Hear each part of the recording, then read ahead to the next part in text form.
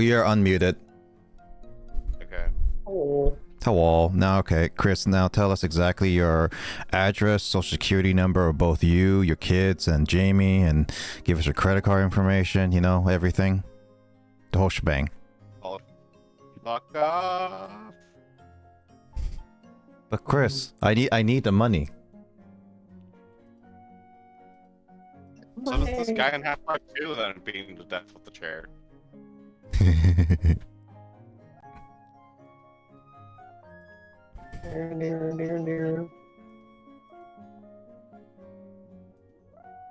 There. I need to fix my camera. Wow. Oh. Hello. I need to go set up a game because it's gonna be an hour before we fully play Mario Party.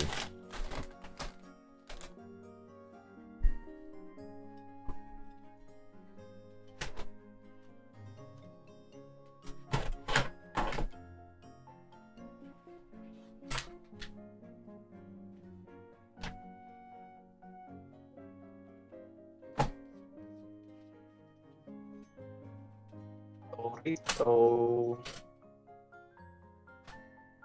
Guys, I got a wet cat clawing at my door right now. You also have Discord connection again. Discord what? Oh, the audio thing? Yeah, it's happening on your end too. I don't know what's going on Discord right now. The audio is going to be a little iffy. It's going to be a little iffy for a little bit.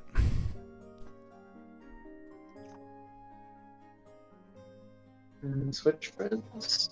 Bagheera, no, not now. You're too wet. She just took a bath, so she wants to lay on my legs, which are gonna inevitably make my shorts all wet. Shorts. James, why are we not Switch friends? Christ, Skull. I guess we hadn't done the code thing. If I gave Midna a bath, she'd killed me.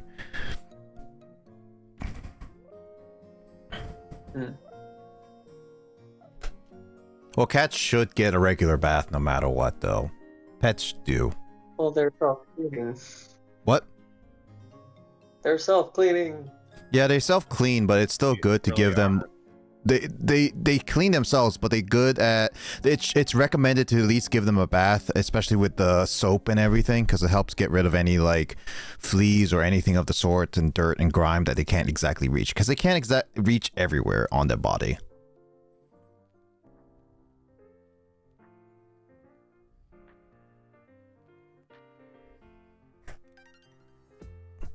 I mean, I gave my dog, when I used to have it, a bath. Well, I wouldn't personally give it all the time. My brother did, but we used to give them like every month or something like that, every couple weeks or something like that. It's hard to say, but we gave bath regularly. Yep.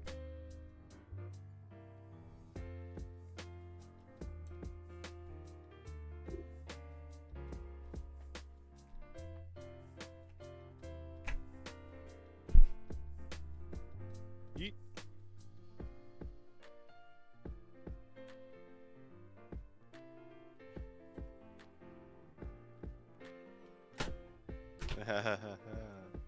Suckers.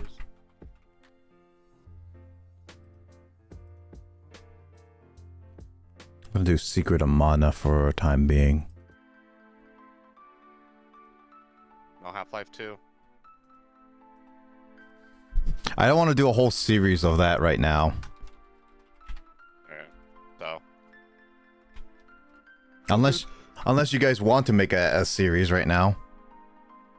I feel like last second planning is not our forte. No, not fully. Testing first. I feel like we've already got a bunch of stuff running that we haven't really done a lot of. Agreed.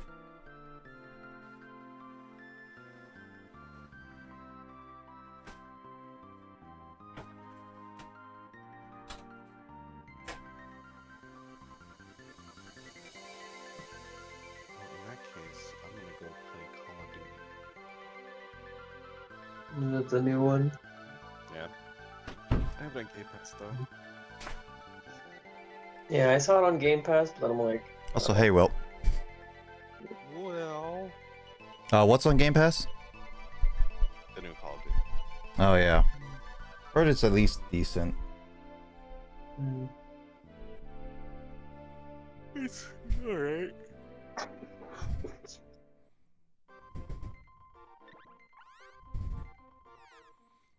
What's with the yelling for James?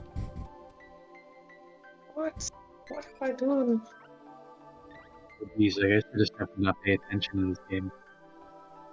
Have to No, it's torture Will? only gonna be for an hour, cause I'm waiting on Sean to potentially give us an answer whether he is gonna join us or not, or and then see from there if we're gonna do a 4-player Mario Party or a 3-person Mario Party with one master AI. Right, I was wondering. Also, man, looking at this game, like, I don't think I've ever really seen gameplay of this. I've maybe seen images, but like, holy Chrono Trigger, dude. I will say when you so much of the vibe. Yeah, it is that vibe, but I will warn you, I'm not gonna say anything until you play it. But when you start playing it, try to get used to the controls, because it's not something you're gonna get. It's not something you ever played, and it's not something that's easy to learn. Okay, yeah. That was... This is just the style of sprites, which is pretty common for games, but even the way they run looks very, very Chrono Trigger. Like maybe it's the same engine. one thing. James, you have to torture Will. He ruined N7 Day for us. I released the shiny Sylveon JK, says Will, and Skull's crying. You ruined N7, is that Mass Effect? Number 7, Height. I assume it's for Mass Effect. Yes. Yeah. She was waiting for some Mass Effect news, and then it became Dragon Veil Guard. Hmm. It doesn't even matter. So what game anniversaries are being celebrated? A bunch. So this weekend is Half-Life 2's 20th anniversary. Actually, Valve made a 2-hour documentary of it, of Half-Life 2 with unreleased Half-Life 3 footage, or Half-Life 2 Episode 3 footage. It looks really good. The next thing, I was telling Chris to get Half-Life 2. So if you want Kyle to, there is a mod for Half-Life 2 that you can play multiplayer with people. So there's that. Deathmatch? Yeah. No, not that. Probably. Not Deathmatch. It's Synergy. It's a mod for Half-Life 2 campaign. Okay. I do have Half-Life 2 already, dude. I love that game. I know Chris didn't have it, and since it was free for anybody who didn't have it, I've never played it. yeah. Wait, how do you? What game don't I love? The thing is, I just typically don't play games that I know wouldn't be interested in. Like, Stressful games too, as well. Yeah, games that are just like I'm gonna avoid games that are just built around being frustrating and difficult. Like I don't think I would even want to attempt to play like Dragon Souls, for example. Like Dark Souls. Dark Souls, sorry. I was getting my head, I was like, what's that game called? Yeah, Dark Souls is what I'm Dragon Souls, the new Dark Souls. Yeah, because what was gonna happen was I was gonna say Demon Souls, but I was like, no, that's just the predecessor to the other game that starts with a word that starts with D and then Souls after it. What was it, Dragon Souls? Somebody needs to make a game called Dragon Souls now. It exists, I'm sure. Because once Dark Souls came out, like within the next year or two, like every indie team and their mom decided to make a game called something Souls. Yeah. How decently good I am at Dark Souls. So there's that. I did not like Pokemon Mystery Dungeon when I tried it, but then again, that was 20 years ago. I just played the OG, but I was not a fan. What? That's heresy, man. I need to turn up your volume because I can hardly hear a thing you're saying, Chris. Everybody's having that issue with me. I have no fucking... Yeah, like I have you all the way up to almost 200%, and it's really hard to hear you. Well, not really. No, Start screaming into your microphone. Disturb all the kids and Jamie. Jamie needs sleep, man. I guess when it comes to first-person shooters, there are some I like Half-Life 2 and the old school stuff like Doom and Duke Nukem, but don't really have an interest in Call of Duty. Halo, I have maybe the mildest interest. Like, in general, like shooters, I think at a certain point in the 2000s with Call of Duty and Halo, like shooters became a lot less focused on making a good single-player campaign with an interesting world. I mean, on the online multiplayer experience. So I mean, I will really at least stuff like that. I will at least defend the Call of Duty Modern Warfare original trilogy and the Black Ops 1 and 2, because they actually tried to make a really unique single player experience for even shooters, especially at the time. So those I will say played the very first Modern Warfare, so yeah, those had actually really fun single player ones, but everything else afterwards, like no more modern, yeah, I could see that as a turn down. Well, I do is hot takes. I would have loved to play the multiplayer with friends, but I didn't have enough at the time. Not any.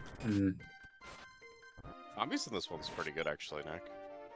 I would say in general, like I'm not interested in RTSs at all. Like I played the original StarCraft when I was in like high school and just did not enjoy it. Other than that, I don't think I've even tried to play any other RTSs besides Brutal Legend having some RTS mechanics in it. Does Brutal Legend have? I thought it was more of a third-person slasher. No, it's an RTS for sure. It's kind of an odd hybrid of like action adventure and like an RTS for just a specific style of battles in the game. The entire game just boils down to an RTS mechanic. Okay. For the main Not the entire game, but just like the major battle bits. There's a lot of like driving around and action combat stuff that's not RTS. Yeah, but all of the mechanics and stuff you do in the overworld all have to do with the stupid RTS game that I don't even know why Jack Black had it added. Oh, Jack Black was the one who added it? I love that game. Don't say negative things about it, dude. Well, I love that game too. But Jack Black's the one who had like a writer's credit on it. Well, I will say that as much as I would like to streamline my first experience with the game, I'm never streaming that due to copyright issues. And don't ever do that. Yeah, if I ever were to like record it, then that's a possibility. But obviously, a lot of the music and stuff like that, even probably the game, has to be just fully muted for a lot of it, to be honest. Which is completely defeats the purpose of the game if you can't let people experience the licensed music. Yeah. I think that's the problem Jack Black had trying to make it, and the second one is just the licensings expire, and it's just like you can't sell the game after a point. It's a game called Brutal Legends. I think it came out in like the 2000s, 2007 or 8? 2009. 2009? What'd you say, Chris? Yeah.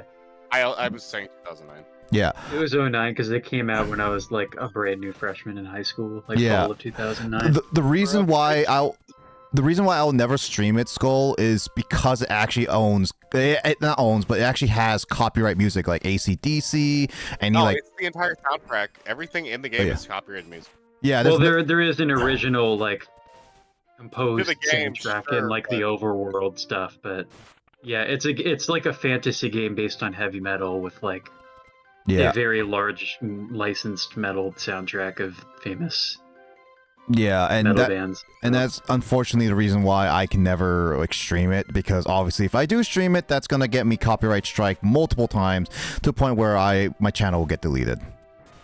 You're just gonna have to like just review playing it and then just like burn it to like DVDs that you sell or something. Guitar Hero isn't banned per se. There is a little bit of a lot like Guitar Hero is a little bit different from what I can tell. It depends on the whole issue. I think they came across with it as if you're gonna do Guitar Hero or any of the sort, you cannot have anything archived. Once you do it, it has to be all unarchived. So I will lose the streams once I'm done with it.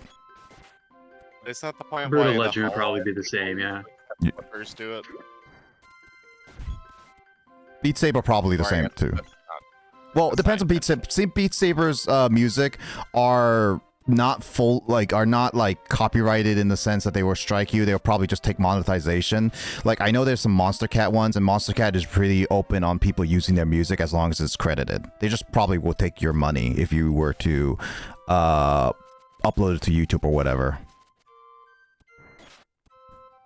Yep. I use Monster Cat music in our D&D group stuff. Is that what's plays in the background? Yeah. I kind of wonder. Yeah. I did early on do like Skyrim music, or at least try to get some dungeon music, but I didn't want to deal with a lot of like differences, so I stopped that really quickly. I mean, to be fair, we're just having a goofy time, man. It's just how Yeah. it is. If I can get like various soundtracks that are not going to be copyrighted, but we can use in D&D, I would totally be in charge of like doing all the music stuff if I can. But as we need to figure out what we're doing next in terms of whatever. Mm-hmm. Pretty much. Like, are you doing something specifically, or are you just dying a lot? Yes and yes is what I say. I can't exactly I say. assume you're just trying to grind, right? Partly that, and also I'm trying to figure out where to go next, because unlike future games, this game is kind of like slightly open-ended. Well, it tells you where to go next, but unless you remember what happened last time, there's no like recall, anything like Fire Red or Leaf Green's like, oh hey, here's what the last 4 things you did last time kind of thing. You know what I'm talking about, Kyle. Sorry, what do you say? Huh? Yeah, I just kind of do like the derpiest stuff in combat. That like I this. started playing games. I didn't catch what you said. I said that basically to Chris, he was like, what am I doing? I was like, I'm kind of trying to figure out what to do, because this game doesn't have a recall feature, kind of like what you did last time, because sometimes I do like a lot of things and I don't play this for a while, like Fire Red and Leaf Green, where it has like the whole, hey, this is what you did last time, etc., etc., etc. Yeah, that's a pretty unique feature in that game. Yeah. Last time on, etc. It lets you recap what you did the last time you played Pokemon Fire Red, like more than a decade prior. Like GG baby. I do have a timeout redeem. I think I have it on right now, Skull. Why? I could not tell you. Yeah, get timed out. That's it. It's 2000.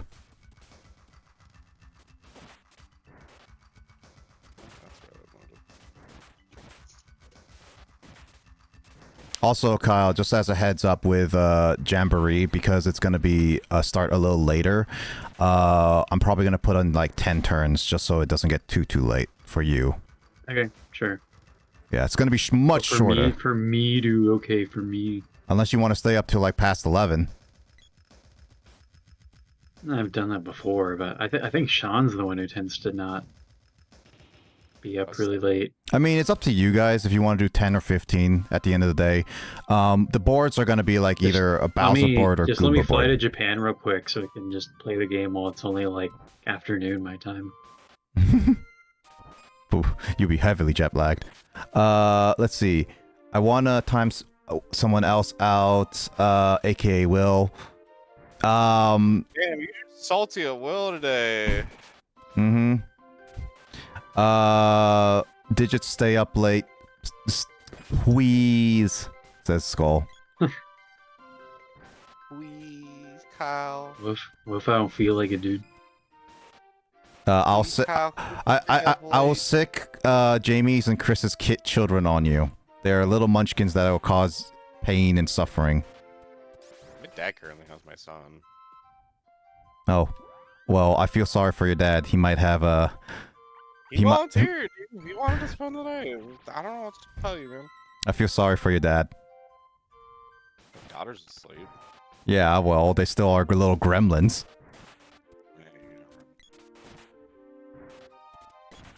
Tired gremlins are still gremlins. They're never tired, dude. They're never tired. They're always screaming at us.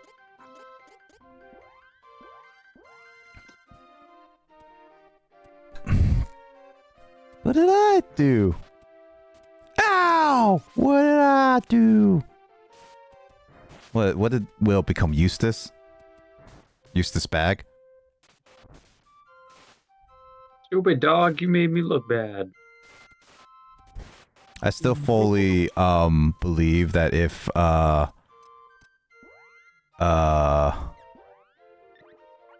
Courage Cowardly Dog were to come out in current day, there will be a lot of cancel attempts for it. So weird. It's dark too. It's not even dark. Yeah, I guess I don't really. I haven't seen any recent cartoons, so I don't really know what it could be compared to in terms of content. Well, based on its graphic and like its humor, it's definitely going to be considered like more of a young adult kind of cartoon, being advertised as a children's cartoon and being like, it's so graphic, it's so dark. People will complain, parents will complain, being like, oh, why are you letting our kids watch this? Kind of thing.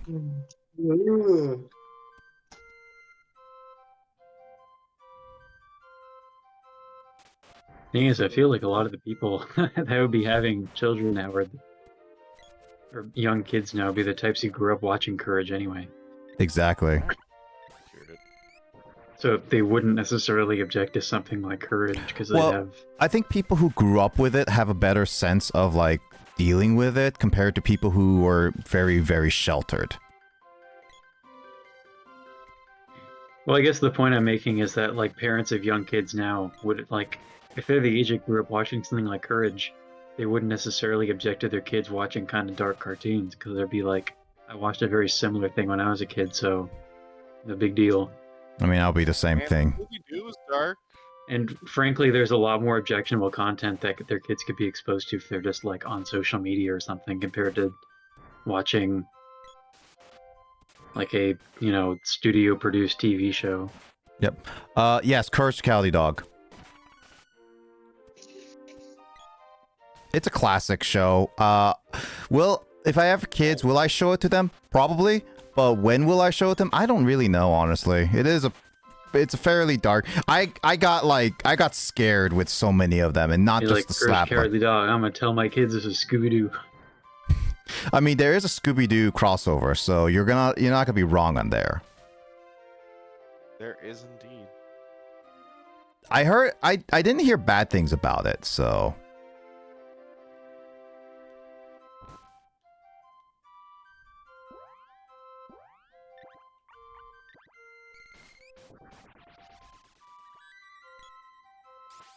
What did you not hear bad things about? The Scooby-Doo, the crossover, yeah.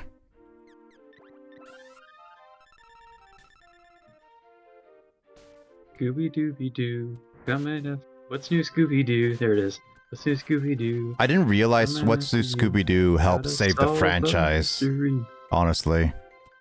Yeah, I didn't really think about it. I never really watched it. I just watched Kids WB. So basically, Scooby-Doo had like a couple resurgences mainly, and before like Mystery Inc. and its current situation. Basically, What's New Scooby-Doo? So Scooby-Doo, when it first came out, when it first came out in 1969, it was very popular, but it got pretty stale, even with some of the spin-offs and stuff like that, until Scrappy-Doo came out, which did really well, but they overused Scrappy to a point where he's now a really hated Scooby-Doo character, and he never... We killed him off in a movie, shut up! Yeah. It became very evident that Scooby-Doo was also becoming very stale out of all the other like cartoon show spin-offs they were having, and until What's New Scooby-Doo basically resurgenced it in the 2000s with the theme song, with like its movies, with its like characters and everything. Like it basically brought back Scooby-Doo in a modern day time. Okay, but there were also those live action movies of the early 2000s, which they would have been popular with kids, but they're not very acclaimed movies by adults. Yeah, and they were pretty raunchy when you look back at them.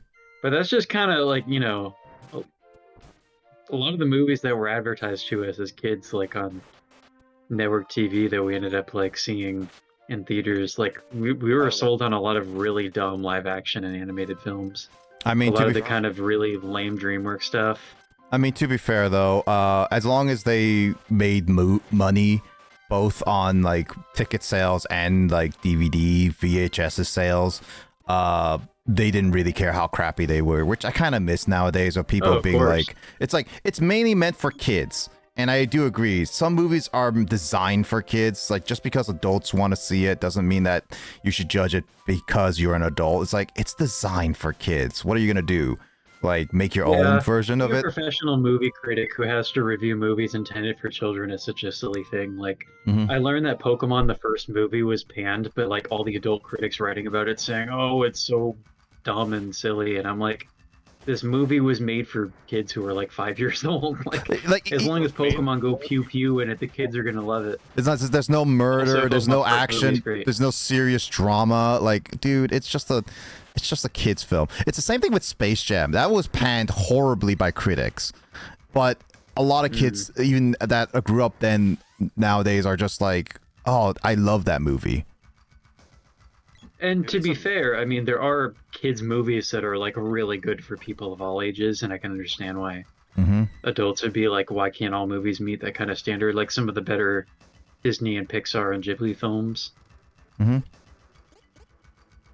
Like, I saw kind of an interesting comment from Roger Ebert, who is a really famous film critic. He's been dead for like a decade now, but he was like very like pro anime in like the early years before a lot of people knew like what anime movies were in the US. But he was into Ghibli and stuff, and he made some sort of comment being like, I resent the idea that animated movies like have to be like really dumb and simple because kids are way smarter than a lot of adults give them credit for. Like, kids can be super observant in ways that adults aren't, and so there's no reason that kids movies have to be like condescending and assuming the viewer's dumb if they're a child.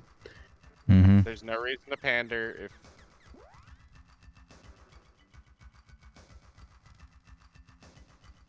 No, I agreed. Like, that's why some video game reviews, I like to go for the general consensus of, or like both for movies and general consensus of like, is this something that's worth watching? That's kind of why I really liked Puss in Boots: The Last Wish. I didn't think. Great. Yeah, like okay, first off, I will say I watched the first Puss in Boots movie right before I went to see The Last Wish. It was an okay film. It was not that great, but Last Wish, the only reason I heard of it was because of Twitter. And the only reason I went to it was because of Twitter being, oh, this is the greatest film of all time, etc. Like for months. And I was like, you know what? I'll go watch it. I actually, because Sean owed me like movies because he was like, I will always drag you to such movies. And so I basically said, okay, this is mine choice. So it's like, since you made me watch Avatar, we're watching Puss in Boots. It's like, fine. And then, but we didn't. Now I feel like we're forcing against your will to watch Interstellar. No, Interstellar, I was interested in. I was telling Sean the reason why I probably never watched it was because of when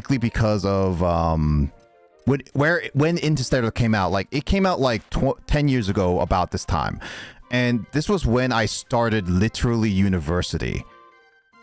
And that was a time I wasn't really like into trying to go for the movies, and I was trying to figure out what was Bellingham. So I was just like, that's most likely the reason why I never really went to it. Because like I was kind of interested pretty much. I didn't really go to theaters when I was in college. I mostly just watched movies like in the dorm and whatnot. It was also that I also wanted to watch the movie with somebody, and like early on, we barely knew each other anyway, Kyle. So yeah. Yeah. I mean, I'm cool with, I watch movies myself all the time. I remember doing it like when I saw Whiplash for the first time. I had to watch a movie for film class and write about it, and like I try to get people to go on board with me to see Whiplash, and ended up just having to go on my own. But that's such a classic movie for anybody who went to band in high school, and apparently jazz heads hate it. It's probably because of like all the music rhythms and stuff. I never watched it, so I can't exactly say. It's the reason why jazz people are just annoyed with it, because they feel like it's a very like it's supposed to be a movie that people who are not into jazz can understand. So they just make references to a lot of like the kind of like entry level jazz musicians and stuff. And a critique I've heard of it, they're like, the movie's not even about jazz. It's just basically a football movie, but with jazz substituted for a football coach and a football player. That's something wrong with just that. Kind of, it's accurate. It is kind of that classic just story arc of the, young aspiring person and their harsh mentor. People have weird sticks up their butt about things, man. Oh yeah. Oh yes. Oh. Well, that's stupid. This is one thing that I don't like about this game. You stuck? I'm not gonna say it right now, because again, it would be a little slightly spoilers for Kyle experience. I never realized this was a thing. So I'm just gonna leave it at that.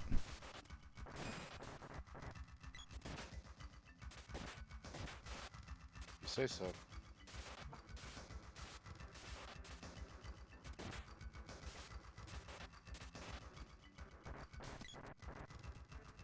I'm Pokemon Yellow, dude. Has anybody played the new TCG? I've been opening it. I don't have any friends on it. I'll be your friend. You'd be my very first friend. I have like 5 friends. I have 0. Ha, beat that. Do the Wonder Pick? You're gonna get -1. Make some enemies. Yep. Like, you know you can invite the people that you Wonder Pick from, right? Yeah, I know. That's what I do. Especially the people who got me, like, Moltres and... Oh, I send them thanks. I just don't send them friend requests. Actually, no, wait, that's a lie. I actually did get a random person send me a friend request. Never mind. Sorry. I lied. It's teaching me how to play Pokemon TCG. Let's see. You like Dragon Age, you ruin it, and shall I list more? Skull is just trying to have beef with, Galt, what are you doing? Does Will like the new Dragon Age? As far as I can tell, yeah, he likes it. No, bad Will.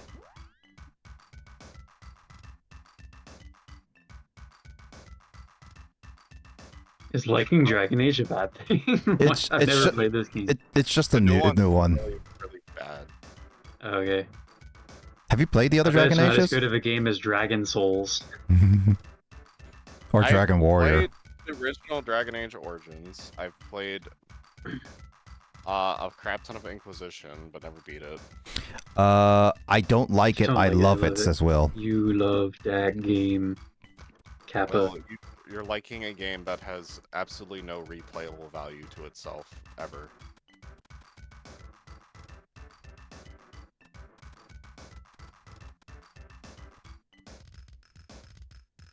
It fails to do literally anything with itself all the time. Apparently, Dragon Soul is a thing in Roblox.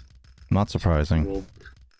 It's probably just... I learned that, like, I never fully looked at it, but I did learn how Dragon Quest became Dragon Warrior in the West, because there was actually a game series called Dragon Quest.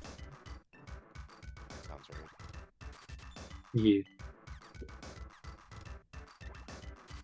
Will's gonna be like, you can't take my buzz down on this game. I'm like, try me.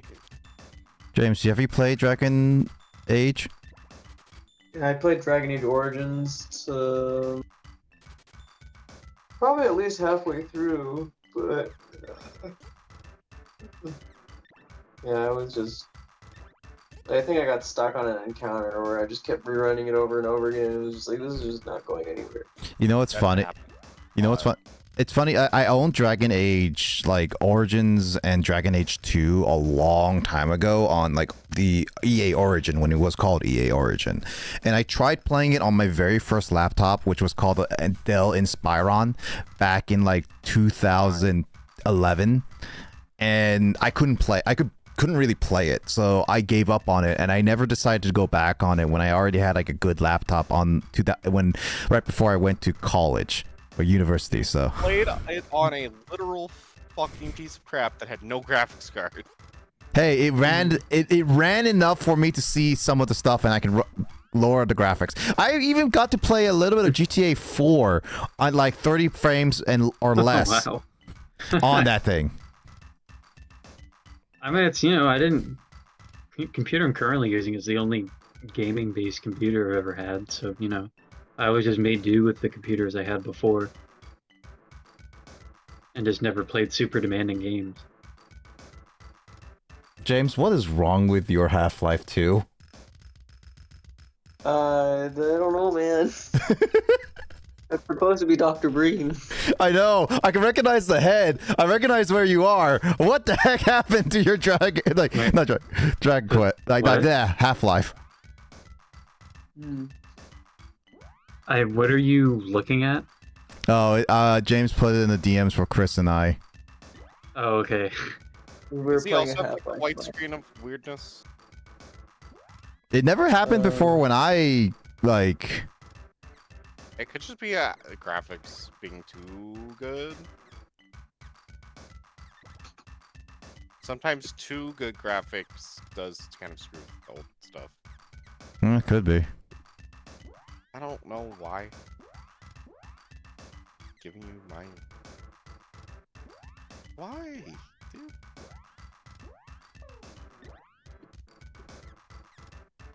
I put it in your public server so that anyone who wants is curious. Warning, flash of lights. Look at this. I'm gonna take a look at it and what the? This is Half-Life 2? That's James' Half-Life 2, yeah.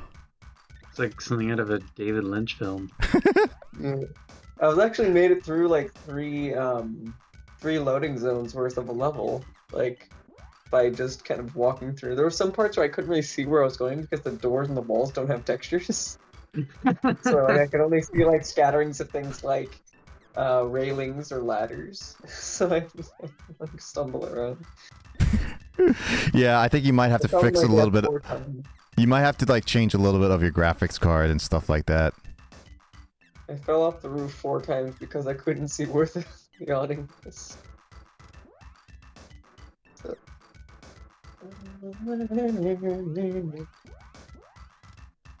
Mash the A button to catch a Pokemon. Which Pokemon are you doing? I'm playing my Japanese copy of Yellow that I bought last year. Oh yeah, I need to go try to get a. If you're streaming, I'm not doing anything. I might as well start catching up on the Game Boy games that I haven't played yet. I mean, it makes sense, yeah. I know Jamie is gonna hate me, Chris, but I do know that she says no, but I'm gonna try to get her a full box copy of Pokemon Yellow. Why? Because she says she lost hers and she would like to have another copy back, kind of thing. Oh man, yeah, I do still have my childhood copy of Pokemon Yellow. I say childhood, but it's a copy I bought used when I was in elementary school. But I did say I would get it for her anyway, so she kind of knows, Chris. Okay, well, you know what? You have fun with that scream. Yeah, she's not gonna scream. I'm too pretty to get screamed at. I'm too pretty to get screamed at. Fuck out, man. Well, what kind of, like, fangirls scream at dudes who are pretty, so, It's just a different kind of scream. It's a scream of admiration rather than a scream of horror. What'd you say, Chris? I don't think it's gonna be that type of scream, but you know what? You keep that optimism going, Kyle. For me. I mean, you know your wife better than any of us at the current moment. Hope so.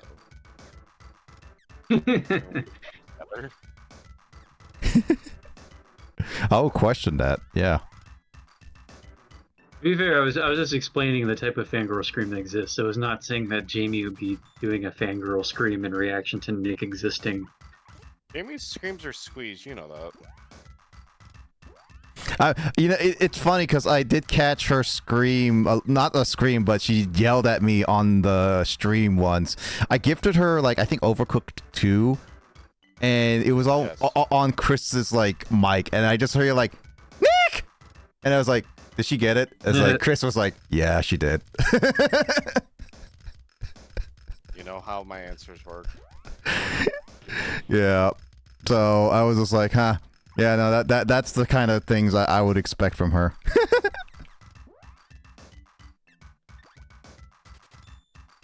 My wife. I would hope Chris knows his wife better than you guys. I mean, did we meet Jamie before Chris met Jamie? Yes.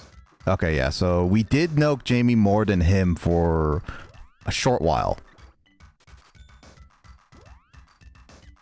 I mean, I guess if you want to be that like specific and competitive about it. I will be. I'm being competitive against Chris. Fight me, Chris. Why? I know better than to make comments about I know so and so better than you, because that literally got me in such a bad situation in college once. Oh boy. I shouldn't elaborate on that, but Mm-hmm. Please don't. No, instead tell us your social security number, credit card, and where exactly you're living. Would you stop? Someone actually does it and gets you in trouble. And what the? Come on, let me talk to you. This is Gen 1 when Let me PCs talk and to you, Pokemon shrew still man. sucked. Gen 1 with what, Kyle? Gen 1's PCs were like, it could be a thing where you had to go to a PC and change the box, otherwise you literally couldn't even attempt to catch a Pokemon if a box was full. Oh yeah. Gen 1 Pokemon is so crazy. I love it, I think it's so charming, but holy crap, they did not have it together, and I can't believe we didn't notice. I mean, really there's how also full of holes this game was as children. it's the same thing with Gen 2, where you had it's only until Gen 3 where they automatically move to the next box. Gen 2 had that problem. I did it? Yeah, it did. Maybe I just never encountered it firsthand. Gen 2 definitely feels like significantly more polished than Gen 1, but... It's Gold and Silver. Crystal fixed that issue, actually. Oh, well, I never played Crystal when I was younger, so I always assumed Crystal was... Gen 3 was like, it was a significant overhaul of the PC system for sure. Remember, that's when you could start customizing your boxes, moving stuff around. Gen 3 became so satisfying. That's why I know Crystal fixed a lot of the weird Gen 1 and 2 problems. Mm-hmm. Or began the long haul. Whoa! I never owned a copy. Actually, I still don't. I've never owned a copy of Crystal before. I still don't. I thought you owned the Japanese copy of Crystal. No, I had got a Silver. That's what I played when you were Nuzlocking. Well, here's the funny thing. I grew up playing Gold, so I decided to get a copy of Silver. So here's the funny thing.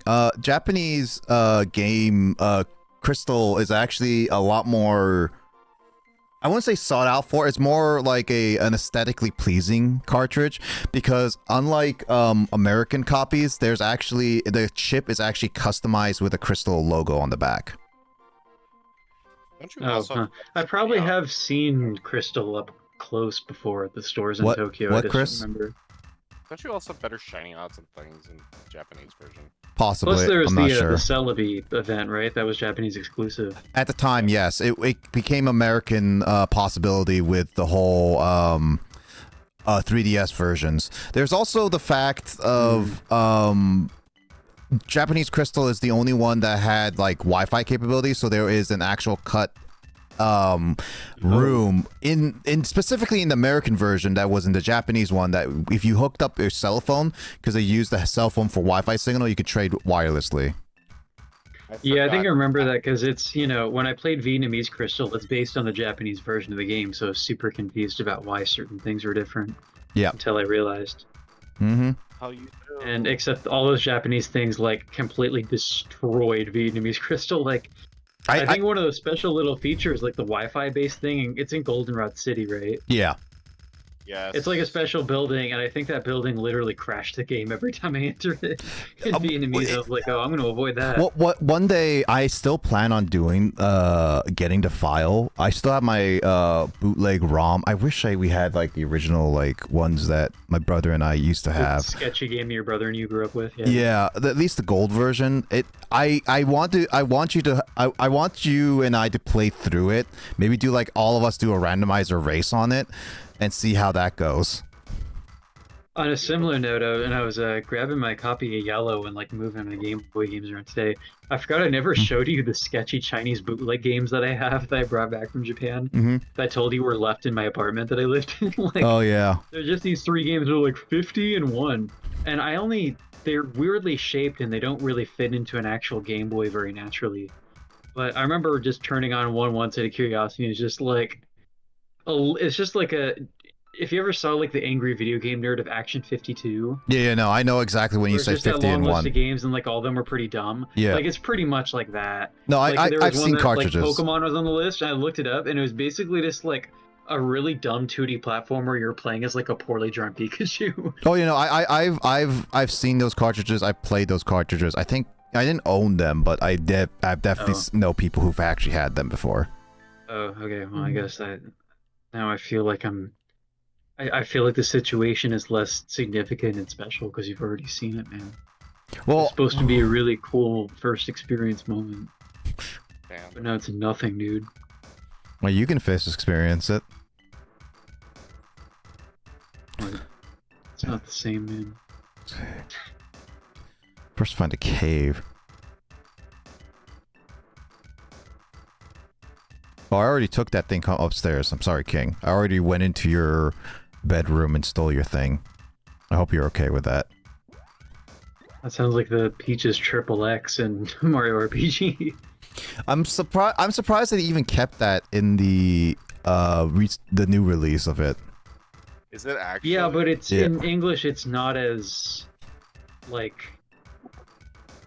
raunchy sounding, really. I think it's called Peach's Triple Question Mark or something in English, so it's less funny. Which, I mean, it's like the same thing in Japan. Like in Japan, they use 3 X's to mean what we use 3 question marks for in the English language. Like it doesn't mean it's raunchy. It's just 3 blank characters. So they just literally translated. Like they likely literally translated it, but Americans took it in a different direction. Sounds like the Americans. Well, I think it is supposed to be something like secret that nobody's supposed to see. So like it could have been like her diary or something. I guess, yeah. But then why would they call it her triple question mark or her triple X? They could just call it her diary. No. Talking to me? Yes, I'm talking to you. I'll look that up now to remember what that is. RPG Peaches Like, are you controlling Triple X. Yeah, it's Peach's triple question mark or Toad. That's right, Toadstool's triple question mark. She wasn't called Peach yet until Mario 64. What are you calling me out, Chris, for? Peaches, peaches, peaches, peaches, peaches, peaches. I can't even hear you, Chris. I love you. Oh. What'd you say, Chris? Are you playing as the small pink person? Yeah. Teeny tiny. What her name is? Her official name is Popoy. Apoy! Apoy! They're like Earthbound characters where they do have official names, but you don't have to name them like that. Just like Persona characters. Nah, Persona characters, there was only one set of names. Never another. Never another. Looks at all of the fucking main characters having 2 sets of names based on anime and manga adaptations. Or you can go with Persona Q, where you only have like 5 letters for the last name of the main character. And I put all the names in. I know. I remember calling. I played Persona 4 because I was the one that I know the most of. And I thought I was gonna name him Yu Narakami, and then I realized it's like Minato can be put in, but it's like, oh, I can't put in Yu Narakami. You booty. Yeah, that's just a silly thing with them not localizing the game well. Where like it makes sense to have a 5-character limit for Japanese because basically all Japanese names are like typically 4 characters or less. Mm-hmm. Yeah. Maybe some are 5 characters, certain last names, like I don't know, Yamabayashi or something. But That's a long name though. yeah. I always felt bad for my students in my English class who had last names like that. They're just written in 2 kanji characters, but are like 10 letters long in the alphabet. You're fucking kidding me, right? Here you go. Here's some snacks. You should know this one. Skull. It's backwards, but you should know this one. No. Oh. Don't Dolly. spell. Hey Nick, if we do redeem for packs, would you do it on the new Pokemon TCG?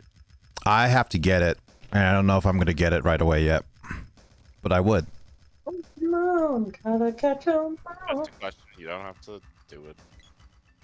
But if I get the new packs and I open up the redeems again, I will. The reason why they should be off right now, I believe. I have no idea. I'm just asking. I didn't see it. Yeah, they're not on because I turned them off only because like I'm running out of packs to do them, so that's why. Everybody likes to open packs. Well, yeah, because it's like a gambling. The only reason why I'm not buying it, Skull, is I'm trying to save up money. Remember, I'm trying to go to some trips next. I was gonna say next month. Yeah, Kyle, let's go to a trip next month. Next month, dude. Oh, dude, let's go travel next month. Yeah, let's travel next month. Oh, Kyle, we'll go during like on Christmas Day when like nothing's open except for restaurants that are not Christian. And then also actually KFC, isn't KFC usually open in Japan in on Christmas? We're talking specifically about Japan. Well, I've never done the KFC thing. There was actually a KFC in the city where Grace and I lived, but it was kind of out of the way. Like you'd have to like drive to get to it. It's kind of the outskirts of the city. But I think KFC is more a thing where people, because it's such a high demand thing, trying to save money. I'm just trying to figure out traveling. That's all. People pre-order their Christmas KFC bucket and pick it up. I don't know if it's on New Year, Christmas Day or something. It might be because people are typically doing their other things on Christmas Eve. Mm-hmm. So I'm not sure exactly how that works because I'm American, so I don't celebrate Christmas with KFC. Yeah. Digits, Blazer, and Carl all the same person. Confirmed. Oh, they got you, Nick. I'm sorry I lied to you all. I'm really good at Does that mean if we're going to if we're going on a trip or something, anything involves buying tickets, we just buy one and say we're all the same person? Yeah. Like a bus driver, like. Well, we have 3 different passports, so we would have to change our disguise. We have to change our disguise each time. But I've seen you all in the same room. Well, that could have been a lie. I said the same thing, but Sago doesn't believe me.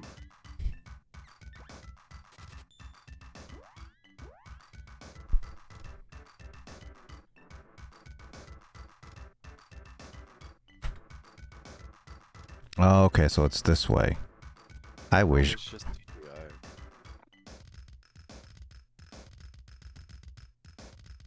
Damn, man. Blazer has a green screen? Yes, I did. Yes, I do. So, It's your door still. yeah, it doesn't fit all the way because of my TV stand here.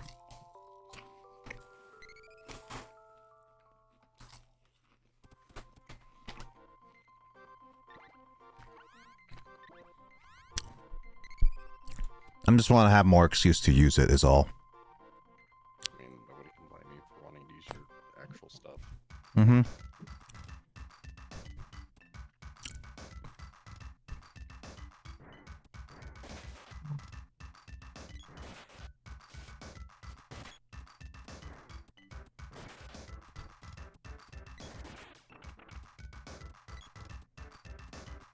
God dang it.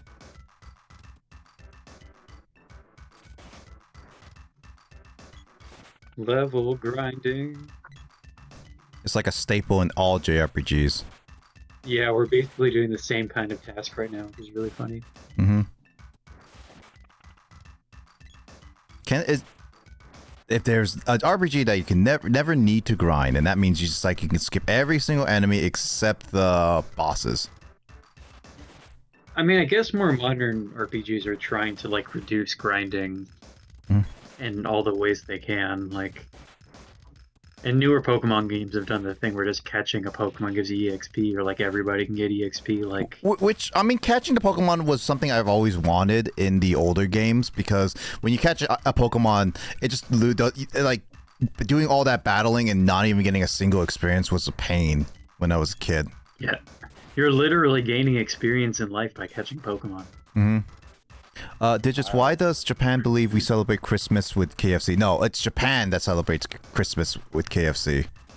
It's because the genius of marketing, really. Like, KFC was like, we want to expand our business in Japan. Oh, we'll do special Christmas buckets, and then, I don't know if they necessarily convinced Japanese people that Americans celebrate Christmas with KFC, But they just did like a holiday promotion thing in Japan, being like, get your special Christmas Kentucky, which in Japan they tend to call KFC Kentucky as a nickname for it. But you know, they're KFC's good. I've hardly ever eaten KFC in my life, actually. So but yeah, basically they were just like, they wanted to get people to buy their food, and so they were like, we're doing our little holiday promotion exclusive fried chicken bucket thing, and then people were like, I'm gonna buy that, and it became really popular, so it became a thing every winter.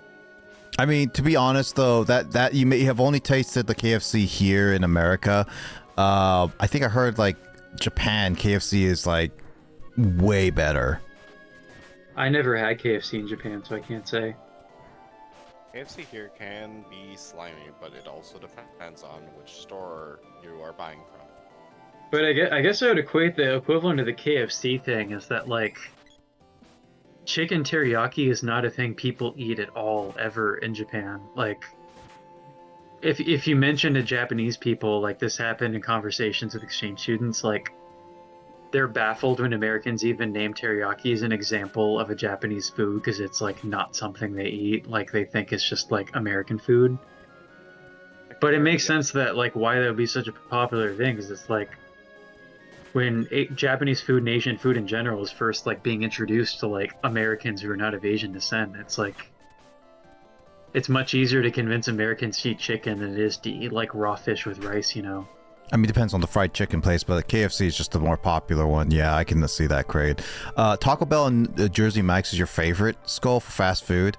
I like Jersey Mike's. I just like Subway a little bit better just because there's more variety on the vegetables. People Jersey Mike's is fast for people. I mean, if fast food's literally the definition of if it can be prepped fast, if it can be made really quickly, and for a cheaper price, it is fast food, really. Jersey Mike's is like none of those things in my area. It's super slow. It takes them quite a bit of time. It's expensive. I don't know what to tell you, man. And Subway is good enough for me as long as if it's fine, tastes good. I mostly don't really care. Bread is such a lie.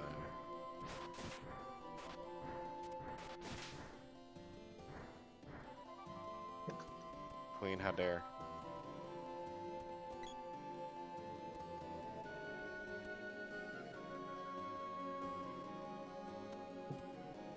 I'm sick of Subway because I grew up on Subway. I mean, again, that's fine. But Subway was cheap back then. $5 foot long. $5 foot long. Yeah, that's funny how that jingle is not aged well because of inflation. Mm-hmm. It would be like $10 $10 foot long. Well, they're closer to $15 now. They're pushing a lot of money. Yeah. A lot of damn money, mama. Like $10. Yeah, like they're closer to like 15. Like for like if you want to, what's it? Which 15 is basically a cheap lunch nowadays. So. It's so bad.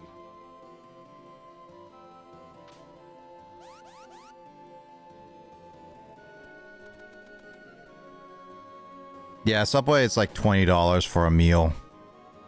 It's the I don't know why shit's so expensive. Inflation. I don't understand it. Yeah, it's a lot of like talks of politics, which is something I don't want to go into right now. I've learned a little bit, but not overly enough to care. Well, that's economics, but yeah. Anyway, well, move on from that. Yeah, it's economics, but there's a few more things about it with politics, and that's why I'm just not going to go into it because it's just so overly touchy subject at the moment. Mm-hmm. God, I hate these enemies. Effective video games. Subway costs a kidney these days. I mean, you can't live without one of your kidneys, so give up one of your kidneys for Subway and you'll still live. To be honest, there's like a couple sandwiches that probably are like a kidney cost. Heck, Seattle, I think, currently owns the longest, or no, most expensive hot dog. It's like last I checked, it was $169. probably goes up to 200 by now. Yeah, he's not wrong. There's some really expensive foods. You have to order it like weeks ahead because they have to prep the food. If you want, sounds like something tech bros would eat. I mean, with their salaries. If you want to know what's on it, basically think of some of the most expensive items that you can think of for food wise, and then place it in the regular hot dog. Like really, like kind of fancy, like specially cultivated vegetable toppings or something, and like truffles, like. I think I don't think Wagyu's on it, like, cause like I think it's like a really either like it's a normal hot dog or it's a very expensive hot dog. Then there's truffles. There was like some special cheese and stuff like that. It's basically a lot of fancy ingredients on it. Caviar, I think. I don't think Wagyu's on it.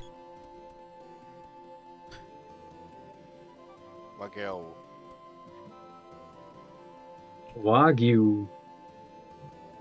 Ever Oh my god. I guess I have not. I've actually been to Kobe before, but I didn't eat meat anymore by the time I ever visited Kobe, so. Oh my god. Oh, are you wait, are you stuck? Locked up. Do you soft lock the game? Yeah, I am stuck. So Kyle, this is one of the things I hate about this game right now. So you see my party members there? They have to be on screen at all times. And if they're stuck in a corner, you cannot leave the screen, so you can't teleport them out. Best time to do that, by the way. So they just are soft locked. I don't know how that corner got them into a situation where I can't get them out. You really got backed into a corner, didn't you? Literally. You can say he's between a rock and a hard place. Mm-hmm.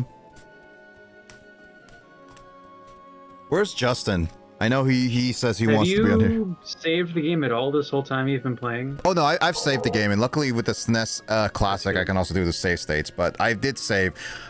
Don't do what I did with the SNES Classic and overwrite your save with the save state. Otherwise, it's true, you do have save states. I never used the save states feature when playing my games for stream and stuff, just because I don't know. I feel like it's more authentic to use the in-game save feature as long as you can. I don't use the save states unless I want to bypass some like tedious grinding, because I do that with like Dragon Warrior Monsters. Like Will knows this. Like in Dragon Warrior Monsters, it's like Pokemon where you have to get a monster and breed them together to make a certain monster.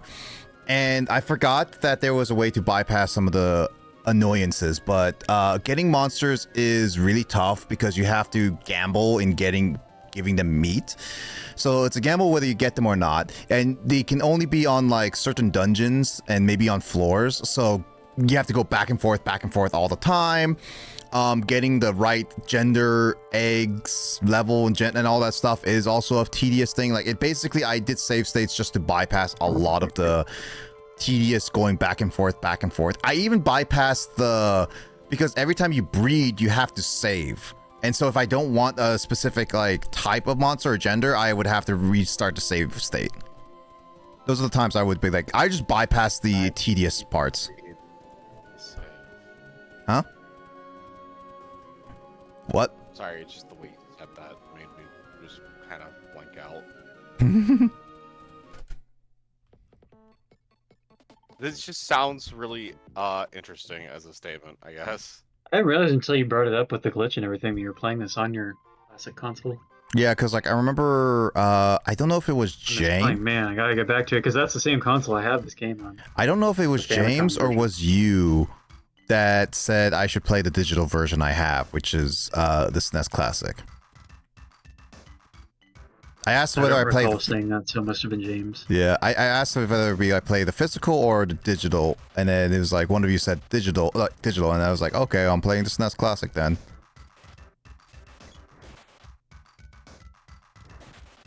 So basically, blame James for making me play digital, not the physical cartridge. It's all James' fault. Dude, do you know what sound I'm gonna hear in my dreams tonight? Mm-hmm. It's what you talking about. It's really good Japanese music.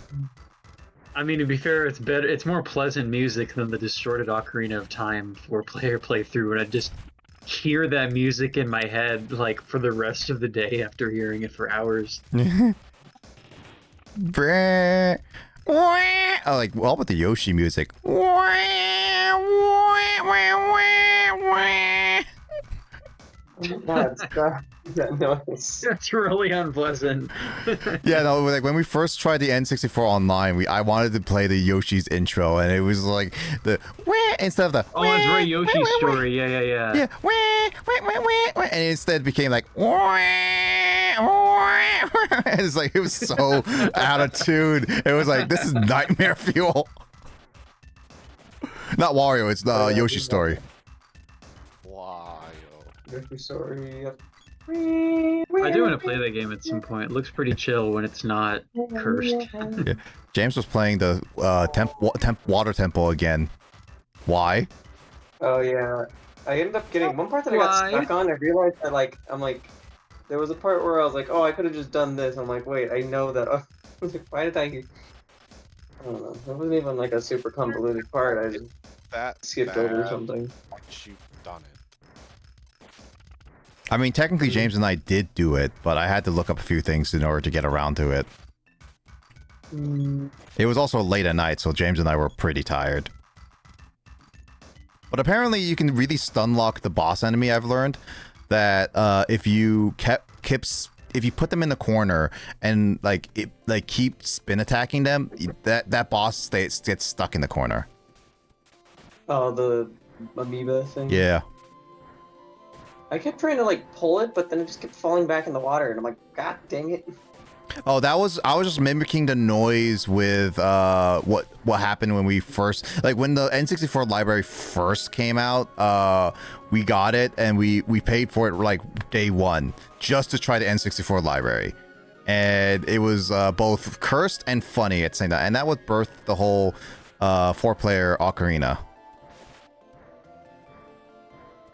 You make Kraid die. Well, it's clipped. Well, not clipped, but it's recorded on my stream highlights if you want to see how bad it is. I remember we've tried all the N64 games before we set on Ocarina and be like, oh, we should totally play it 4-player.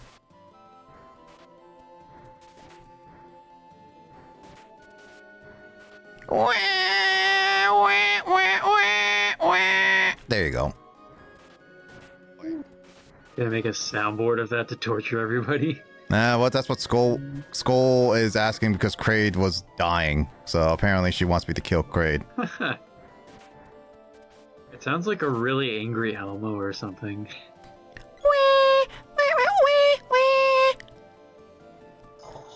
Hi, everybody. Right. No. Shut your mouths. Elmo, love you. Ooh. Stuffed in the forever box again. Ooh, Elmo, love you. Don't. And you don't. No. Can you not hurt our ears forever? No. I'm gonna make you deaf. We're gonna make you guys deaf. And then when Jamie wakes you up, Jamie will be like, Chris, why can't you hear me? And then Chris is like, I got deaf because of Nick. Jamie's the one who can't hear I hope Jamie's okay. Our kids gave us colds, so. Your kids have been giving you guys colds for too much. Aren't they the ones who also got... No, wait, no. You got COVID from work. Right. Yes. Yeah, because, Jamie... basically, you locked yourself into the room, and Jamie told me, because you basically didn't want to be around your kids while you have COVID. Because of, it was early days of COVID. It was, 2020. Yeah. Right? That was right when the stupid, they're like, hey, we can go down to 1 week of COVID leave. I'm like, oh. Of course, when I get it, it's that. It was around the time it was like, oh yeah, this would be over in 2 weeks. We're still in the pandemic, guys. We are still in the pandemic, by the way. Yep. We haven't been officially taken out of it. Nobody ever talks about it anymore. Because everyone feels like everything went back to normal. It's like, no, nothing's normal now. Nothing will ever be normal. They keep shoving it Mm-hmm. Elmo. Oh wait, does that mean that Skull is the boss of me? If Elmo is from there? At least with the Elmo voice. Yes.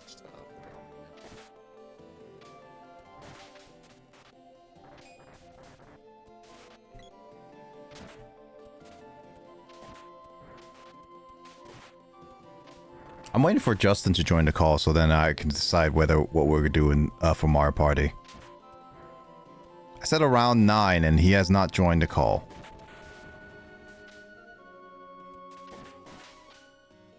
He's doing just things. Is he playing the Metaphor? Maybe? Have you been playing the He's Metaphor? playing the simile. Have you been playing? Oh, I need to. Why have you not been playing the greatest game of all time according to Justin? Dragon Age Origins. Or you should just play Dragon Quest 3 Remake. I don't have it, and I'm buying it for. Hey, Dragon Age Origins, or the new Dragon Age. Veilguard? I have it through EA Play, and I really cannot just get into it. You know what's funny is that Will also has EA Play and he decided to buy the game. It's so cringe.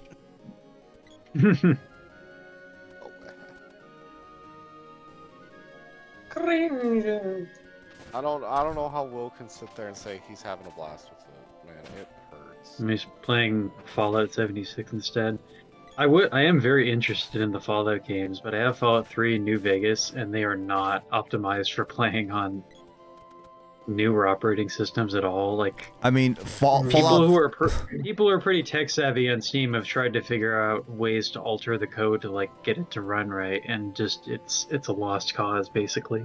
I mean, with Fallout 3, Fallout 3 used to be on games for Windows, which is a gone service. Actually, so, didn't they fix that so it no longer launches through that?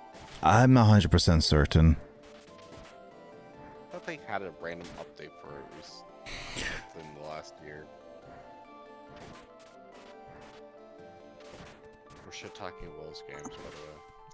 Yeah, because Will has no taste. Oh!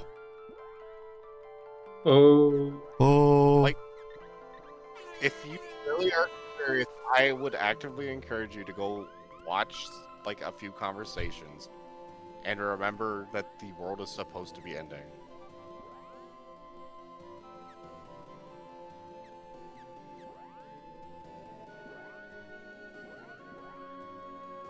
The world ends? Does the world end with you? No. It's just, there's a lot of bad shit happening. Nice. It's the end of the World as we know it. we know it, and I feel fine. And I feel, oh my god, I don't feel. The game killed me. I don't feel my dick. You might want to get that checked out. Are these modern day consoles not running new games properly? Are you talking about PC? Or are you talking about new consoles? It's a different problem per like which console. PS5 does not play. The thing we were talking about was when newer Windows operating systems not running older games well. Because they are. The nice thing about consoles is that they generally run their games just fine. Yeah. Unless the game itself is badly programmed. It's also that depends on the game system because Xbox has a really good backwards compatibility library, which I also found out. Here's a funny thing. Apparently, it's confirmed that the Xbox like Series X emulator, like to use backwards compatibility, is using an Xbox One emulator that uses an Xbox 360 emulator that uses an Xbox emulator. So you basically have a game system that's emulating an emulator that's emulating an emulator of games. Christopher Nolan would approve. Emulatorception. Literally.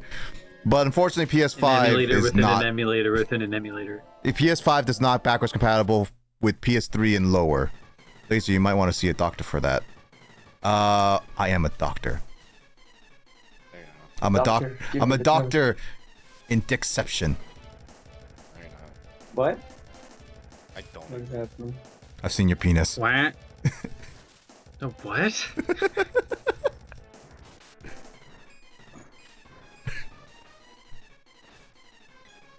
I thought that said pilgrimized. That's pigeonized?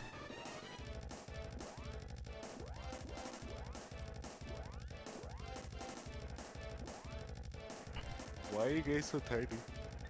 Why aren't you tiny? Because I'm not a gnome. Man, Gen 1, you couldn't even see how many of an item you still have in stock, dude. So primitive.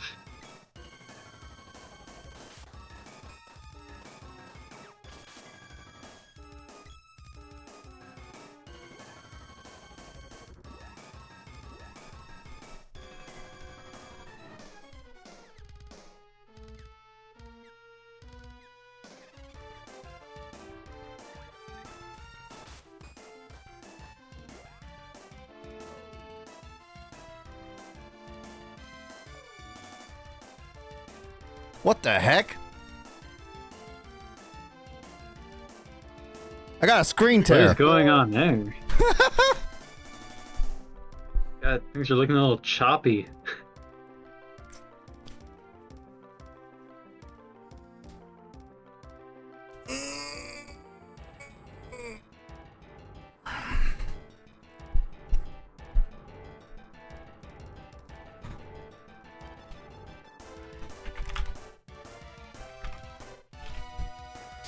All right. Well, either way, let's see what we got. Yeah, I have to kind of guess what I need to do right now. Oh, God dang it.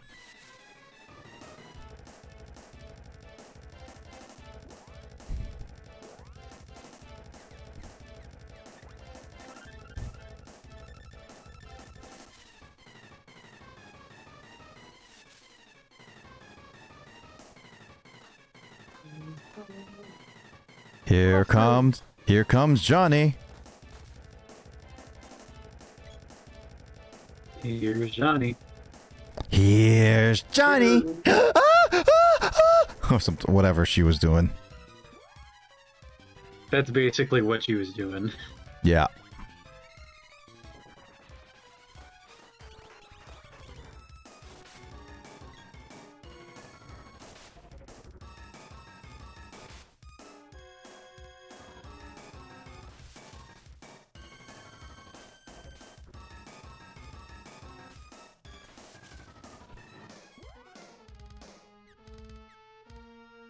Hey, Nick. Yeah. I'm also in a forest in the game that I'm playing. Dude, that's crazy. Dude, that's crazy.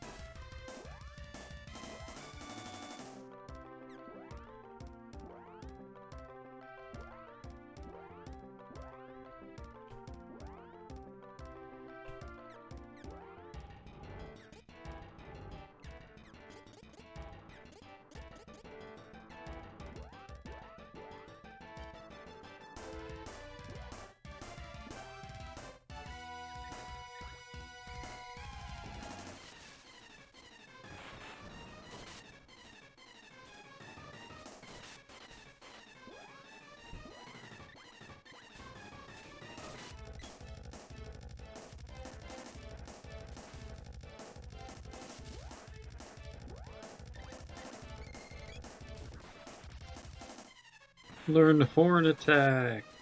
Are you horny? The hornier. Somehow I knew that you would say something like that. It's I mean, it's Nick. all- That seems pretty in character. Yeah, yeah.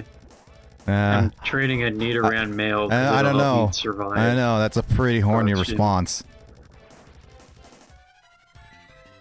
Okay, dude. I'm responding to James. Huh? Huh? What? All this also did was agree with Kyle. Yeah. Figured Nidoran male will be a good poke to start raising because I know it's like the ultimate speedrun Pokemon in Gen 1. I'm the ultimate speedrun. Let's go. Queen is judging you, by the way. It's level grinding in a role-playing game has reduced Nick to madness. It's just He's basically just talked about horniness and penises for the last like 20 minutes.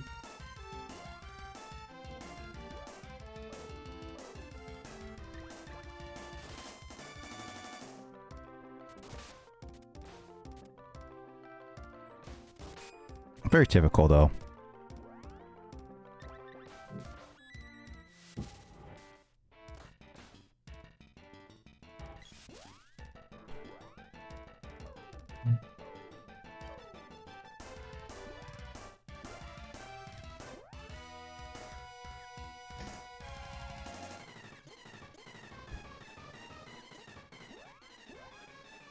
It's late night, anyway.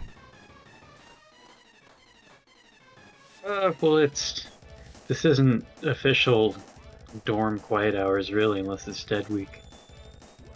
Quiet hours. Which in November it would not be. It's called Crunch Week, I think.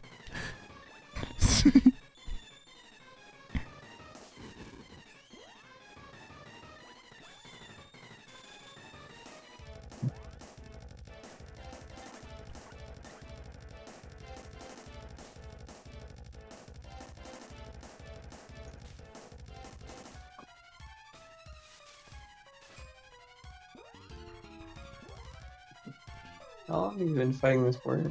About 2 minutes. Oh. The bosses in this one are not exactly intuitive. Reminds me of the really tedious boss in Zelda Link to the Past that can knock you off the platform and reset the entire fight. Yeah, that's what kind of feels like right now with this boss. Hated that boss.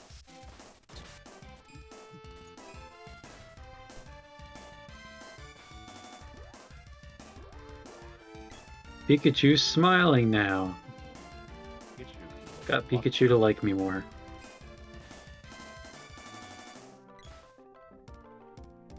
Didn't they buff that Pikachu's base stats, or is it really just the same Pikachu? I'm not sure, actually.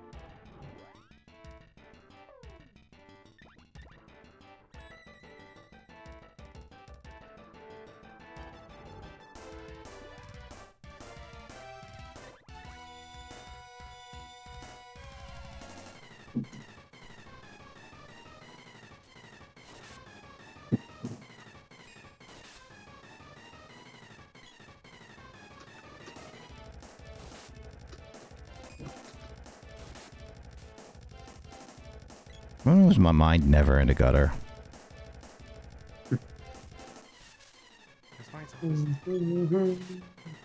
My mind is the gutter. It is literally Nick's ML at this point.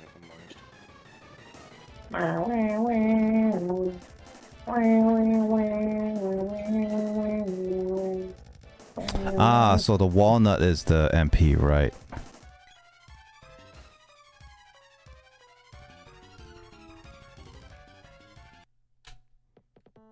Walnuts, peanuts, That's pineapple smells, grape smelling, oranges, and coconut shells. All right.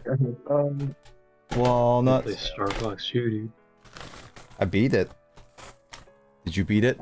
I never played it.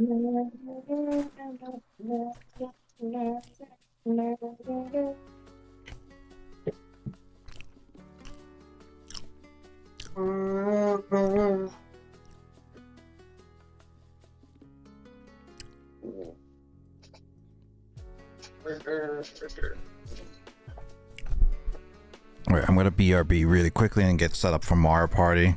I don't know where Justin is. It's gonna take a little bit of time. So is Mario Party actually happening? Mario Party is happening. It's just that I don't know why Justin's not responding because I added him. I did say around 9, and Sean is like late because of a stupid movie. But but he says he'll be on like at 10. So, but I don't know where Justin is. He's either too much metaphoring or he's asleep. Must be a metaphor for something. Get a metaphor faster, man. Chris, you're an Atlas buddy of his. Save him.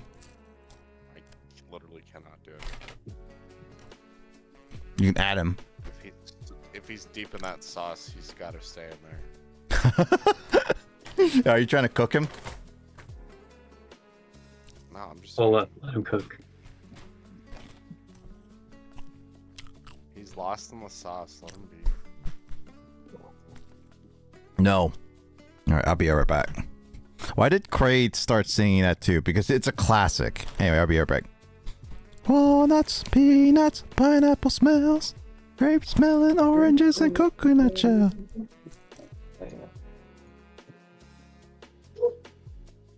It'd be kind of crazy playing Mario Party with only 10 turns, where it's like the game will have like just started and people would hardly have gotten anything done, and then it's the last 5 turns.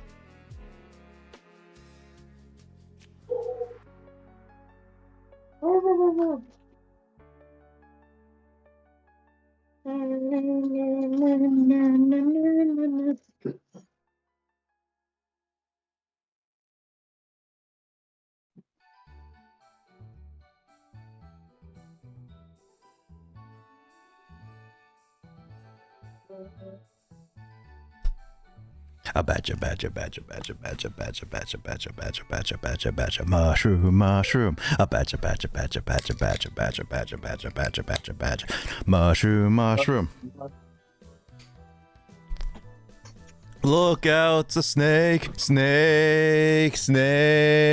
Oh, it's a snake. A badger. Snake eater. Chris, what song that was a classic to you that gets stuck in your head? Kind of changes. What? What was it, Chris? Chris, are you say nothing that if you're alive? No. Oh, Chris is dead. Confirmed. I guess I'm just. Hello. Yeah. Chris. Hello? Chris. Uh-oh. Hi. Hi. Oh, what happened to Griff? And Don't know. I said say nothing if you're alive, and he said something, and I was like, oh, he's dead. Confirmed dead. He's a ghost. He's a ghost in a shell.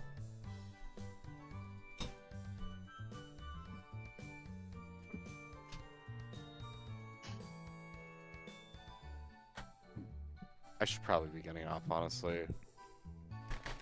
Why? Or Why? why you guys are gonna do 10 rounds instead of 15? Probably 10. It's gonna get late. It's late for me actually, so. Well, are you going to be ready? Are you going to be ready for tomorrow D&D? Jimmy works till 8, so we will find out. Well, if we don't do D&D, we should play something else. Find out. Yeah. All right, night everybody. Night, Chris. Hey, Chris. Why are you saying goodnight to everybody? Chris is everybody. We are all Chris. Did you not know that? I was not aware. Oh my god, Nearing's gonna be level 12, dude. Sheesh. Yeah. Demand. You should check your birth certificate. Your name is Chris, not Kyle. Kyle is just a nickname.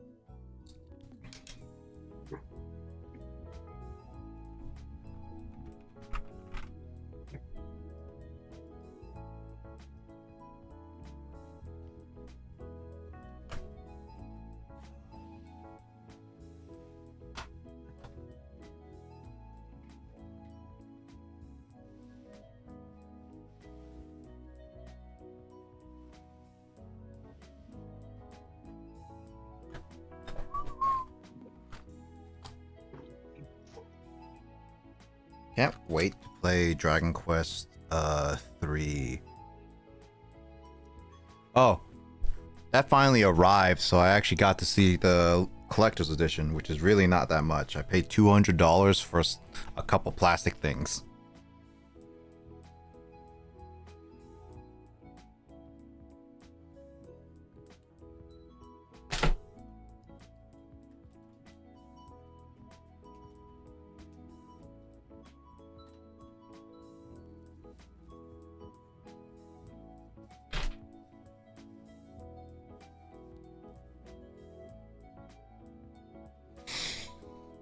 Gotta take off my Metroid shirt, my Metroid jacket. Oh my god, this is getting burning up in my room.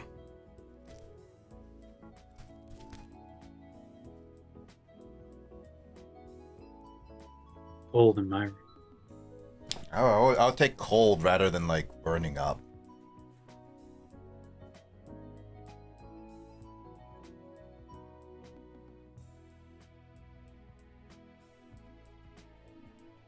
The Metroid jacket. See? It's the Metroid jacket from. It's funny because when Metroid when I see that logo, I just think of Screw Attack, the company, but they've been, Oh yeah, rest in peace. pretty Mr. much. Bummer. It's a bummer that a lot of the YouTuber original groups is gone. Well, if you have $90, there was like an $80 jacket, so with tax it would be $90. It's not bad quality. The only thing I would say that I am a little bit iffy on is this Samus one. There's like you can clearly see the tag. It's not like sewed in like it's just a whole tag and everything, so it's a little weird looking.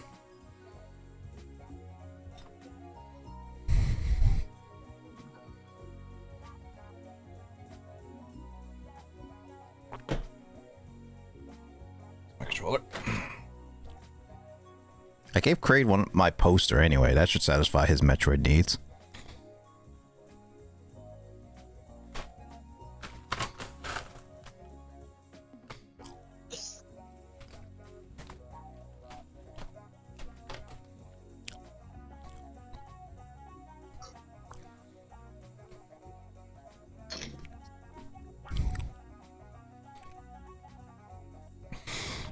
If one of the two shows up, we might just start a party with just a master CPU. Just a heads up, Kyle. Master CPU? Are they scary? Hard CPUs are kind of sensible, is what I know. I don't know about masters, but probably will scare Kyle. Yeah, the times when I disconnected would just be a normal difficulty CPU that would take over. I'm pretty sure, yeah. It probably was because it was usually pretty incompetent at minigames, and it was really annoying that it didn't represent me well. Mm-hmm. Yeah, I wish I could change it to like a master or hard at least, but it's annoying that it doesn't do that. Yeah, I did give you Bayonetta. That was like my Christmas gift for you guys. I gave Kraid a Metroid amiibo and the poster, and I gave you Bayonetta and the Pikachu with a sign with my only signature. That's the only thing in existence that I signed under my Blazer name. Chubby Pikachu. Yeah. It was like the anniversary one. Skull wanted it, so I gave it to her. Like, it's actually legitimately like I was thinking, like, if I ever become like a super famous celebrity and then my death goes away or something like that, that Pikachu card would immediately become like high demand because that is confirmed to be my first ever signature as under my like username.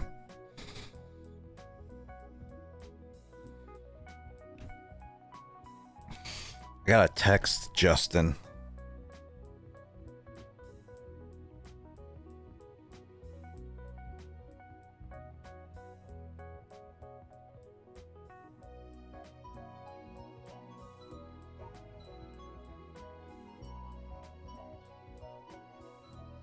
Did you fix your Half-Life, James, by the way?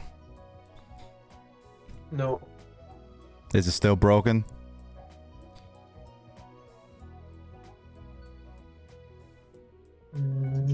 It crashed earlier and I just hadn't loaded it back up.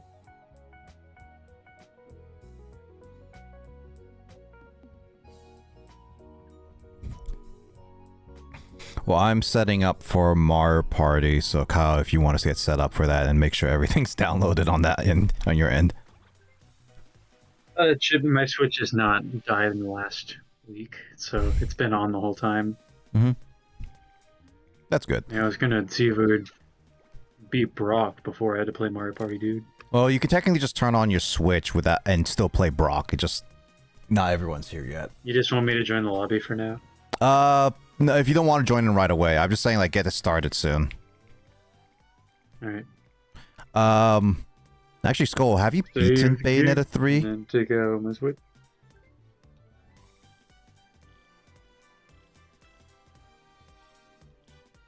I forget if you've beaten Bayonetta 3 already or not. There are 3 of them. You beat it in the first... Wait, is it really that short? Well, I shouldn't be too surprised. They're just more fun than anything. Yeah, they can be beaten in a few hours if you binge them, I guess.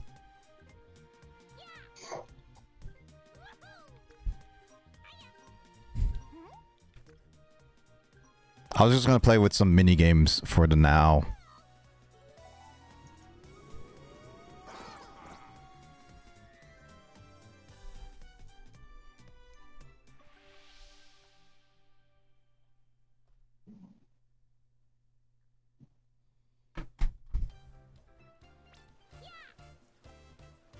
Are you gonna get Bayonetta 1 and 2? On, but...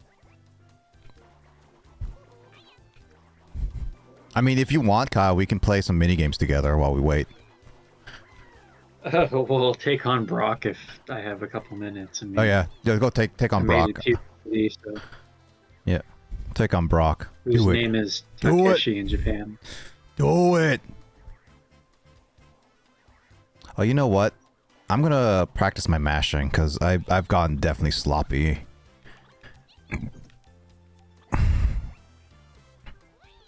I've played 102 minigames out of the 112 minigames here. I'm fairly certain 10 of those minigames are because of rhythm games.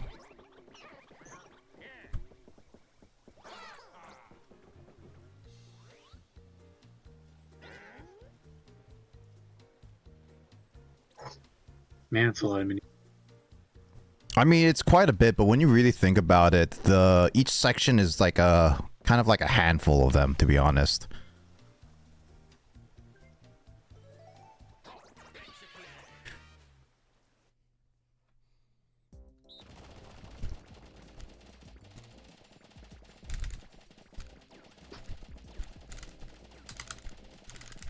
Hammer time. Like, some of these are not fully new, too, because they're mainly repeats from past. Domination is pretty good, though. Domination.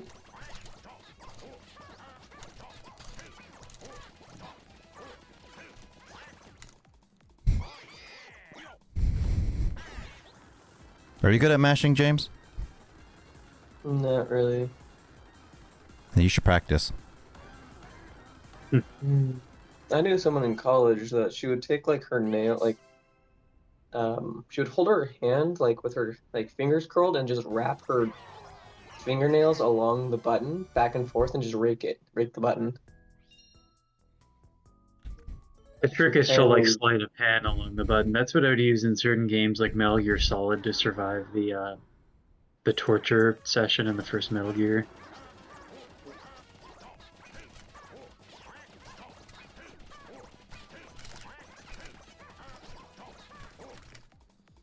Okay, I think that technique is really bad. In my Pokemon Yellow playthrough, I named my rival Sultan Cole, which means like damn poop.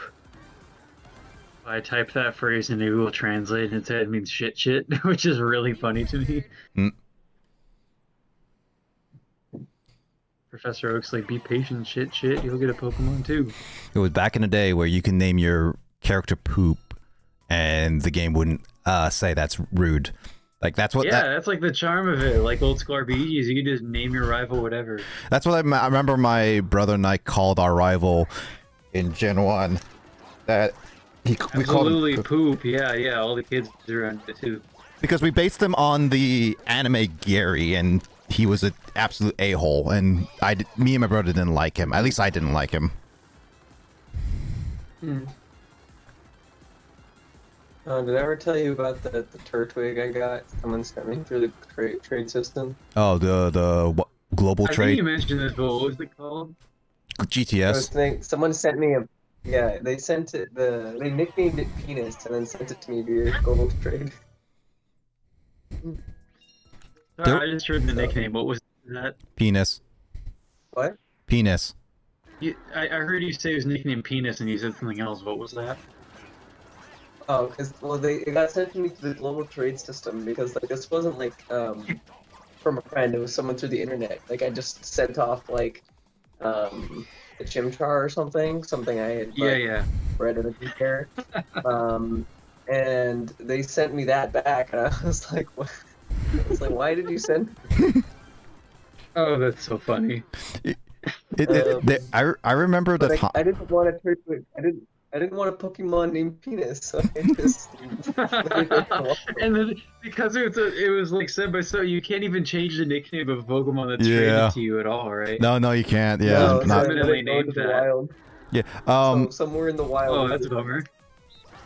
I mean, I guess it would be a bummer if, say, you're in a situation where you're playing Pokemon and like a family member looks over your shoulder and sees you're playing with a character named Penis. To answer some questions about that. I remember on GTS, because GTS was plagued with a lot of like hacked Pokemon and stuff like that, and I remember when my brother was going around it sometimes, and we would check to see what's usable and what's like able to get some really good Pokemon. I think we got a couple really good Pokemon. But there was a time where I remember it was late at night, and there was a shiny Lugia that we could have traded for. We had the Pokemon, but it was very much hacked because it was a shiny Lugia that was level 11. And it was like, this is very much hacked. But I was considering wanted my brother to get it because, well, it's a Lugia. I wanted to see us complete a dex, so we didn't have a Lugia at the time. At least one that would be able to put on Gen 4. So it was kind of like one of those like, I want to see it, but you know what? It's not really that, yeah. I learned my lesson about the GTS playing Pokemon Diamond once, where I wanted to get a Feebas so I could evolve it into a Milotic. And, Feebas are just kind of hard to come by, so I was like, let me check the GTS. And I traded for a Feebas, and I don't think the Pokemon I gave them in return was a particularly valuable one, It was a Feebas that had already, the trainer who owned it had failed to level up its beauty stat well enough to get it to evolve, and it was permanently stuck as a Feebas. Oh, God. I was like, oh, that's why they put it on the GTS, because it was like a discarded Pokemon that could never evolve. Oh, yeah. But at least it wasn't nicknamed Penis. Or saying your mom, or like, what was some of the ones that we posted in our meme channel being like, you sent Jesus to war, or whatever.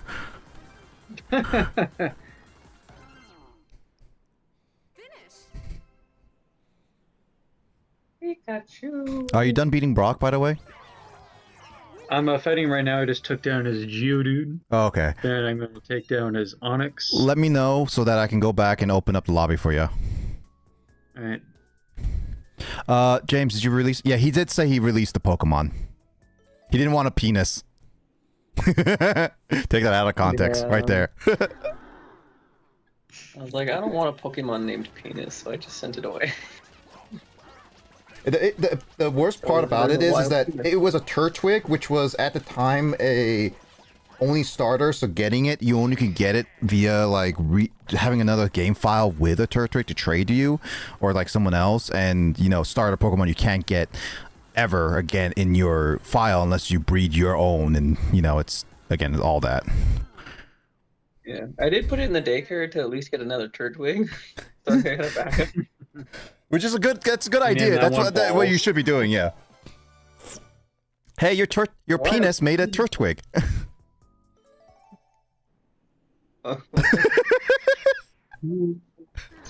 Wild penis. You go to the daycare and the old lady's out there, and she's like, "Hey, good news! Your penis has grown." Oh no. That sounds so wrong. It kind of messed me up my butt depressing because I was laughing. You try to find it. A wild penis appeared. Like, I want to name you. You can't. I'm penis forever. I am now your penis. I'm getting a gym badge.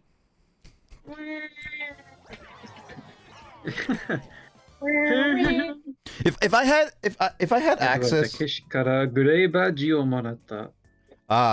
Justin texted me. He says he has network issues. He may not be able to play tonight if he has network issues. Oh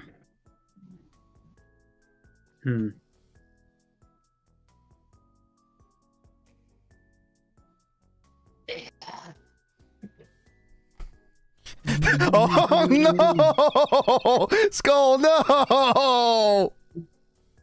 That's only a Metapod movie. No. Yeah, that's a classic joke. That's an old school I think joke. Turtwig could, or it could be withdraw. The penis withdraws. It was specifically like a certain family above. No, Harden can learn. Kakuna. Harden can learn by anyone. Hold on. Let me look at Harden. What moves can be learned? I'm gonna look at Gen 4 specifically because every single Pokemon is different.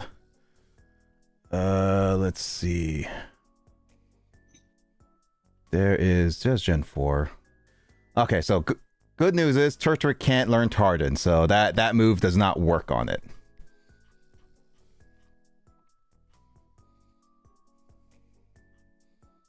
Oh, Heracross can learn Harden? Only through breeding, but still. Never knew that. Did you guys know that Slugma can learn Harden?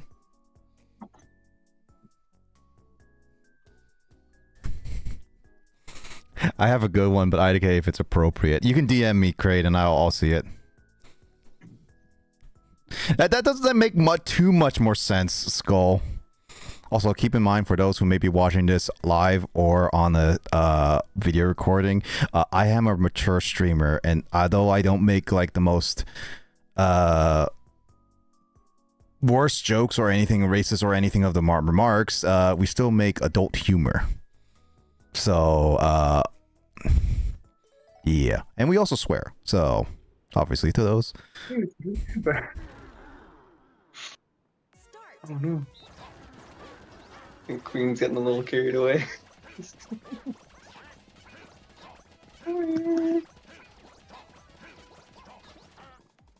I mean, to be honest, though, we did name ourselves Penis and like Majora's Mask, although I had to. It wasn't that long, but we still have that record. I'm getting slightly better with my mashing.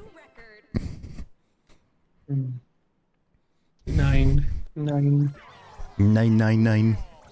999. You have been in stasis for 9 years. You've been in stasis for 69 years.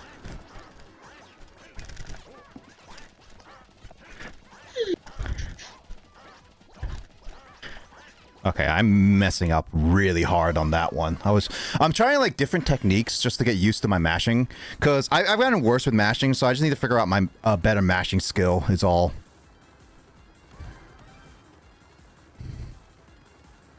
I say that was a mess up, but somehow I did way better on that one. A new record. 107. Apparently the record for like mashing on this kind of minigame was like 100, like 200, close to 200 or something like that.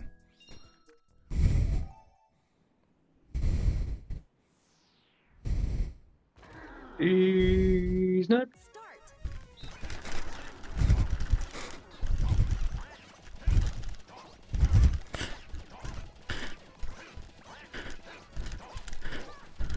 Maybe if I do this more, I might be able to beat Max in mashing.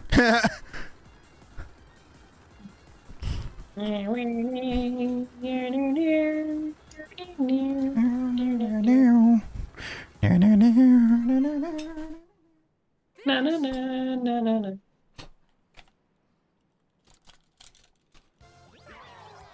Okay.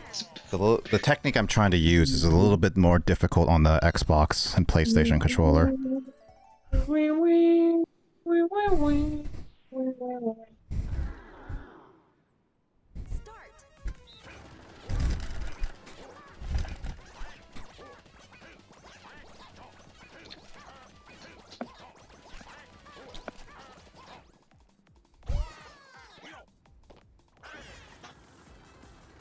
Well, I came back to more dick jokes in chat.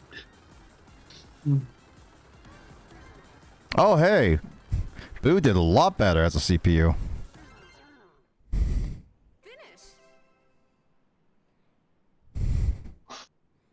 Alright, Kyle. You ready to hop on? Yeah. Alright, getting back to the lobby. But I mean, we not have any other players. Oh, Sean's coming on. He's just putting the birds away. Okay. We're gonna be playing with a master CPU in representing Justin. Hope the CPU can do him proud. Well, it's gonna be a master, so... What if it beats all of us? Then Justin wins. Just like how Monty helped you win in Western Land. That is true. Alright, Kyle, the passcode is gonna be boobs. Nah, I'm not gonna set up passcode. I trust in my friends that are not gonna come in. Discord has been off, like, for the past, like, couple days. I don't know why, because yesterday Will was having trouble with his connection, and then earlier Chris and I were having, like, a bad network connection with the calls. Alright, while we wait for Sean, let's do some mini games together, Kyle.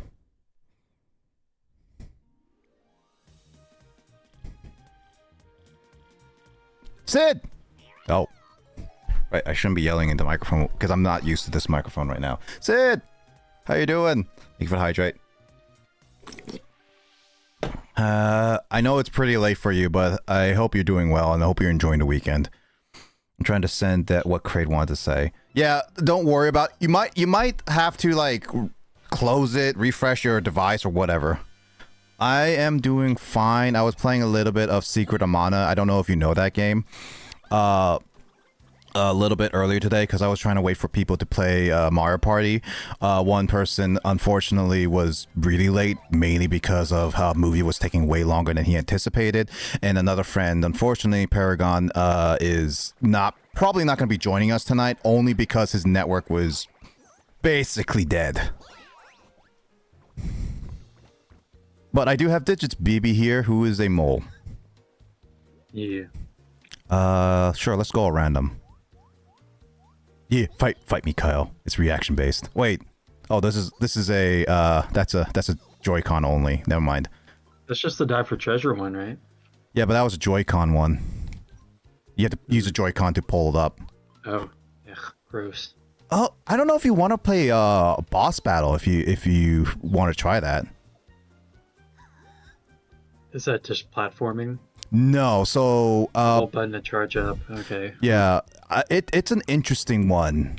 Bowser Crashers is most frustrating to me because it's basically you have to hold it, and if you hold it to the max 1, you get 5 points. But if you hold it just a little bit, you get to like 3 or 1. Bowser hits you, it's -1, but it basically messes up your charge if you get hit and you slow down while you move. It's a really annoying mini game. I don't know if it's the best.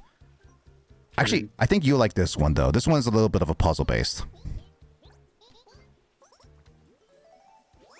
Unfortunate. Well, I hope you guys have fun. Yeah, no worries. But hey, Sid, how you been doing though? It worked anyway. Wouldn't want to get into specifics, but perhaps been... Oh, I'm sorry, dude. I really do hope you are doing better in terms of everything, and I hope everything gets way better for you. So I wish you the best. Maybe I can help you give some laughs, you know. But I wish you the best for sure. I'm really sorry that it's like that.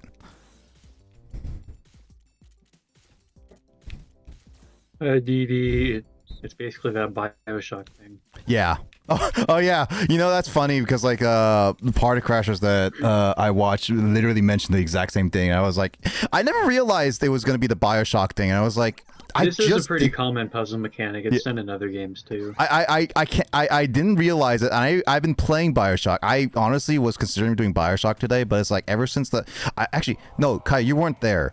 So I was playing Bioshock, and I was playing like a good hour of it. And then I don't know what happened, but Bioshock crashed on me. And since there was no autosaves, I had to restart from the very beginning of the session. The very, very beginning of the game? Not the beginning of the game, but the beginning of the session. Oh, jeez. There you are, Sean. Who's there? Daddy Sean. Me. Okay. Well, Sean's here. I want to... Well, that was fun. Won't last a day. Sorry, I'm late. Things came up. Well, I want to start this so we don't get too late. We can hear the game, Sean. That is way loud. I'm working on it. I'm working on it. Oh, I see that dick joke. I mean, that's okay, but still, my God. Is there a multi-paragraph essay about PP in the chat? Or No. Skull DM'd me what Kraid wanted to say. Okay. I'll give you an idea. He related it to String Shot. Oh, you. I know. Appreciate The you. children's game, man. Appreciate your concern, man. I really hope that you're able to provide laughs everywhere. Thank you, kind words. No, I've never heard Secret Mana for. It sounds like a really old game, I imagine, in the big Sega console. Yeah, I hope you feel better. But yeah, no. Let's get into Mario Party and let's see what that is. Secret of Mana is a SNES game, so you're all right. It is old, but it is a SNES game. It's an RPG. If you know, Chrono Trigger is made by the same developers. I'm fairly certain it was same developers. I think it's a Square game, yeah. Yeah, and yeah, no, it is a Square game, and it was a classic. I have the full box copy of it, surprisingly, before the whole like surge of prices gouging. So, yeah, it is a pretty good one. Is what I've heard. It's just different because I don't really like the whole like certain mechanics, but you know. Okay, so no motion minigames. Minigame selection is random. Thank you. I don't know. I feel like we should just do 10 turns because it's going to be about 90 minutes. Turns. That's fine, yeah. Yep. We're going to be playing with a master CPU. So if Coop... Oh, wait, hold on. I should have changed it to Justin's character.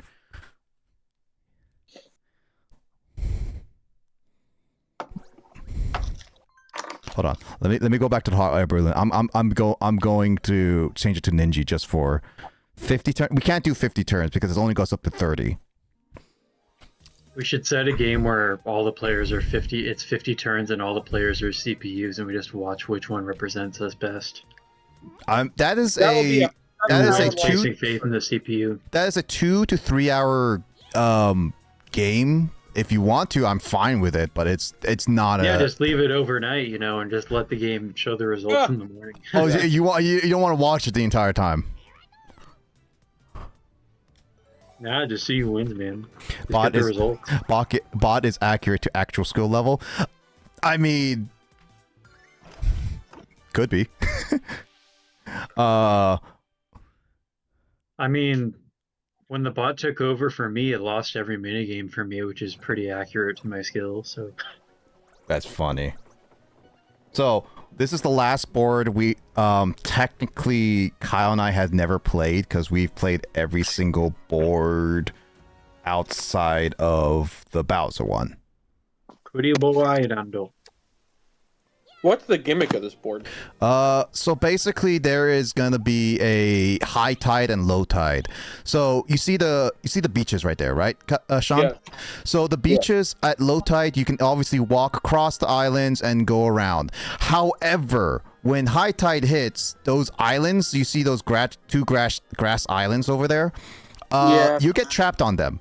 Like, you literally get trapped on them. Oh, that's fucked. Yeah, so I don't know exactly how it will open up or get pie. There is ways to get across only on the main island where you see here.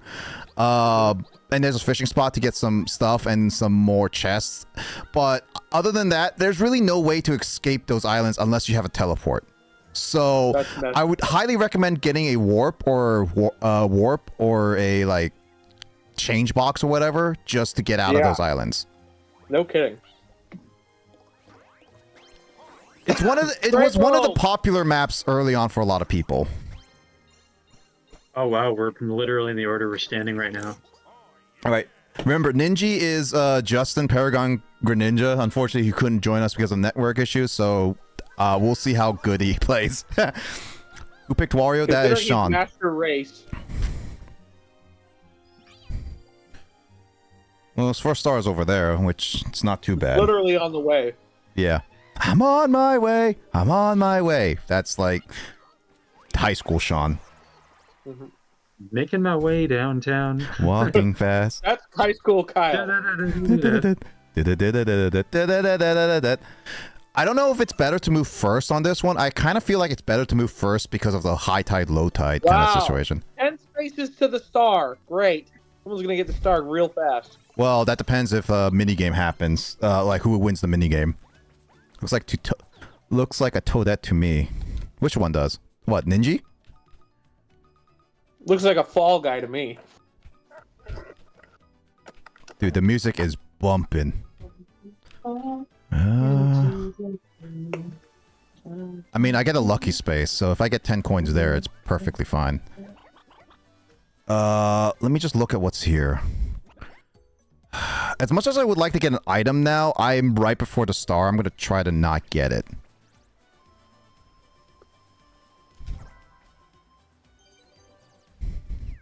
That's a pretty damn good item to get for free. It is a good item. It can also get me to an island before the high tide, low tide. I actually don't know how often high tide, low tide is. I've been trying to avoid any spoilers for the new boards, such as the Bowser board, so we'll see how those could play out. Productive. And I need you. And I need you. And I miss you. Now I wonder if I could fall into the sky. Do you think time will ask us? I think ask us why. Pass me by. Oh yeah, pass me by. Oh, 'cause you know I walk 1,000 miles to. If we could just see you, if I could just Treasure hold. Diver! No! I just said the first line of the song and you guys are going all the way through it. Well, someone's about to get the star. I mean, all of us could win this. This is not that hard. You just have to pay attention ahead. It's not that hard. I just hear a net. If a Blazer could fall into the sky, do you think time would pass me by? Yes.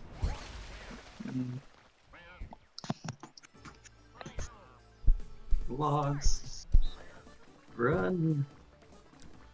Good morning, Wood. Run, run. Oh, good morning, your wood. I see. I like. So just look ahead if you want to make sure you don't reach a dead end. That's basically what you have to do in this minigame. Or just follow Ninja, because Ninja is a master AI. Oh jeez, it swept me From off. one of the old Mario World games. What Mario World game? Super Mario World or Super Mario. Like, what do you mean by that? Monty Molas from Mario World. I don't remember where Ninja came in. Ninja was one of the... actually, no. I think he was in World 2 as well, when I last looked up. In what? World. Oh, huh. Okay. I could be wrong. Oh, you might be... Yeah, the forest. You might be right. Yeah, I swear it was like one of those. Oh, up here. Ooh. Ooh. Sean, you might screwed yourself. Oh! Oh, wow! I grew up loving that song, So Fight Me. I mean, I kind of discovered it like with, I think with the Nintendo Capri Sun or something like that, and it was not that. I enjoyed it, and now it's susceptible to the Terry Crews meme. It was like dun, like shaking the Yeah, head. from White Chicks, yeah. Was it White Congrats Chicks? on I the thought it was start. like. That's what I associated the movie with. Yeah, it's the Terry Crews thing. It's Thanks that, for the hydrate, Will. Blonde Chicks. Okay. the Terry Crews thing comes from the movie White Chicks, where it's like he's supposed to be this really manly character, and like this cop who's undercover, a black male cop who's undercover as a white woman, is like dragged into a date with him. High tide's coming, Terry Nick. Crews is super manly, and she turns on the radio thinking it'll like upset Terry Crews, but he's like, "I love this song," and he starts jamming to it. I see. That's where the thing comes from. Yeah, I see. I see. Oh. How do I want to play this out, actually?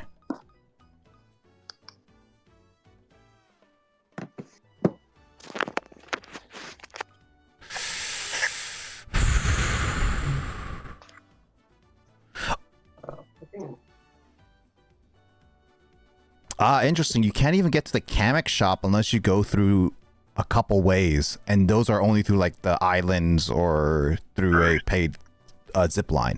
Got it. Okay. Well, kind of just want to do this, so you guys are going to be stuck on this island.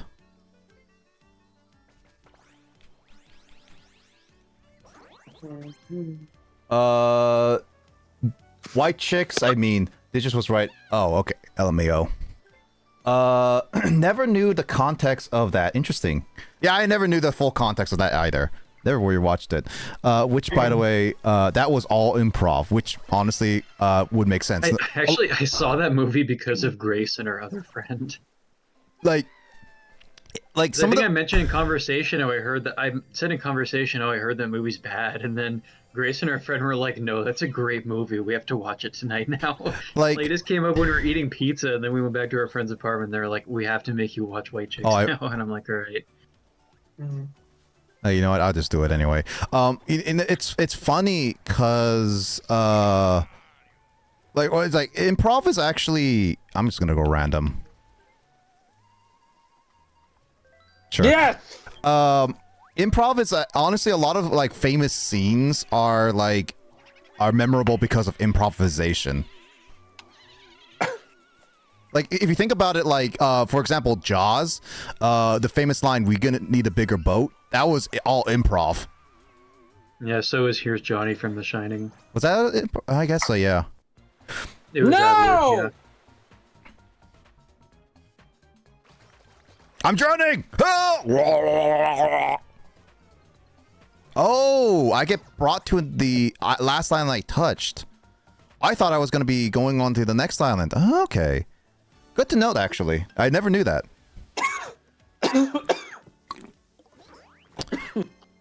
Don't die. They kept it because it was hilarious and it wasn't even part of the script. Yeah. Time for me to come out off of All Out 76 and to go play Dragon Age, which sucks. Bad Will.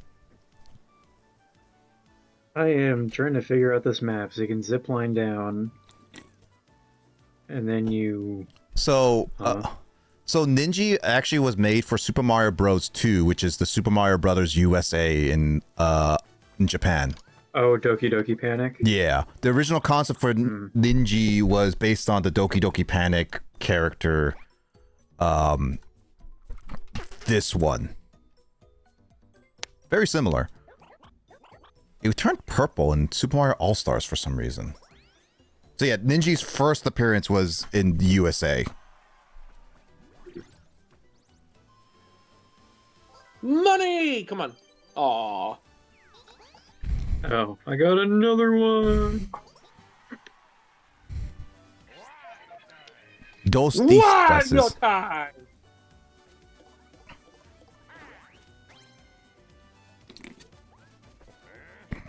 I think you can go on a zip line with your roll. I wish they kept the superstars where you look at the map, because that was cute. This one, I can't even see if you're looking at the map.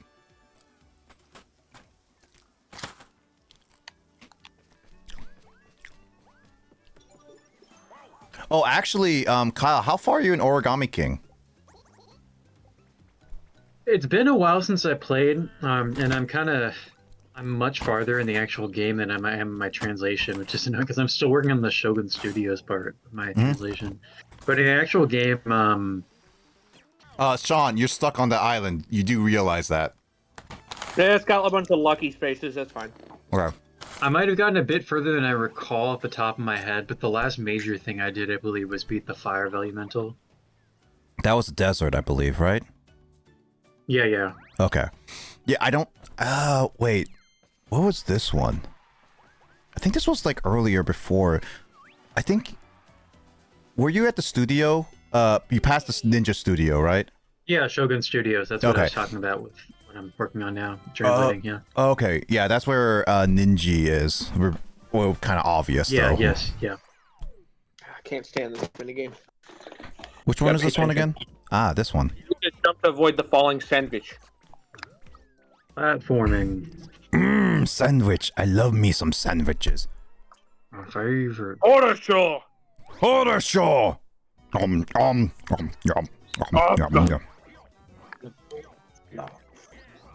Don't you dare eat that sandwich! Oh, hey, stop him!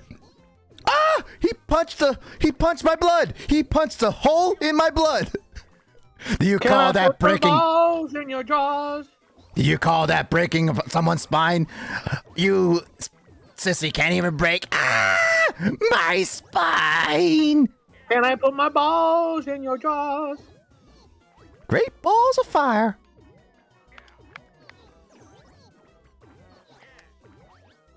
Hard to see where I am in this game. Don't jump on my head, because I'm not trying to jump on your guys' head. I'm not trying to. I'm just trying to jump around. You jumped on my head. Land on sandwiches. Oh. Damn it! I thought you said nab it. Game greatly amusing.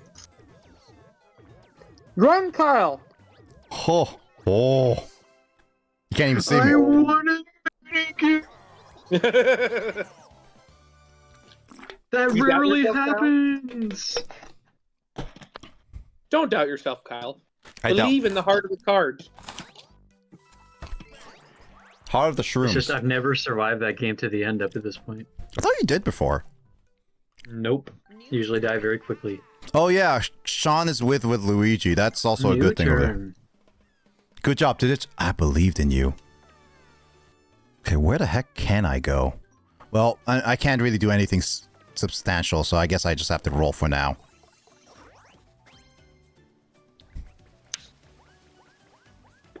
Oh, yes! My favorite! Uh-oh. Well, I can get off it, potentially. Low tide's coming.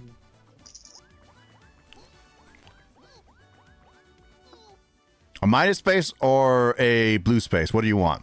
Pick your poison. Oh, well, I'm gonna have to keep going the way I'm going, right? Free Oh, country. no, I just went in a circle, didn't I? Yeah, you can get a red Wait a minute, space. how do I... You can get the red star, potentially, if you land on a red space. So... True, how do I even get ahead, though? Do I just take a zip line? You have to get on the other island at the current moment, do a zip line or warp over there, No. or you can wait till Alright. you can wait till low tide, which is next turn. It looks like every 2 turns is a high tide, low tide change. I can see why people don't like this map because you get stuck on islands. I can't stand this minigame. It sucks. No, I actually like it. Luigi's minigame is actually really fun. I like the puzzles. Oh, this is the... Yeah, we just had bad vibes about this one because of the lag. Yeah, lag made it The only bad. time that we played it. I can't do the last room. I struggle with memory. That's why you keep going back and forth, back and forth. That's all you need to do. Wait, what are we... You have to make the 3 pictures at the up top. Make them 3 connect in the right order. Oh, okay. Okay, I didn't know what I was doing. Now I'm behind. Now I'm gonna lose. I'm gonna lose, dude. Come on, press the button. Pick up the pic. Why can't you pick up the picture from behind? It's not like you have to be in front to grab something. This is embarrassing, dude. Storybochiを探せ。はい、これ Oh my god. That Ninja's a fucking. Sorry. This is a mature stream, so you can 正しい態 swear. 度を Just 踏め don't。say anything racist. はい。コイン、キノコ、スター、 The ファイアフラワ Ninja's ー。は right い。 behind me. This is bollocks. I'm right behind you. ルートを切り Also, remember, 開 I け said we put it はい on Master's CPU. So it's not going to be normal or easy. Not even hard. This Ninja's gonna catch up to me. This is bull. Ye- What the hell? You're ahead of me? 絵を開催させ Not ろ。 that- はい。 What the hell? Not that much. のパイプ。はい。 You and I you're barely ahead of me. Mushroom star, mushroom star. Mushroom star, toad. What? Mushroom star, toad. That's not possible. It is. storybochi を探せ。You can go out. You can go outside. You can go outside, Sean. What? Yeah, you can just do the order and you'll step outside. Yeah. Press the button. Sheesh. Oh, it's over. Should I throw? No. 扉を解除せ。Yeah. はい。star. Okay. Where is it? Where is it? Where is it? Flower. Room. Wait, where? Oh, come on. Man. I picked the right one. I got to a disadvantage because I didn't read the instructions before they disappeared in the first room. Dude, I picked the right one. I thought that was the right one. Oh, come on. Was it not the right, like, a triangle thingy? Love me some Dragon Age. Someone time Will out. He's a mod. If I time it out, he's gonna lose his mod powers. Actually, That's how I feel.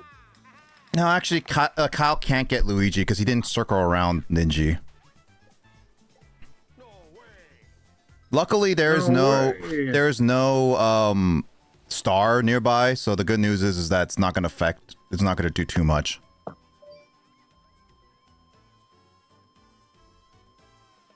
Bioware before 2014 is unironically based. Sid, he's playing the new Dragon Age. Sean, Oh, hi. I was wondering why you're. I was wondering why you were not doing anything. I was throwing. I did like Mass Effect 2 because that was the only real BioWare game I played. Oh, no comment. That's, yeah, I guess to get back into like hot takes, like I thought Mass Effect was alright, but it wasn't like spectacular to me. I played the first two. I only played the That's the kind of second game one. where I would not type I love that game in reaction to Mass Effect. I only I played. just type I like that game. Yeah, I only played 2, so I can't really say much. I did barely play 1. I do have the Legendary Edition too. Back to turns taking forever in Mario Party Jamboree with all these freaking extra games every turn. It was the third one that was wrong. Also, Blazer, I'll take Will's sword. Is sword as in Pokemon Sword? I played them all 3. Yeah, I heard the third one had to like ending had to be retconned. Yeah, they had to freaking that was kind of the beginning, I feel, of entitled gamer culture on the internet. Like, the ending unsatisfied the fan base so hard that instead of standing behind it, the studio is like, we're going to release a new ending to appease our fans. Kyle.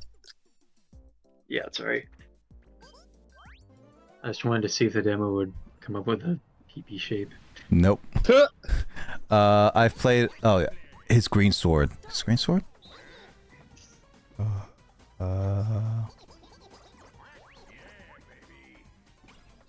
Yeah, baby. No, Justin ruined it. It's all Justin's fault. I can't make any progress because of what Justin did.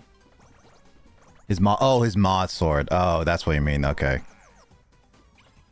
Oh, No! Justin, why? Hey.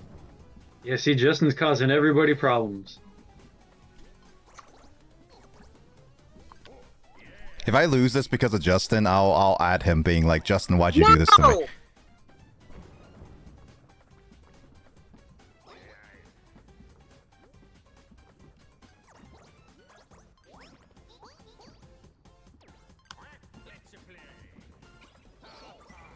Justin. I actually like playing. Oh wait, why did I pick that? I thought it was okay. That was legitimately my mistake. I actually like this way of us not talking or like picking the same one, because this actually makes it a little bit more funny in my book than like picking the same one. Because that's one thing I was like, I don't want us to pick the same one just because.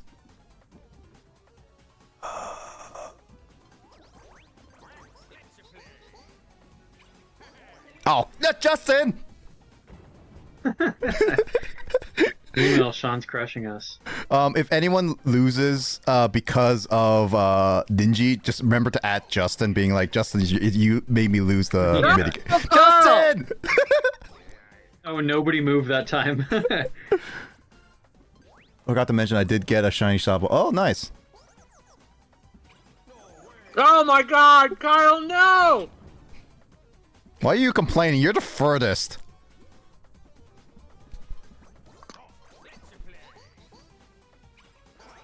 Oh wow, everybody chose a different one that time. We all moved up, so yeah. Oh my god. Does anyone want to risk that one? That's ridiculous. That's ridiculous that that even exists. Kyle, no! And Justin took it. I knew someone's gonna take it, that's why.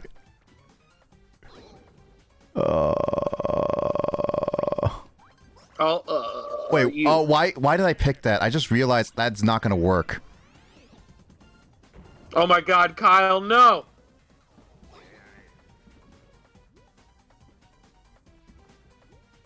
I straight up can't win if one of you gets. Oh. No, Yeah, Nick! of course.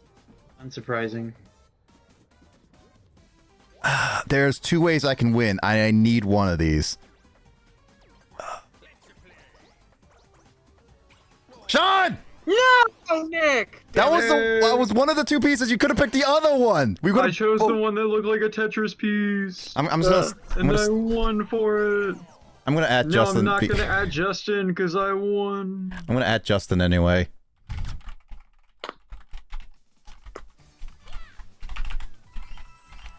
I got money. Great. I lost money. It's all Justin's fault for initiating that battle minigame. And now we have a freaking minigame on top of a minigame. Yeah, this game is so busy, man. That's why it's like these turns take like over an hour. I do like the 20 turns, but as a that's a player, commitment. you can never go pee during Super Mario Party Jamboree because there will always be some sort of thing that requires your input. I will say apologize for this one, Kyle. I legitimately, like, in the original one, you actually have like a bit of a magnetism towards it compared to this one where you can easily just fall off. So I don't know the... I have no platforming skills. Let's go! I'm trying to make a platform with you out of the... Yeah.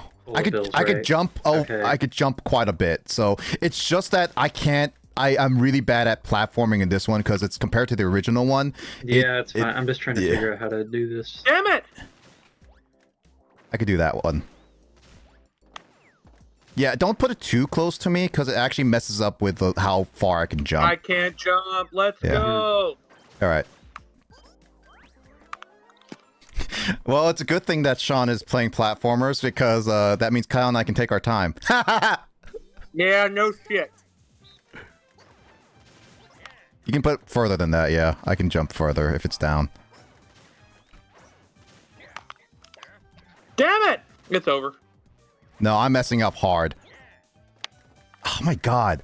Why is that not working? Damn it! It's over.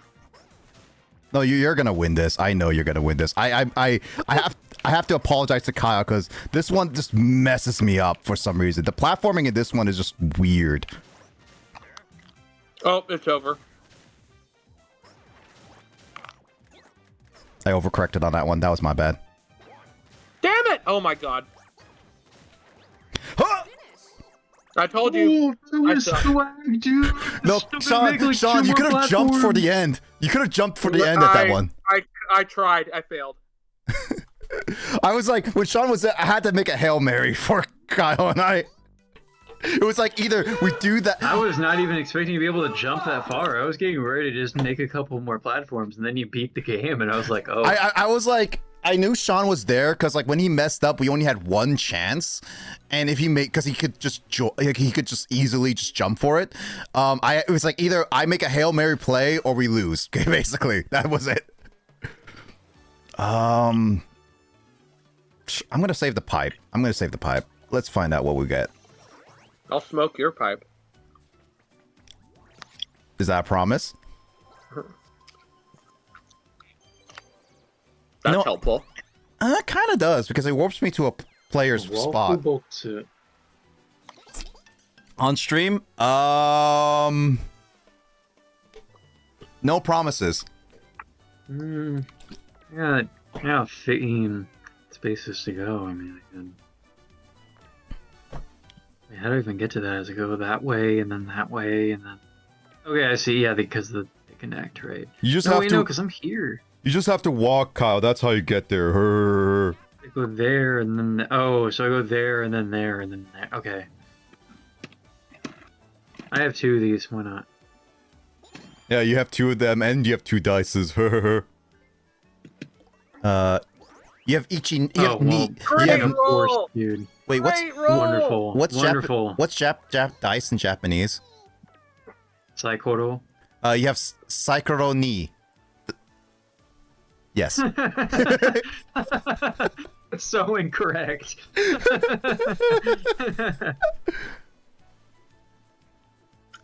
Wait, now I go. Blazer has OnlyFans. Wait, I mean, maybe tier 3 sub exclusive Discord channel. Wait, does that not mean 2 dice? Well, you had to say the number differently depending on what you're counting. I forgot that was like one of the rules too. I just remember like when I was learning Japanese, it was always just like say that's the proper words, but that's how basic learning does with languages before they teach you the whole like. You're actually not that far off because I realized to count dice you would just say Nico, so you just had to add one sound at the end of ni. Nico, my Japanese name was Niku. Niku. The only issue is that Niku is also meat. Yeah, but you have a pause in your name. You're not Niku, you're Niku. Yeah, but the issue is that I think when I was like with my Japanese professor, and I was like, yeah, my Japanese name is Niku, and she had to double check. It's like, oh right, Niku. Yeah. Because she took, I think she took it initially. It's like, why are you calling yourself meat? You could call yourself your last name also, I guess, which is carries over more. Is it like Kimu? Naturally to Japanese pronunciation. Is it Kim or Kimu? Yeah. Kimu. Oh, okay. Yakiniku.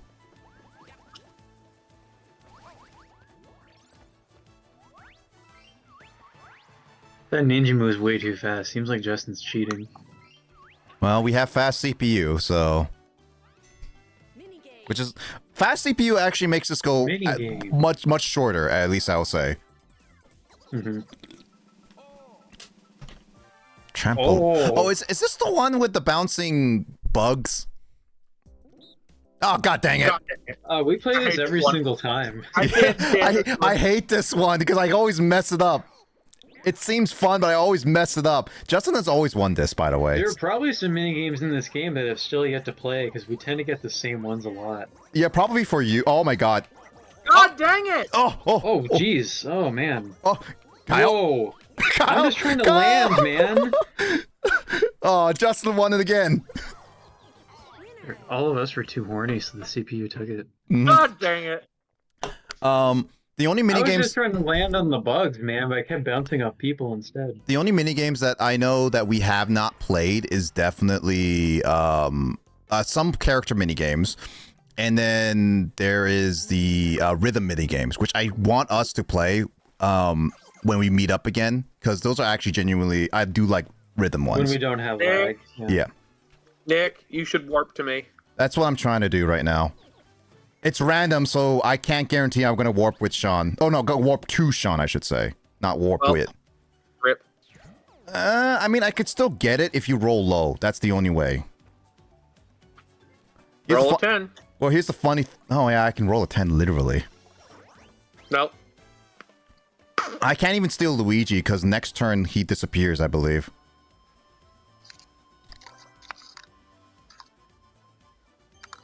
I wanted the double or custom. Dang it. Roll high, Kyle. Yeah, Kyle could get it if he rolls like an 8 and a 10. 18, huh? Or a 9 and a 9. 9. He needs at least an 8 on his first roll. I'll see that 18. Nope. Yeah, of course. You hate to see it. Well, I got doubles. You got an 8. You got an 8 at least. I haven't been using stickers this whole game. Wait, where do you land? Oh, you got minus. You can get a red space. Again, red space is a bonus star. Or you can get event, yeah, happening. Could he steal Ninja? Yes. No, he has to pass him. So landing on him wouldn't do anything. And Luigi leaves literally next turn. So yeah, so his...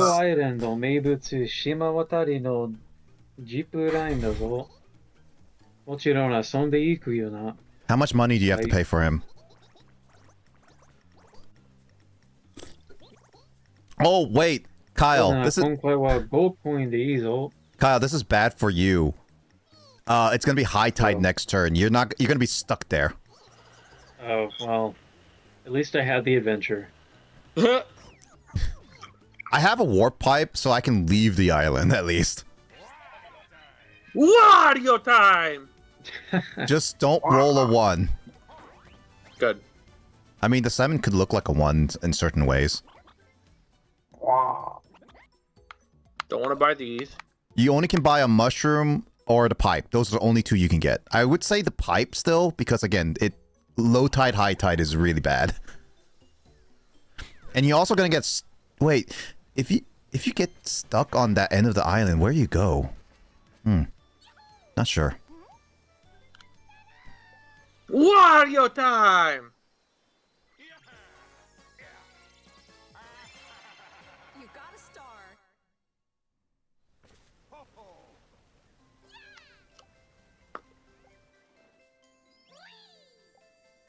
I'm on my way! Alright, making your way downtown. Making my way downtown. Walking fast. Making pass. And I'm a hold down. 10, 10. 10, 10, 10,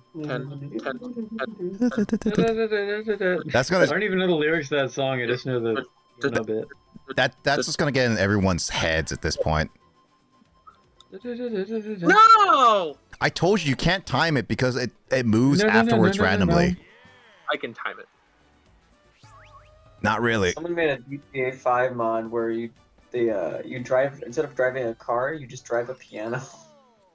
You could have that song come on the radio too. You know what's funny is that Luigi, out of all the times we have gotten Luigi, he has never, ever successfully like made that dice be a 10.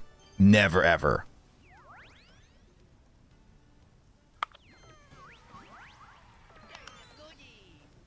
We're already at the home stretch. I will say, having 10 turns does make this feel short. It feels real like we've really not done. Wait, what the? Why do 2 of you have stars already? Holy crap! I didn't even know that.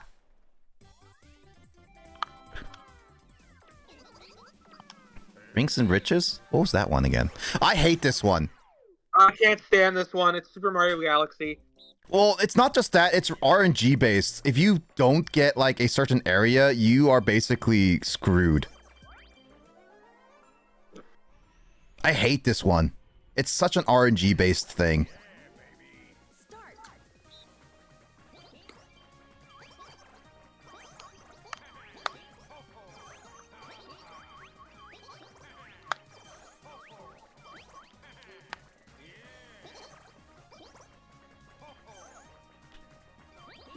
Go away, Nick. You have to go. Don't go in my spot.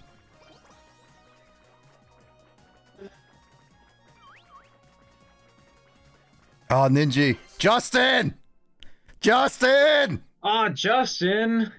He stole the 2 flags I was trying to get. Too. I can't run faster than any of you guys.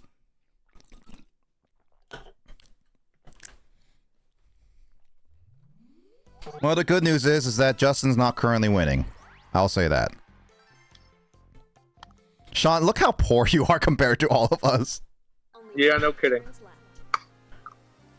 Tide. 5 turns left. You're too small. Stretch. I mean, Ninja is small too. I like how Kyle's just barely ahead of Justin. But I have money. But so does Justin. Oh, he's spinning it? I was hoping one of us picks. Mushroom is kind of... Oh. Well, I guess Sean getting a mushroom is... Well, he picked Wario. You pick Wario! So golden pipes are now available. Just a heads up, you guys. Michishio. Bye-bye.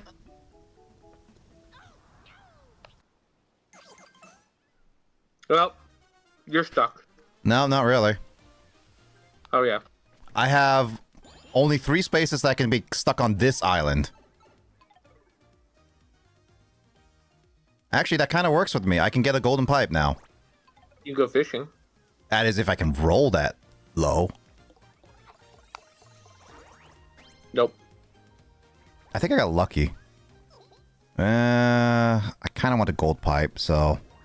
Unless I want to try to get a red star, I can't. I don't want to do it right now. Kyle's stuck. Oh, I'm just chilling, aren't I? Yeah, you can't really do anything. Oh, well, alright. Oops, I didn't mean to click the map again. Literally, Kyle can't even do anything on this island. It's so funny.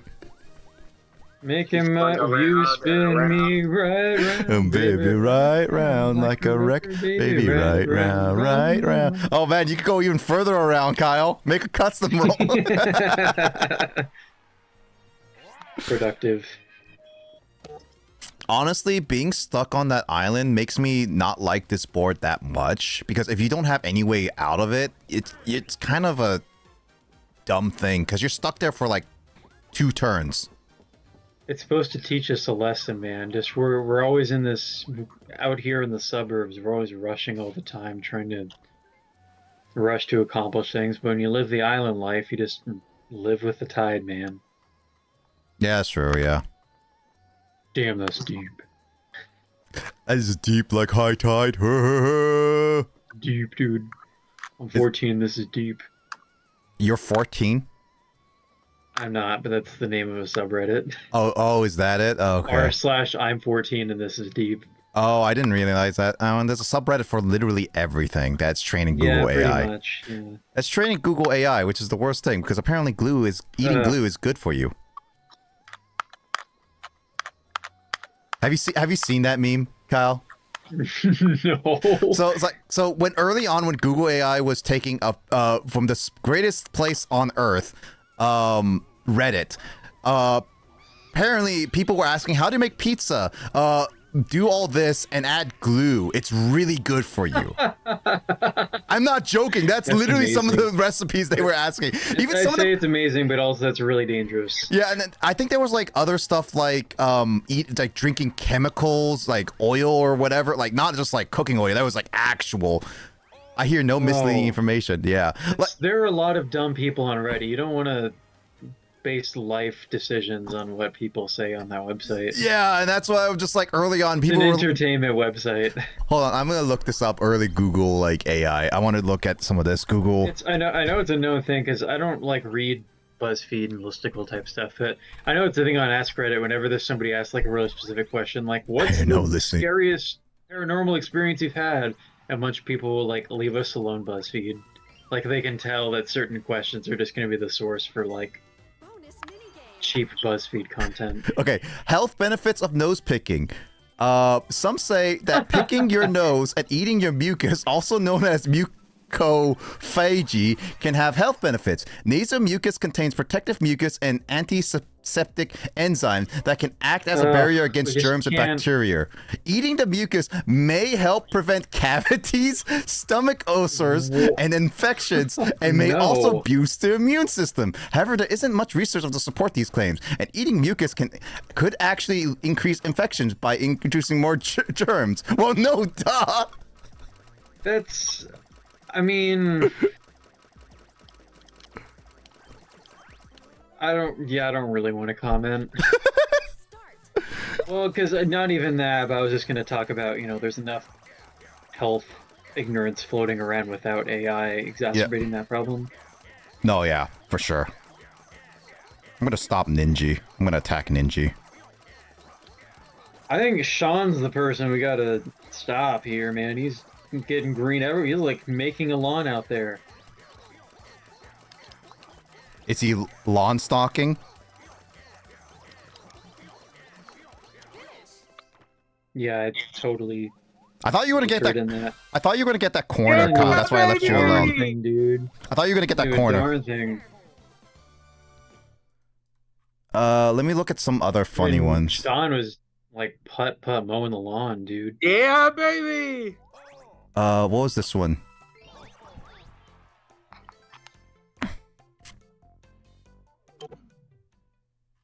Only 4 turns left. 4 turns left. Which is the fastest USB version? As of August 2024, USB 3.2 is the fastest USB version. There's no such thing as 3. Doesn't exist. No, it doesn't. It says only a 3.1. Which is faster, 3.2 Gen 1 or 3.0? USB 3.2 Gen 1 is faster than USB 3.0. That's just such a, like, it's the sort of thing that, like, oh no, just some random, like, suburban mom's gonna look, it's like, imagine, like, a mom looking up, like, what's the best computer operating system? Windows 15, like... Can I use gasoline in a recipe? Gasoline can be used in some cooking recipes, but it's not recommended for household cooking because it's highly flammable. Yeah. I wonder why. It's so sketchy. But, I mean... Why does first place get a golden pipe? It's golden pipe for everyone. They said that it's available for everyone. That's cool. I haven't gotten a darn star the whole time, man. I'm not going to use it right away. I want to gain some money because I do need to get some money just for the end. I still want this game. I don't even care if I play it with anyone. Still stuck, aren't I? Yeah. I'm not going to meme around and use that blog. I'd rather save it. Oh, yeah, it's smart because it's going to be low tide for next 2 turns, so that's going to be our final chance to go anywhere. Well, yeah, I really shot myself in the foot. Sheesh. Yeah. I can at least hope for money, I guess. two custom lock. Hey, it's good because we're going to have 2 final turns, or 3 final turns at least. Yeah, that's true. Yeah, no, Jamboree is fun. The boards are good and refreshing. I like the new boards. I do like their upgrades to Westernland and Mario Castle, even though Mario Castle is kind of still pretty basic. Playing Goomba Lagoon, I honestly think this is one of my least favorites because of, like, you get stuck on the island pretty easily. Like Kyle is, like, right now. Unless you have a warp, it's not easy to get off. I mean, it's interesting idea.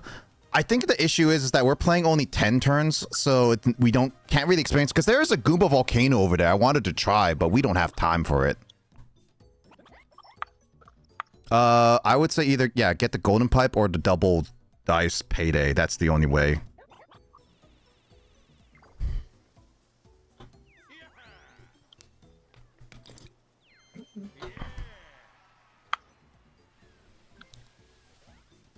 But you got that mushroom for free, Sean. You should have just used it, to be honest. Hey, baby. Some people might like it, others don't. I don't really like it, honestly. I think it's kind of a bad way to just waste your time. Again, Kyle is literally stuck there, and he can't do a darn thing.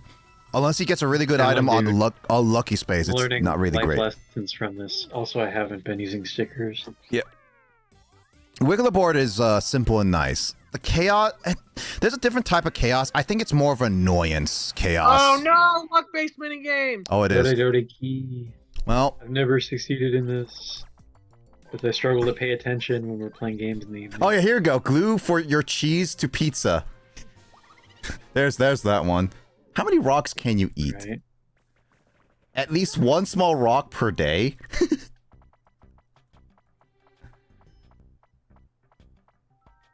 All right, Sean, you're up. Game picked Wario.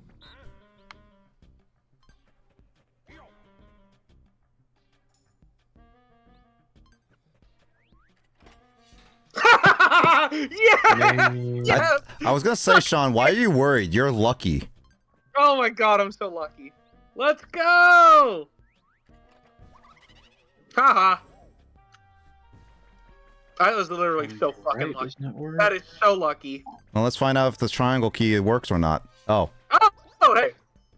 Well, Kyle, GG. It's a 1/3 chance to see if you can beat Ninja.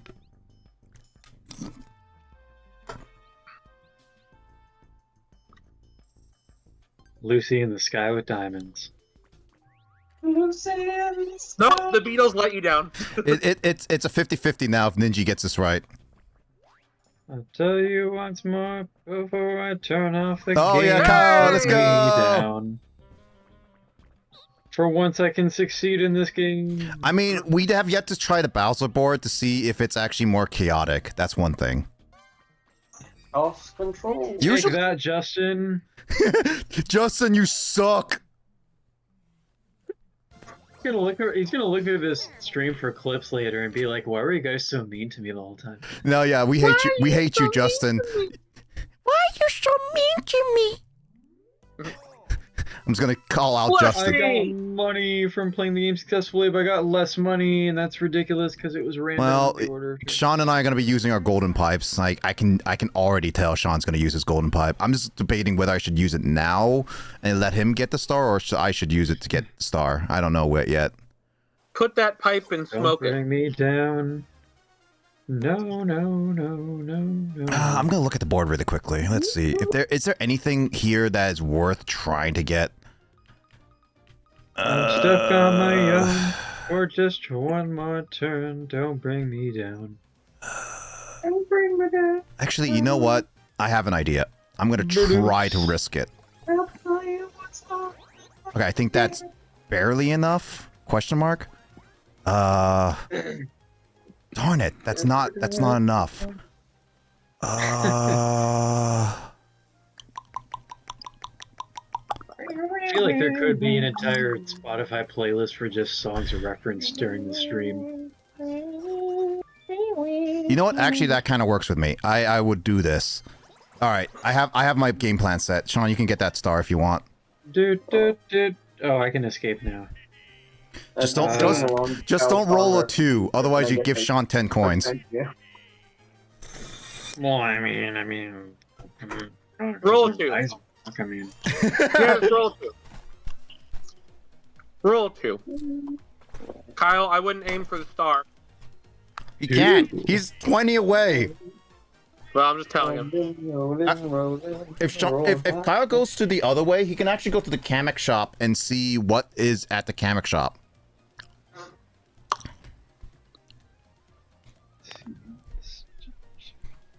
We don't know what's at the Kamek shop, and it can be really, really good. Yeah, John's go. He's got the coins. You got the coins like the bandits. And then this is the Kamek shop, right? Yeah, the Kamek shop is the purple shop. Oh, we can't even see what I'm looking at. No. Purple shop. It's to your left. Yeah, if you get there, we might be able to see what's there, because I don't know what's on the shop in this board. And we do have only 2 turns left. Shop. Left, right, left. Hey Sean, remember left, then right, marching band style. What the heck? Oh, you can swap it. Remember to keep your posture in check, your arms out, and you never move your top. No, you never move your top body, and keep your legs straight while you march. Ooh, you can steal an item. Do you still remember how to do the proper positioning of marching band, Sean? Nick. What? You better use your golden pipe in your next turn. Oh yeah, no, I'm gonna have to. I have 2 items, so I'm gonna be using them both. It's just I'm giving you this star because I wanted to try to see if I could get another item before the last turn.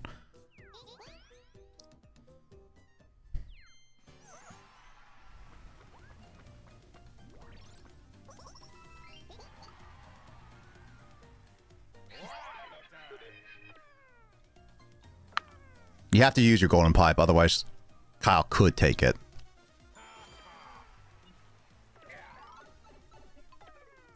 Sorry, Kyle. I mean, you're playing the game, dude. Yeah, you're weighing. What? Your stickers, your sticker. Oh. No, I'm not crying because of what you're doing. I'm just pressing the button.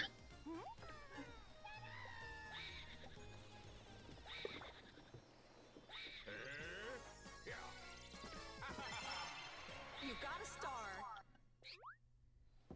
Nande. Nande. You suffer, but why? Wow. You can't get that, Sean. Why not? Because I'm gonna be using my golden pipe next, so yeah. Fight. I could screw you over. Yeah. I haven't done anything to you in this one. I mean, I could screw you over. Yeah. I'm not going to screw you over. Everyone bully Justin! I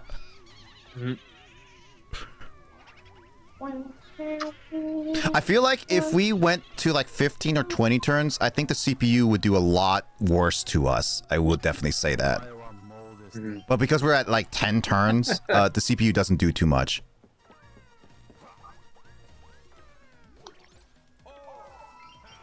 The question is that what will Kyle use on his with his plunder chest? That's the question. Why is he not using his items? Oh, great. Justin has a red star. I don't want him to get a red star. Got a plan. Red star. There is a bonus star that's called a red star, so if you land on the most red places, you get the star. Let's It's called the bully Justin. Misfortune Star, as I learned from the time that Misfortune let me win the game. Bully Justin. For a second, I thought Kyle Monty Mole turned into a penguin and then didn't. Why am I always on the left and right? I'm never the button presser. I want to be the button presser.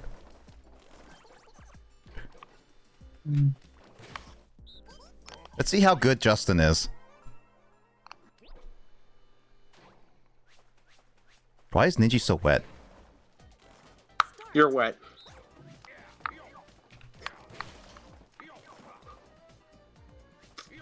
Sean, you have to keep moving up and down. I can't do any of that. Damn it. Oh, damn it. My bad. I should have pressed it sooner. A little too soon. Damn it. I think this is the first time the one in... Oh, never mind. Yeah. Hey! Oh my God. I was gonna say... I just wanted to be swag, dude. I just wanted to be swag. You know what's funny is that the one person has never I was won putting this. off the last second, literally, so it could be swag. The one person has never won that minigame. I will say that. Yeah, it's hard. Can I put my balls in your jaws? Only 2 turns left. Take me on a date first. 2 turns left. Jamboree. Why is he here? There's no point. It's like every few turns.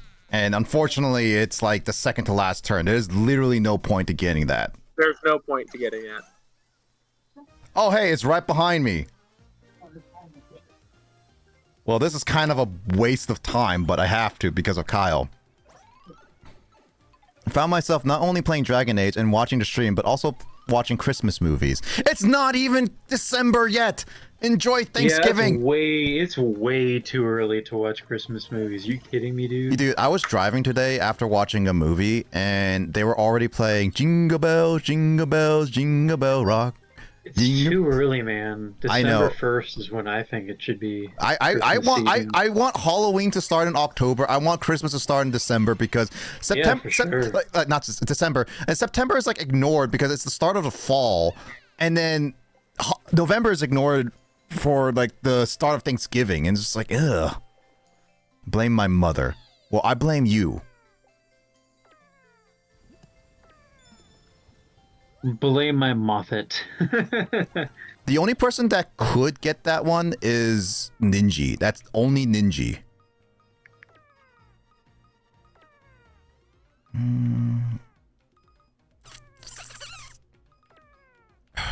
Wait, stop. Stop. Oh my god, I hate the map.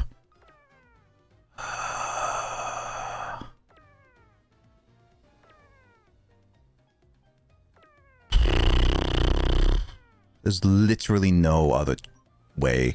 I'm gonna go to the point where I'm not gonna be using the tide. Oh, this is awkward. I think I know which one I want.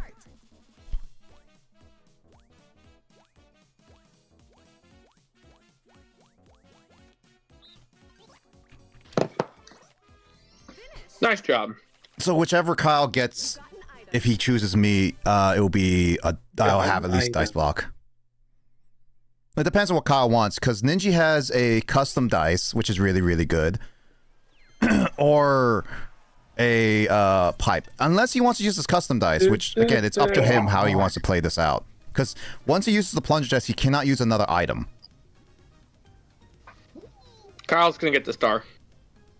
Yeah, you gotta get the star, dude. I don't have a star yet. I mean, you can roll a custom to automatic. Man. You can get a custom and then automatically roll there.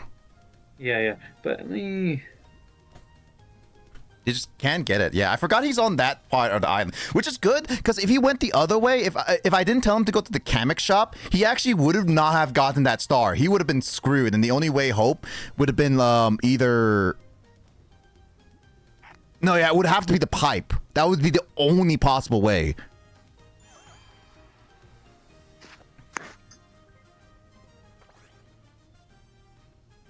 I hope he knows what space he wants to land on.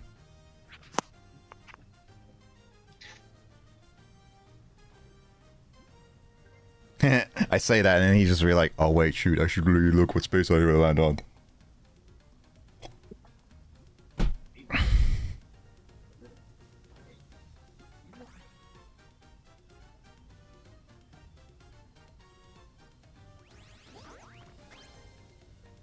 Wonder what this one is. Oh, he can activate the Goomba volcano. Or is it automatically activating? This isn't gonna, like, throw me away from the star, is it? I actually don't know. I've never seen this. I've been avoiding it. What the hell? Wait, It's raining gold. They land on? What do they do? Is that gives you money? Oh. Oh, wow. Opportunity for money for sure. It's chump change from Mario Party 8. Remember that, Sean? Yes. I'm glad Kyle got a star. When I was about 13, my mother would watch Christmas movies at about August, maybe October, and now when I'm in the car going to the doctor's appointments in October, and this time of year she's playing Christmas music. So yeah, I get Christmas stuff on the brain randomly thanks to her before certain holidays. Luckily, I was able to power through Halloween. That was a mouthful. Yep. Golden James, we can hear background noises, by the way. Golden pipe.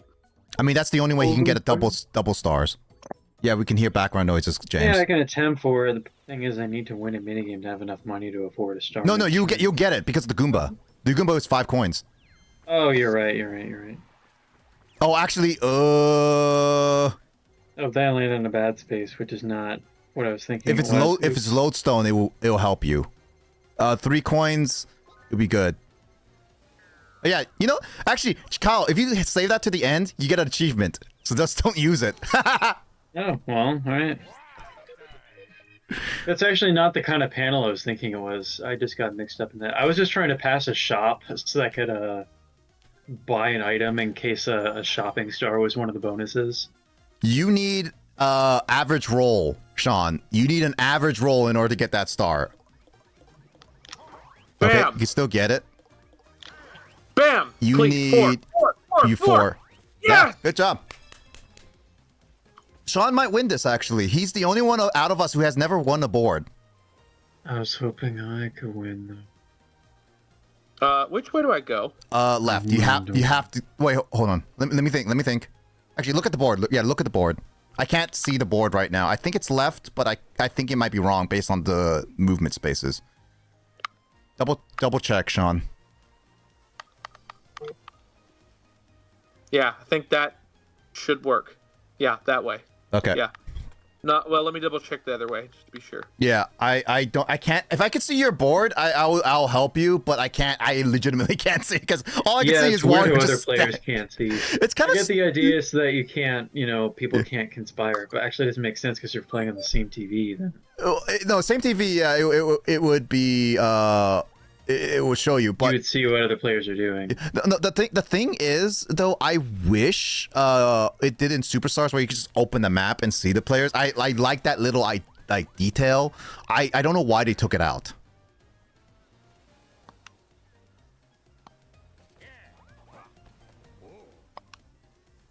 You have to go left.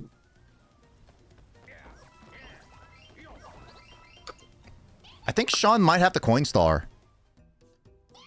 Remember, Sean, this is your last item. Next turn, you can't do. Actually, if you get the chomp whistle, you might be able to either get the warp block or chomp whistle because you might be able to change the star to you if it's not favorable. It's one of those two. That's it. That I would recommend personally. Or you can use the tide shell, which is honestly not going to really help you because next is high tide.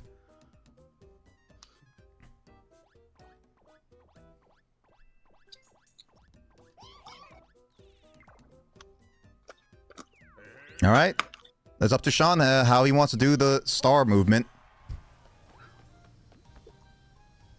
Yeah, buddy! So at the current moment, Sean has a 1 star ahead, and I think he can beat... He can beat me in the bonus stars, and if Kyle uses pipe, he can still beat Kyle in the bonus star, and he can still beat Ninja. So realistically... Sean almost has an automatic victory.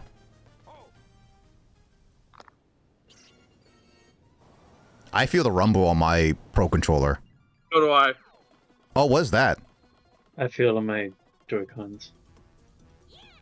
Oh, you lose! So it's either Goombas or Poodaboos.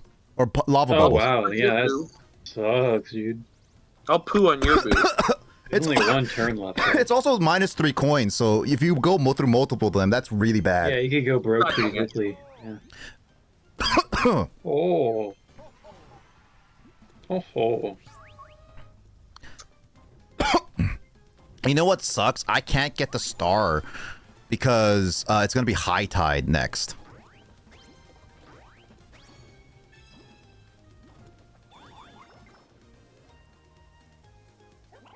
What are you doing?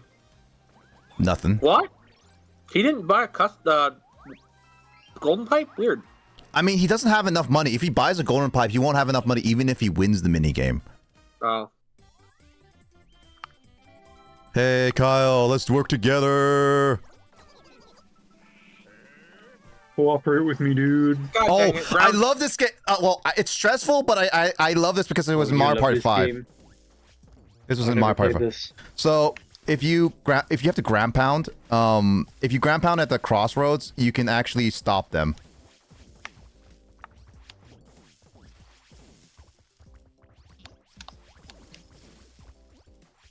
You idiot! I can keep 2 in the way, Kyle. You just have to keep 1 at least. Oh my god, this ninja guy sucks, bro. Oh, yeah, he just crushed you. Dude, the guy sucks. Well, it depends on if Kyle hasn't been able to aim for the fuses, so we might lose this one too. Ninja, go fucking. Hey man, I've Yeah, never played this before. I'll switch sides with me, Kyle.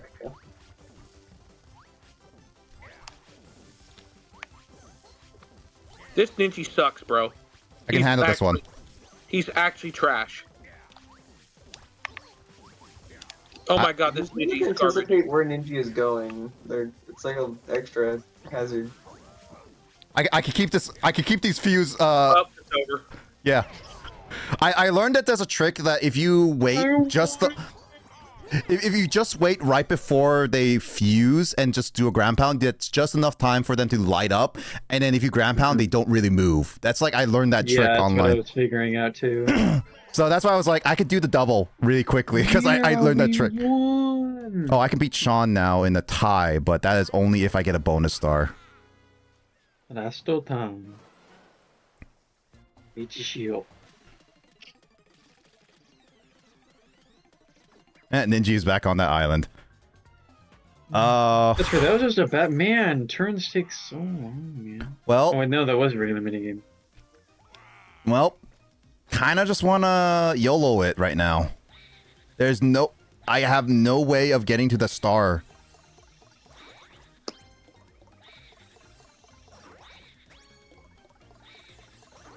Oh my god. Oh, damn. That was close. That was a really high roll, too. It's not going to really do me much anyway. This is going to take me a while. Give me a second, guys. That's 10. Take your time. Take your time. 3, 4, 5, 6, 7, 8, 9, 10. I have 3. I can do that.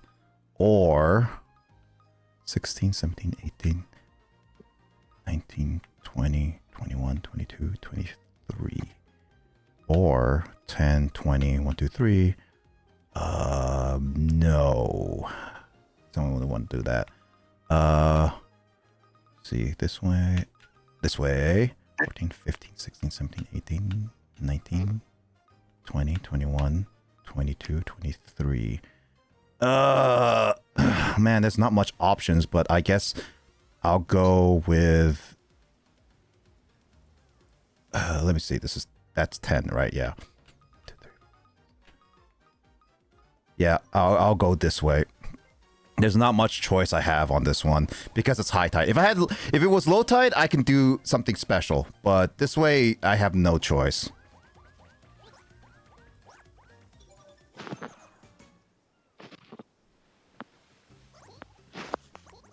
Course fishing, do I keep? Yeah, cool.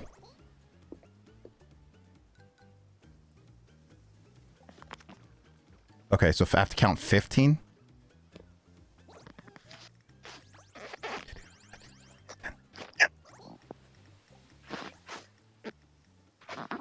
No, I'm done. If it's only 15, 5 is not worth to get.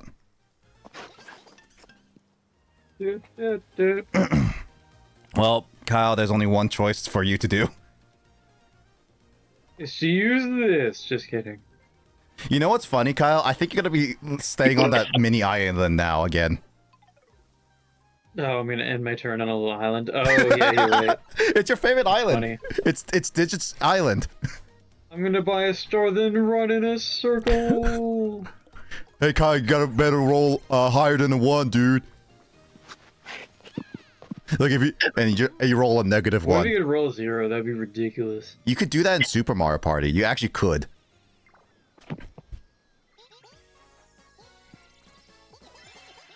You got a star. You got a star. Look, Kyle, you bang your belly. Yeah, do a little belly dance thing. Sean can't get that, so it's either he pipes to risk Running in it or does a circles. chomp romp. I'll chomp your romp. I'll chomp your mom romp. So what do you want? So what do you want to do? Pipe it to YOLO it or chomp romp? I'm actually just genuinely curious of what Sean wants to do, how RNG he wants to do. Oh, the auto titles heard rump and thought you said Trump. I have the best rump. It's the best. I always get the best rules in Mario Party. Yes, no one time. has the best Mario Party rump other than me. Mine is the best. I don't watch him enough in order to know what he exactly says, so I am like very generic on mine. Yeah. I mean, talking about himself is pretty on point. Yeah, but Yeah, I need to know best more. rules. I need to know more of his mannerisms and his like other speech patterns. Otherwise, but I don't really care enough to do that. So yeah. So, who's your favorite? What's your favorite board play Mario Party? Oh, Mario Party it's a deeply personal thing. I don't like to get into the specifics of Mario Party. All the boards are great, all of them. At least Justin got last. I forget. Does Justin have 1 star or 2 stars? He has 1 star. 0. Oh, 0. Wow, Justin sucks. Ha! Yeah, he sucks. I hate this mini game. Oh, jeez. Oh, the steering, man. Steering. If you hit these big ones about 3 times, you get like a red coin in them. So that's a heads up on that. The snowballs? The big like Oh, yeah, igloo the really ones. big ones. Yeah.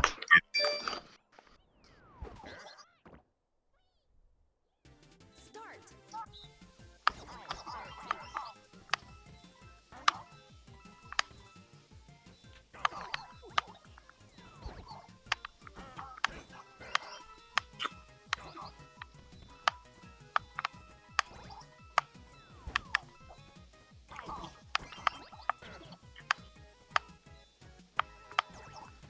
Oh my god, I'm missing a lot of these. Justin, you suck. Justin stole a lot of my coins. I didn't have any. I want another minigame! I don't know if that actually beats some of my coin count too. I need to double check to see if I beat anyone in coin count. I might be able to pull this out.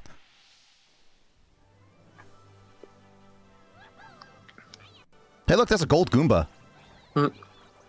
See those stonks. So at the current moment, Sean has the most stars, and Kyle and I have the one right behind him. Well, we didn't screw. We managed to play a game without screwing over each other. Great job. Outside That of was Justin. productive for 10 turns. All right, first bonuses. I'll be pressing it. That probably is me. Oh, Kyle, nice. Hey, Kyle!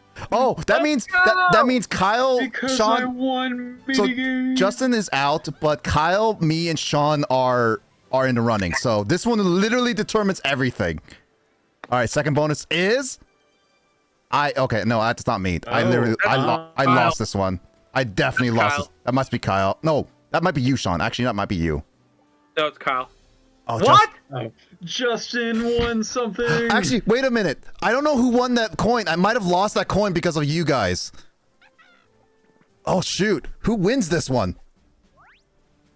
It's a 3-way tie right now between you, me, and Kyle.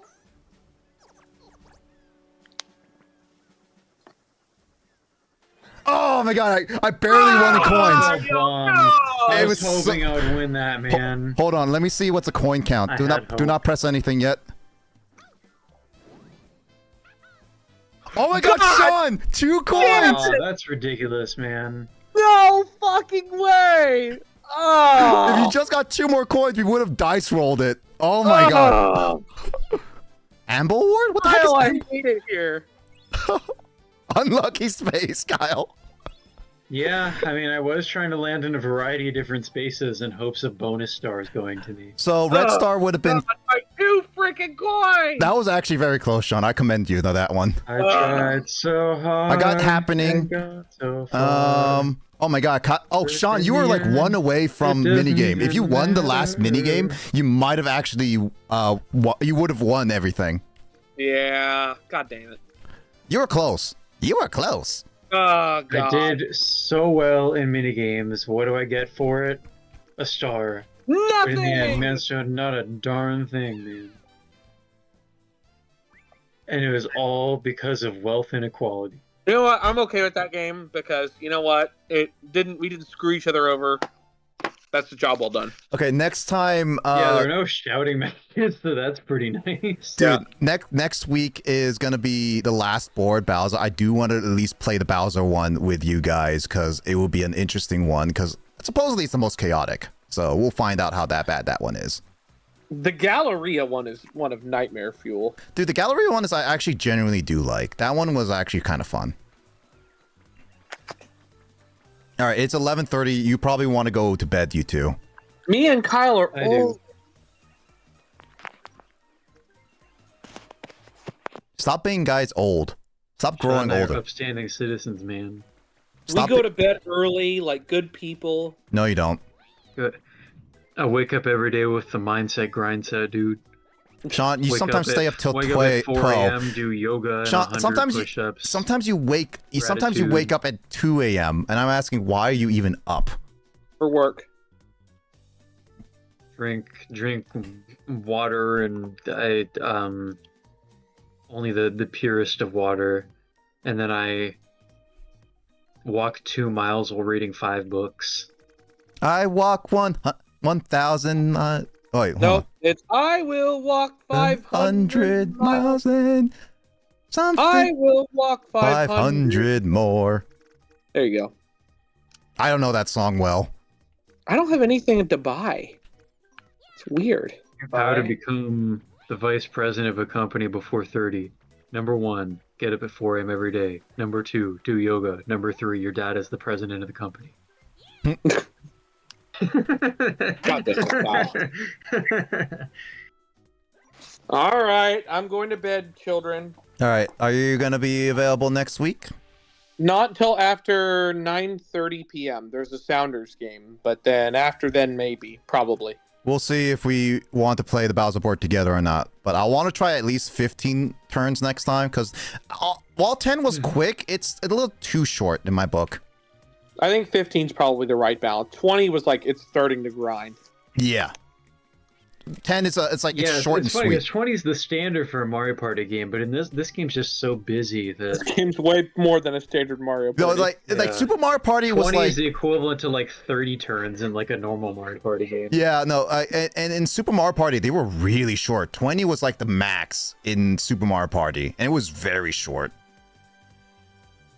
So yeah, it's one of those like I think 15 is probably a good mindset for playing these boards. But next time for Mario Party, we'll do the Bowser board and we'll see who joins in for that. All right, have a good night, you guys. Thanks for playing. Good night. Good night. Death Wall. Death Wall.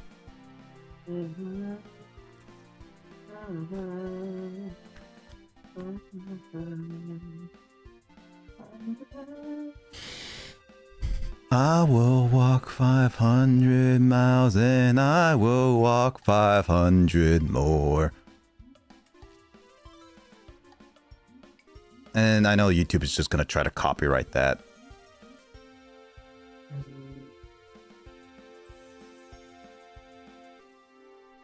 Hopefully everyone swings by. Nice stream. Thanks, Sid. I hope it was at least entertaining for you. We were close. I would say like that was the closest Sean was ever to like actually winning in the Jamboree so far. Because we've played like about 4 boards with each other. So that's like the closest he's ever been in terms of winning specifically in Jamboree. He won boards in the previous Mario parties. So that one was just straight up coins. Like if I didn't get 2 more coins or Sean got 2 more coins, we would have been a dice roll and that would have been all luck based. I would likely have lost because Sean's luck is way better than mine. I was entertained. That's good. Well, join in next week and we'll see about Bowser because that's going to be even worse. Because as per Mario Party tradition, Bowser boards are usually like the worst boards to play. Mainly for like...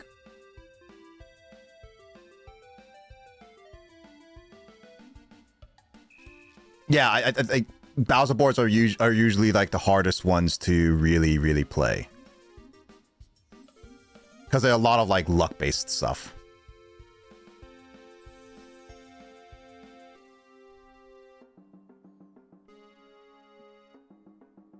I mean, that's what Bowser boards are. They're supposed to be one of the worst boards, and that's either good or bad depending on how you like your Mario Party. I grew up with like Mario Party 5 and stuff, so entertaining feels like 40% of the sessions was Masterbot slander. I mean, that's what we do. If there's a CPU, we slander the CPU. Like, we do slander the CPU. If you don't know, Sid, when me, Sean, and Kyle, me, Sean, and Carl, like me, Sean, and Fanto, recorded videos. We had, I unlisted them, but I'm probably gonna unlist them later. But the recordings, what we did, we always recorded a lot of videos with bots, and we have always tried to just target them. So we lost some two CPUs, but you know, it is what it is. I could do another video editing. I've been wanting to go back to some video editing, so I might just go back to some video editing streams again. I want to try to do this a little more consistently. James. What? Are you? Let's see. I either will do a game to try to complete it with the Great Ace Attorney to finish up that session, or we can go into Swartor and finish that planet. I know that we're close to either one. That is up to you and Will. I don't know how tired Will is. If Will is up for it, I don't know if you want to play and try to finish up that session. I don't know how long left of that planet is. If it's more than 2 hours, we might be at it for a little bit. Great Ace Attorney, I could. Tired. So you know no Swartor tonight? Correct. Okay, so then I'm going Great Ace Attorney. We'll finish up that case then, at least. Grace Attorney. Grace Attorney. I haven't played with Grace in a while. I've been wanting to play back with her, and she's just been busy. Busy.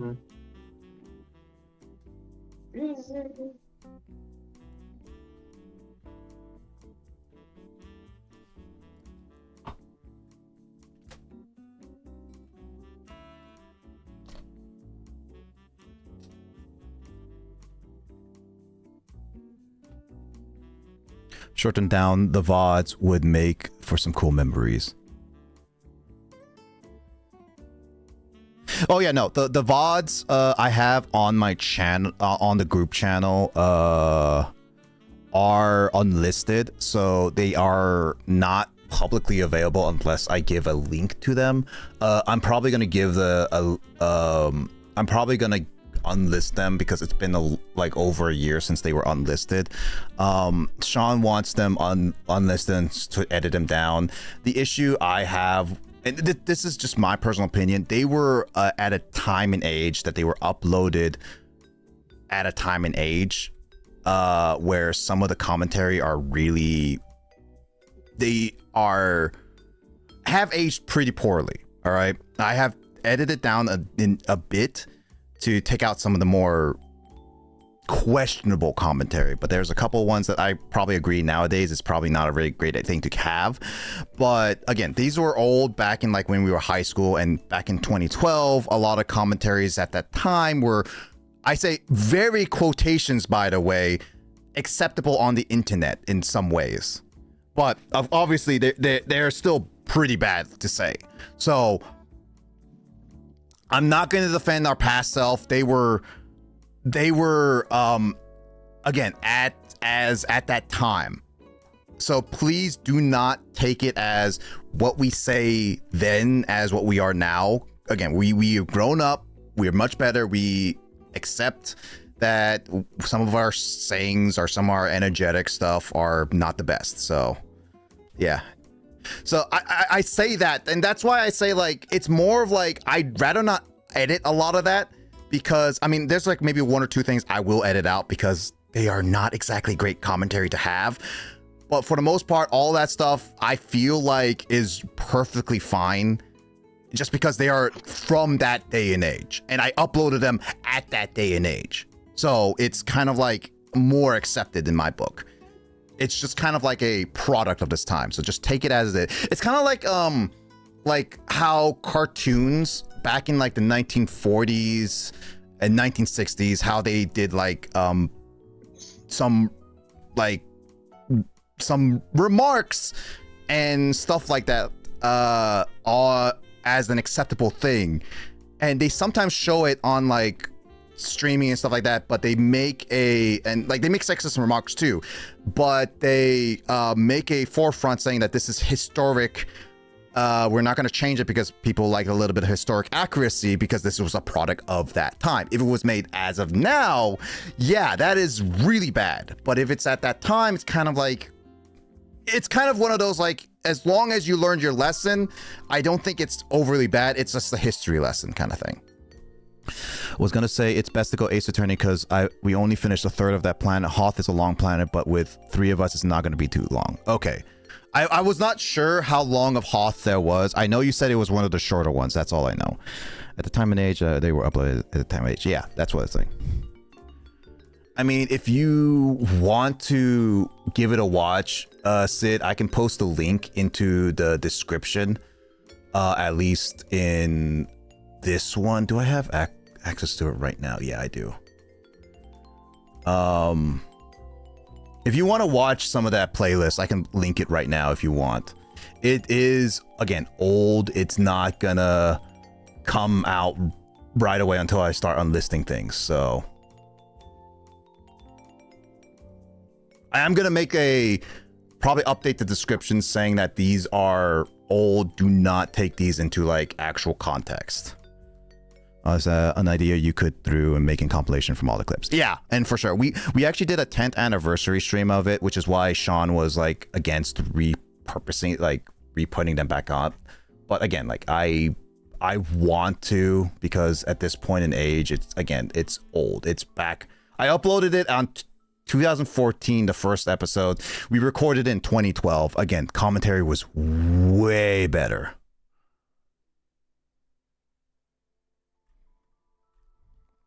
Okay, if you want to go watch it, I can put the link in there. It's on.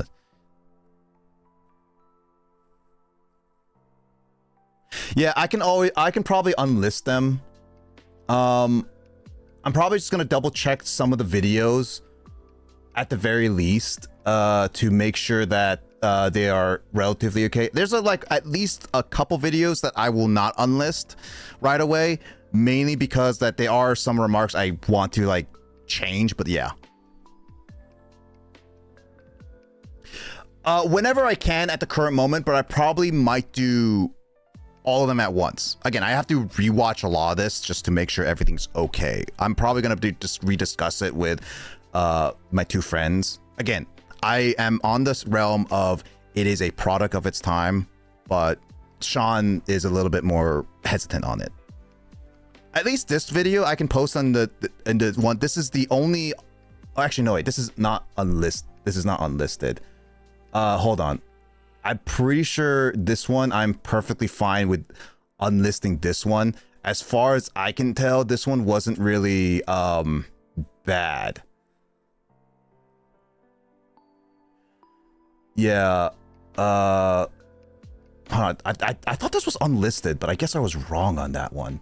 Which one of the videos? I know I have a couple videos that are not unlisted. Give me a second. Which one was it again? Wait, everything is unlisted? I'm pretty... Oh, no, there we go. My pack stays are the only one that's not unlisted. I swear there was like a couple others. Interesting. Yeah, I mean, that's a montage. You can kind of see what the quality is. They're funny. I think the montage was actually one of my best edits I have done, especially back in the day. I think it's funny. Audio was really, really bad, but I think you will have a laugh. I actually watch it occasionally, and it was like, it's actually a legitimately funny one. It's a good edit. Here's a snippet of Sean getting run over by a tree. Oh no, it is legitimately funny. I think you guys will enjoy watching it. Again, I'll probably go back to it. I'm probably going to throw in this talk again with the others, because it's a group channel, and I don't want to be, just because I own, or not own, but run the channel mainly, I don't want it to be all my decision making, because it is a group channel. I don't want it to be just because of me. So I'm going to be talking with them which is also one of the things why I want things to go with it. That's why I want to go back to video editing, and once I finally get an editor to do that stuff, a lot of this stuff will start being pushed out. I honestly think some of our commentary back in the day are some of the funniest things we've ever done. Oh yeah, no, I find it cool as heck. That editing was kind of like, I still find it funny with the edit I did with that montage. I still will say it's some of my favorite edits. Even though I could definitely do it way better nowadays, it's actually legitimately more funny. And some of the commentary we've done was actually legitimately funny.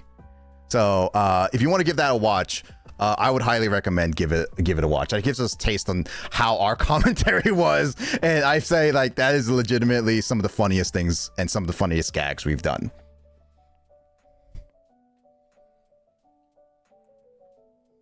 This is me advertising the group channel. There is only one video available, and I still need to do other stuff. So again, if I can get back into editing, which I'm gonna try to do more often, I've been trying to get back into certain things, so. Video editing has been just one of those things that I need to find a way to get back into it. And I want an editor because I can't always focus on the editing. If I can have an editor, then I don't care how long it takes in some cases, because I like to be more fair with editing, but I don't exactly have the mindset and the time to do it. I'm more of like a director. So there's that. All right, let's go with Ace Attorney. I'm going to switch it over.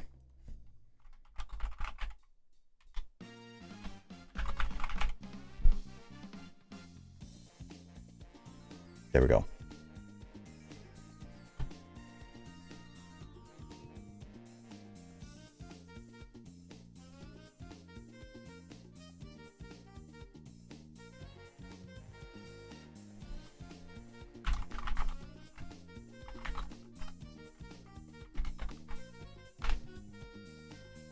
Biz, what's up, dude? How you been doing? I don't know if you've been here early on, but I just linked an old montage. I think I might have shared it to you before, but I was just talking about like my old group channel and going to go to a different one. You missed a little bit of Mario Party, but it was kind of fun. How you been doing, Biz? Is it more comfortable to be in the management position staff? Editing's hard work. Kind of maybe I think so. I can't exactly say if it's more comfortable in general, because everyone's different. People really like editing. I say for me, I probably am liking it better in management position. And I'm not saying this because I want to be in more power, more control. Part of it is like, I want to be in more control of the things I want to do. But I'm also in like, I don't like to be under people who can't manage well. I actually told this to Biz and other people where I've been under people who really are, I've heard on internet term is like people in leadership positions, not leadership people, like people of leadership. And they just can't do management well. I want to be in the management position where I can able to control all the details of where people can have a comfortable managing position. And when it comes to directing projects, I like doing that. I really do like doing that. Editing, I have like, in a sense, a weird passion for it because I really do like editing. It's just the process of doing it. It's a little bit hard. So having someone there to help with a lot of that stuff is what can help me get through it. It's the same thing with coding. It's the editing and coding I really do like, but the processes is kind of like a little difficult. So I need to get into the mindset of both of those. Then maybe I'd be able to do both. That's why it's kind of like a weird thing. Glad you're doing good, Biz. Hope the weekend's going well. I know we're not going to be meeting on Monday. Like, I got update from Mike, but glad you're doing well.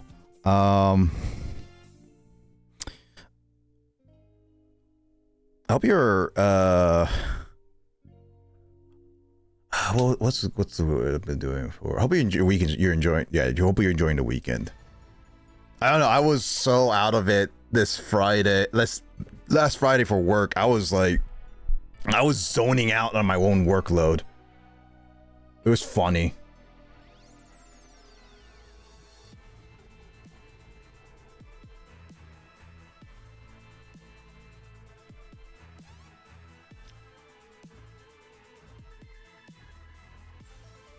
I want to learn how to backflip. I need to learn how to do self-defense too, so I probably should do some of those lessons. I want to do different. I don't think I've ever mentioned this before, but I have a history of doing a bit of video editing. Clipping. This might be. Hey, no. If you really are interested to give me some edits, here's the thing. I know that editing takes a lot of work. And I'm a person who is like, I do want people who know what they're doing and experience wise, but I also am trying to be an opportunist where, like, kind of like in the job market right now, a lot of people are struggling to work and find job positions. And my thing is that I want to give people the opportunity to have experience. So if you're brand new or have a passion to doing the thing, I'm more than happy to give you the chance. If you want to work with me, Sid, DM me, like literally DM me in the Discord. We can talk about it in private and all this stuff. I'll just give you as a note, I am not in any position to pay you. I will try to work something out as a compromise. And I don't want you to do this everything for free. Like, I am not someone who's trying to use you to gain more of anything. So if you're willing to work with some of those conditions for now, feel free to reach out to me. Like, literally feel free to reach out to me. I will be more than happy to discuss everything. So yeah, DM me and we will just talk about it. I'm very interested in it. There's a few projects I want to do. So, and if you want to be more into it, full on supportive of it. And I will more than happy discuss any kind of compromise we can do within obviously my limitations and your preferences. So again, that's the heads up warning I can say for you, but when I am in the better position, I'll be more than happy to give you the proper compromise and everything. That'll be my actual promise. And this is a promise to anybody who would work under me. If I'm in no position to give a proper pay or anything like that, I will do my hardest and darndest to make sure you guys are not compromised. What's the word? James, what's the word I'm looking for? It's not compromise. It's compensated. Yes, for the work. And I'll just help you guys out. So that's my literal promise from here to the day I die. That is my moral code and my moral goal. I don't care what other people will say about it. I will give. I'll even give up some of my pride to make sure everyone working under me is living and being treated fairly. I'm not trying to be an egotistical, abusive maniac of a manager. If I ever, like, here's the thing, if I ever am one, I hope that my family and friends, like that includes you, James, comes out and I would say literally just slap me across the face. Oh, I can do that anyway. Oh, well, why don't we do it like tonight together alone in the dark?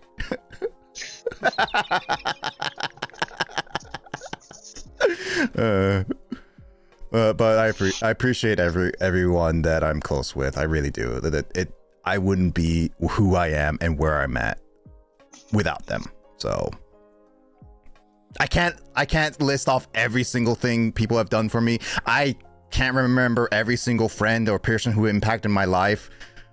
Even those who I talk to on a regular basis, I sometimes forget. But I will always be appreciative of everything.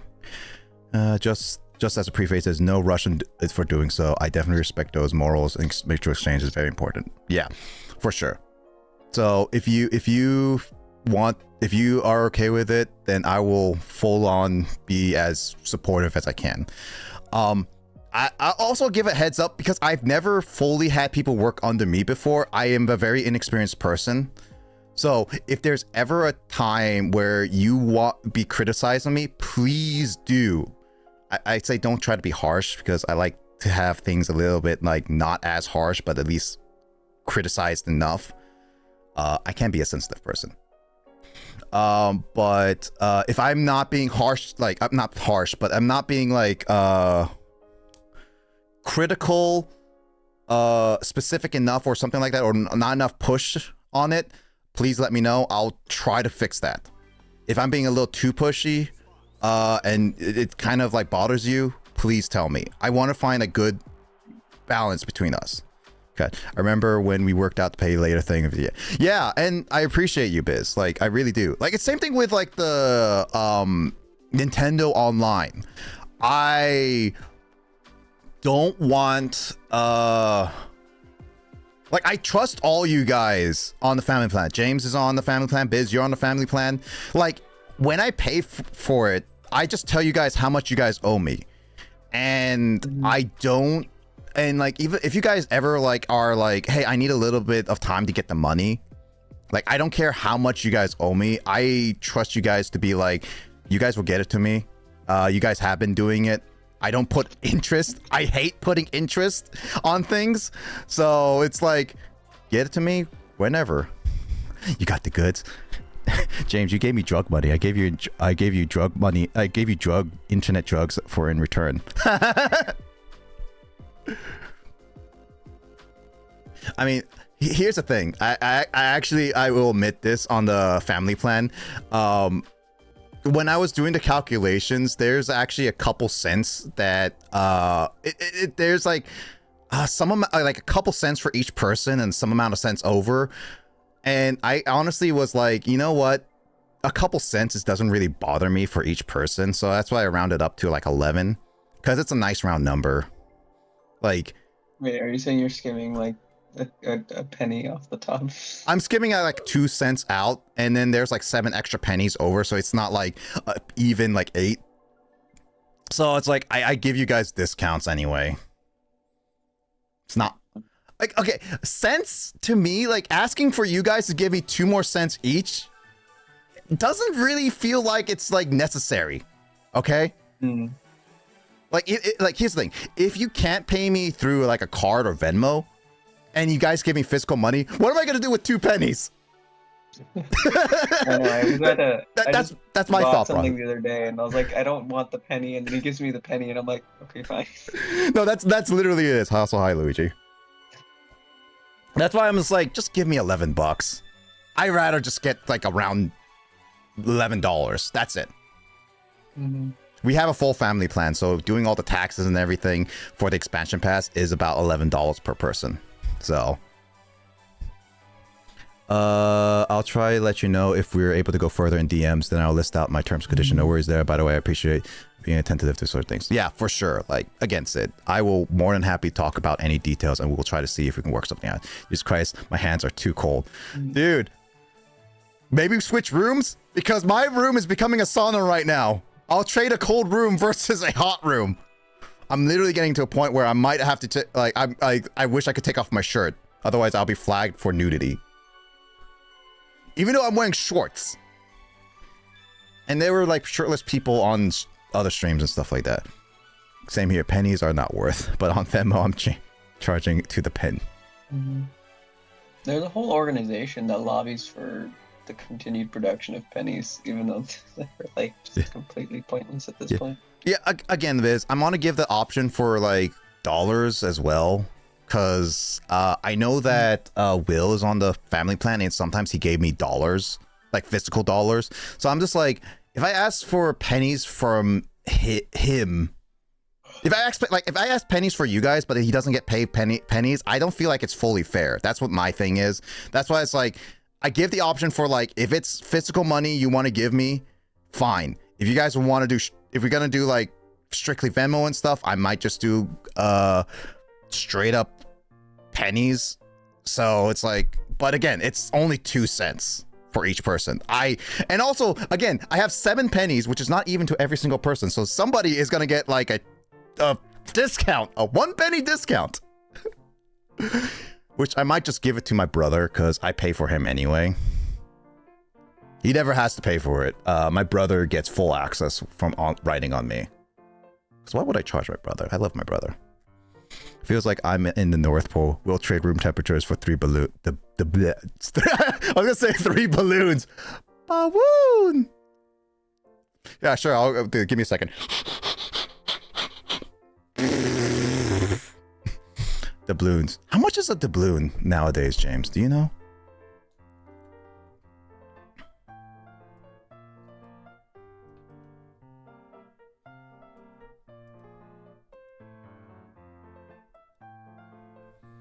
But yeah, no,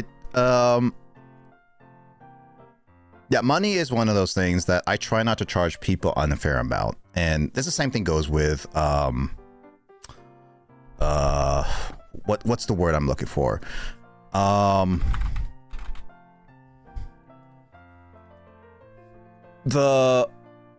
My thing about charging people is the same thing with video games. That's what Biz and I did with the PS2, where it's like, what's a fair amount to charge for paying people a console or anything like the sort? And I just feel like a fair exchange. Oh yeah, no, it's like I was like, it was Biz gave me a price on the PS2, and I was like, oh yeah, it's around like $100, and he gave me like a slight discount, and then I gave him like my full copy of Mario Party 6, which it's like $100 at the time, and he gave me a graphics card, which I was more than willing to pay a little bit extra for that, but he was like, oh, it's a good trade, so it's a clean that. Forgot what we traded in exchange for the keep. Yeah. I haven't heard of the term doubloons, and I have no idea what it means. I mean, doubloons, it's like the currency for like pirating, like kind of like gold coins or something like that. If that's what you mean, we'll take anything you can give me. I just need to stop whatever is making me rapid teeth chatter. I'll give you hand warmers. Oh yeah, I forgot about the 3060.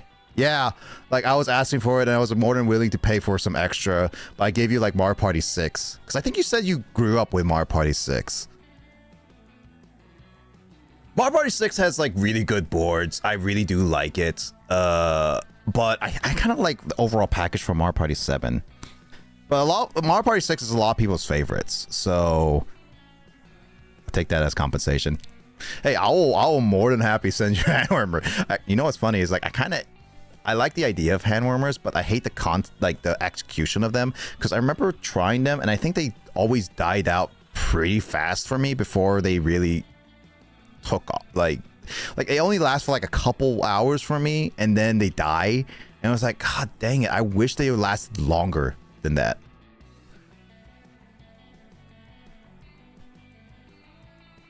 That's why I just started wearing like I put them in my like coat pockets and stuff like that.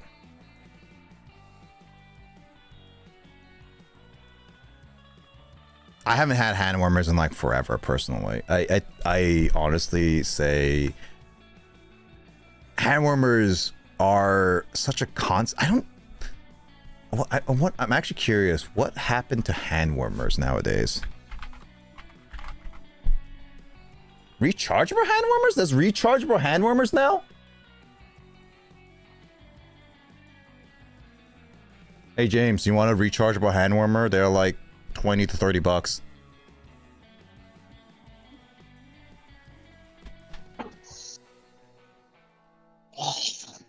There's like hand warmers that are like 10 to 30, but there's like multiple packs. Why are there hand warmers for women? Is there a difference for women than men? Is there a difference? Temperature? I don't think so. Well, I'm pretty sure men have a little bit higher like body heat than women. But is there a difference with the hands? I mean, I guess the size of it, because men's hands are a little bit bigger, but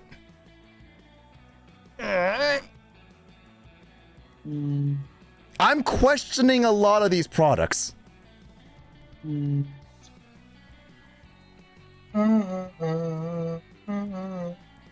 Also, the magnetic hand warmers are pricey too. Oh, I can see that. Odorless active hand warmers. Well, I've never had hand warmers that smell. They're still around. I see a couple of stores nearby. You know what's funny is like I don't think I've ever seen hand warmers out in the stores. I've just seen them online. Distribution of figure. I'm guessing, honestly. That's what I'm guessing because like heck, men's hands are a little bit more big and beefy. Could be the same way that the women's club. Yeah, true. Jump for James. Jump for James. Hashtag jump for James.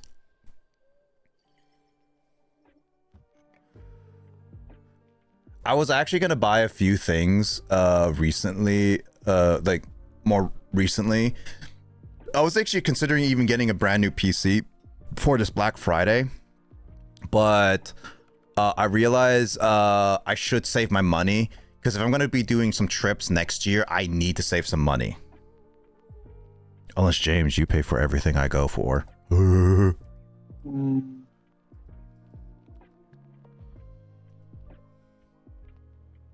Do it, James. Pay for me.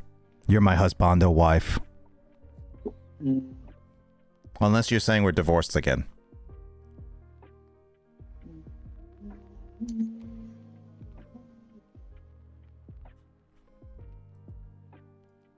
He's not saying no. What? That means you will pay for it. Yay. No. No. James is being cheap. Trying to figure out some items I need for a sleeper PC. I'm considering getting another PC because if I have like a dedicated like gaming editing PC, it would be a lot easier for like streaming or anything like that. So I need to do that stuff. Be doing stuff in the background. No worries, Biz. You take care. Have a good rest of your night. And let's play some games later, dude. Hey, if you want to play games later, sometime in the next coming weeks, let me know. I'll see if I can gather the other guys, and we could do like the Dragon Ball Sparking Zero kind of hangout we did before. I really like that hangout. Like that was one of the chillest hangouts we've had, and it was like really cool hangout with the boys. I'll see if I can get Matt on. But yeah, take care, Biz, and I'll see you later. No yawning, James. You're banned from yawning. Okay. You can't yawn on my streams. That's the number one rule on my streams. Will has broken it too many times. I need to go to his house and then order him to give me his stuff in payment. Because apparently a family said, checked my old PC and said we could make a bit more powerful once you get a disk drive out of it. Yeah, this, like, here's the thing. Disk drive is pretty much useless nowadays.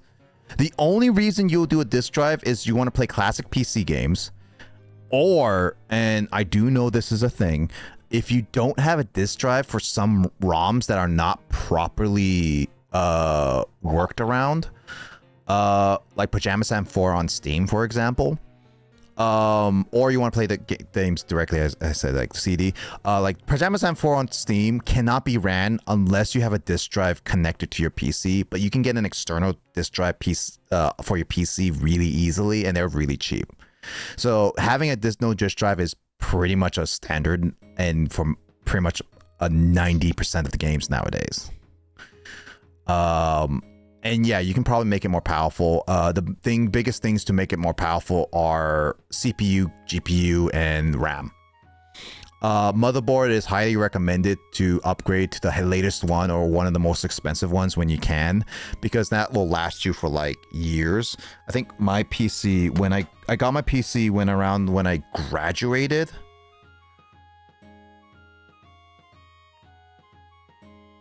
Yeah, I got around graduated, like graduation gift kind of, like I think around 2019, 2020. I think it was like 2019, honestly. And it has lasted, like, I've had that motherboard, it's the same motherboard, for 5 years, and it lasts. It still can go farther. I think the CPU I've added to it is the furthest it will go, though. So I have to upgrade it. But I might rework it, this PC, because I have. I think I still have my 1660 still.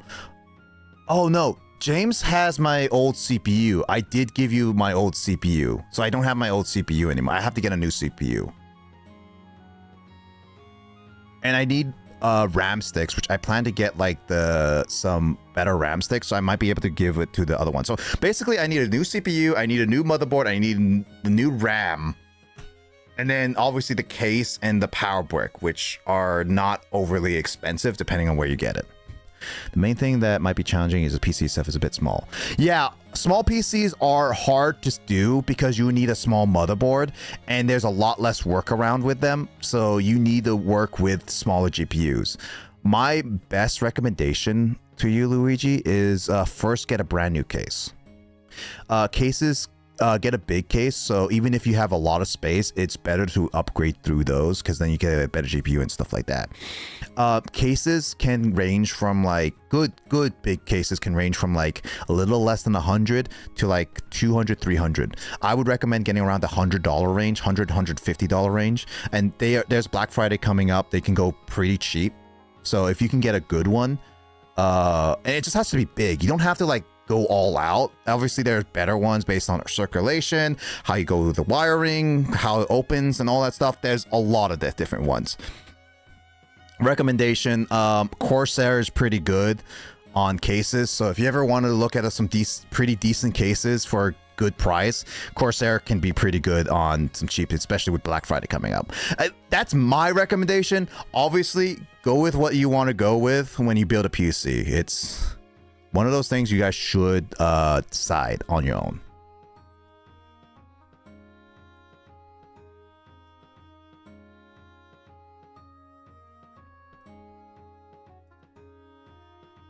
I'm leaving it just chat. I've been leaving it just chatting for a while.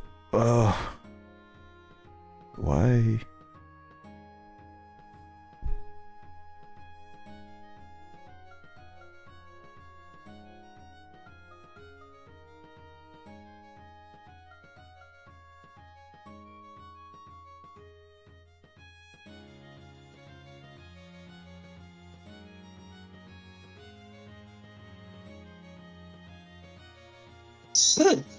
Bless you.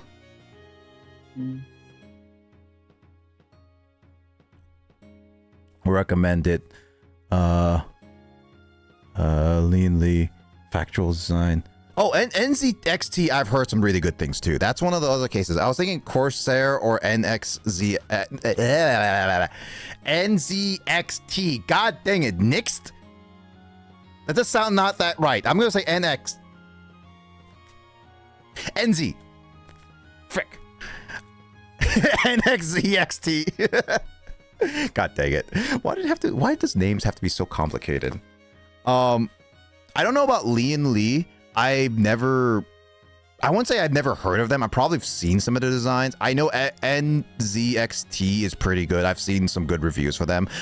Corsair is pretty good. Actually, what is my PC? I actually legitimately do not remember what was my PC case.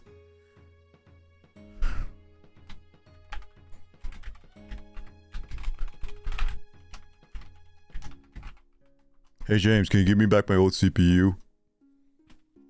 What? What? Give me back my old CPU, dude. I need it again.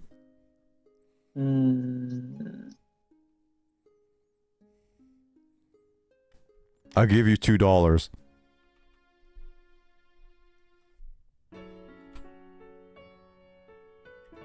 All right, I'll give you $3. How about that, James?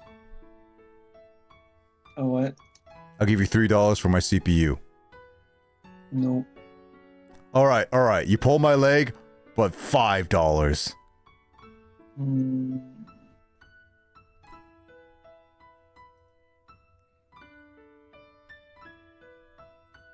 Man, James runs a hard bargain.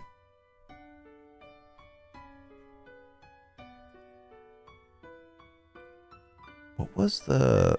I'm actually curious about my case again. I forgot what my case is.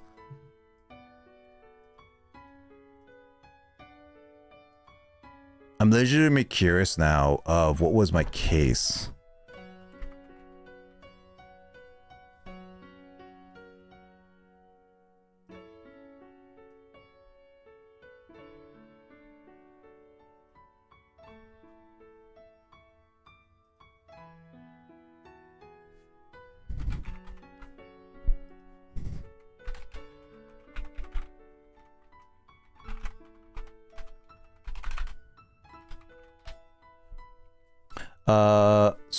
Corsair cases are good in general. Surprising that you haven't heard of Lee before. There's a specific case that always stands out near me. Really? It's a... Oh, let me look at that up. I might have seen it. Lee. Is that... cool. Mesh 2. RGB. Let me see. Do I know this one? Ah! I think I've seen this one before. I've definitely seen this one. It has dual sight too. I'm fairly certain I've seen Lee's like products before. It looks really good. Might consider it too. The reason why I probably never heard of Lee because I've never paid attention to the name. Besides the double tempered glass panel, it's beautiful. It is a very beautiful structure. I can agree with that.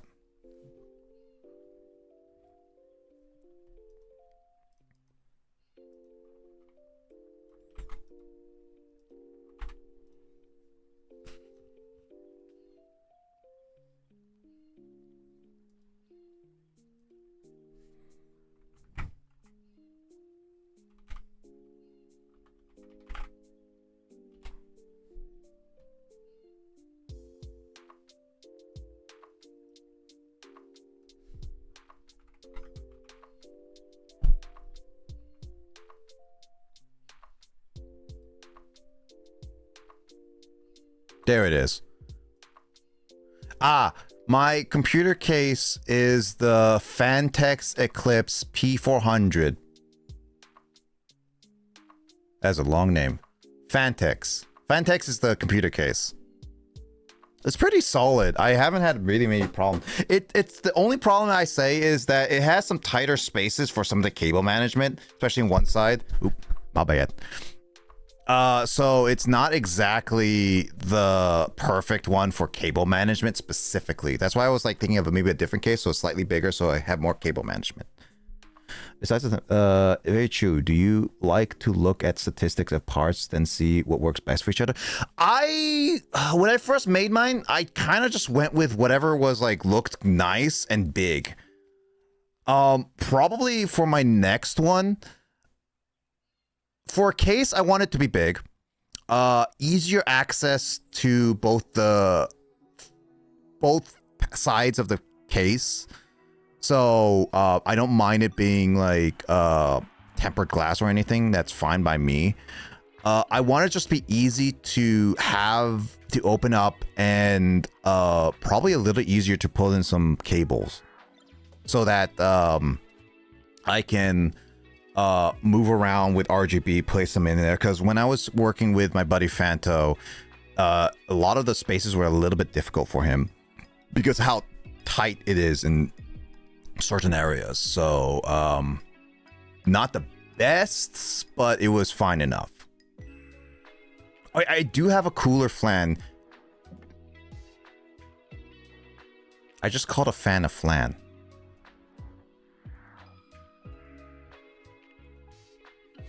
I do have a cooler fan, so I just really need a CPU, a motherboard, and new RAM. Well, obviously I need a new power bank and then a case. So I have 5 parts I can easily get. The most expensive would be the motherboard and the CPU. The RAM is just getting it for my current PC.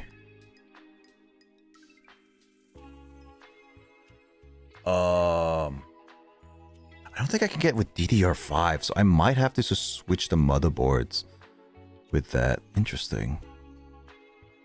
Well, we will see. I don't think my motherboard is like not 4. It's at this point 5 years old. So I don't think it can probably do DDR5 anyway, so I might have to put it in the other one. It's a nice case. Looks like a case from 2018 to 2020. Oh, yeah, that's a pretty nice one. At the time, were you considering the AIO for a build? AIO. What the heck is AIO?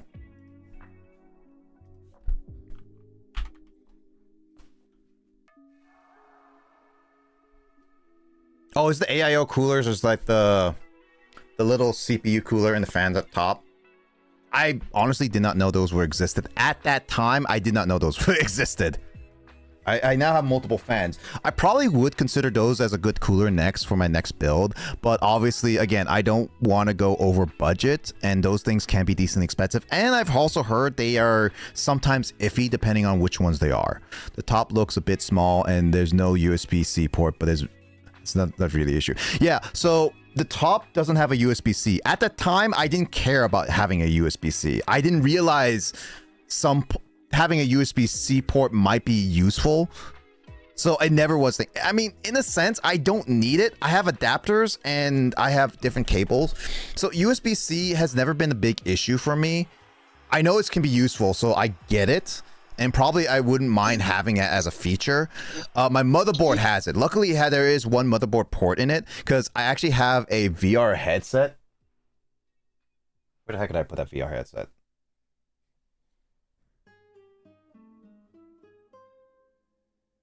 I don't know. I have the Oculus. Hold on.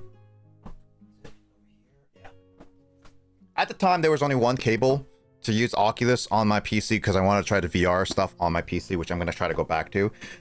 This has a USB-C and USB-C. I tried it. I thought I needed like a USB-C to USB-A adapter. Luckily, I found that there's a USB-C port on the back of my motherboard. Yeah, I got the official cable. I kind of like going with official stuff, even though they're more expensive, and I like to go with more new, even though I could go with used. I do have the MetaQuest 2. At the time, it was the best, and I still want it. I barely used it, so it's kind of one of those like it's same thing with this mic. I'm starting to use it now, but I bought some of this stuff way too early, so I might have like could have saved some money, but I have the MetaQuest 2. The two reasons why I wanted it, outside of just playing in VR, well, yeah, no, it mainly is like I want to play with VR and play on Steam VR stuff because Beat Saber was something I really enjoyed, and then Half-Life Alyx. Half-Life Alyx is something I do like the Half-Life universe, so I want to try it. I just haven't gone around to play it. And it also is mobile, so it's not like I get a Valve Index or like HTC, HVC, whatever, those ones that are strictly around you. So it was at the time was the best, good for the bang the buck, mobile, and I could do a lot of that stuff. And the other thing is that I could develop in VR, so it was like the best choice at the time. Yeah, no, if I had if I bought it around now, I would try to go for a MetaQuest 3. But at the time, MetaQuest 2 was the only available, like, best option. I got the highest 256 gigabyte, I think, one. I'm not gonna get a MetaQuest 3. I can confirm that I'm not gonna get it because MetaQuest 2 is good enough. There's nothing really I want to be like super on point, and I'm not a high-end VR headset like user and developer for. So it's one of those things. Is like it's not gonna be on my list for a very long time. And even then, I might want to go for like the Microsoft HoloLens for augmented reality. Have play card games and stuff like that. So, yeah, MetaQuest 3, as much as I can say. Yeah, no, I want to try it. If I could work for Valve, I would love to work on like other games with them. I know they can develop the games. They have the option to develop the games. I would love to work on other games for them. I wouldn't be mind being the only developer for some of them. I just need to get my footing. But Half-Life Alyx was is an interesting thing. I want to try it. I want to try it with Valve Index still, but I don't have the space in this apartment to do that. Like, as you can see, my bed is right here, and then like not too far away from me is my desk, and this is how much space I have to the desk. There's not a lot of space here. So I'm in no position to really use VR develop, but that's why I like the Quest 2. I can kind of move around, but also go out there and try to do other stuff.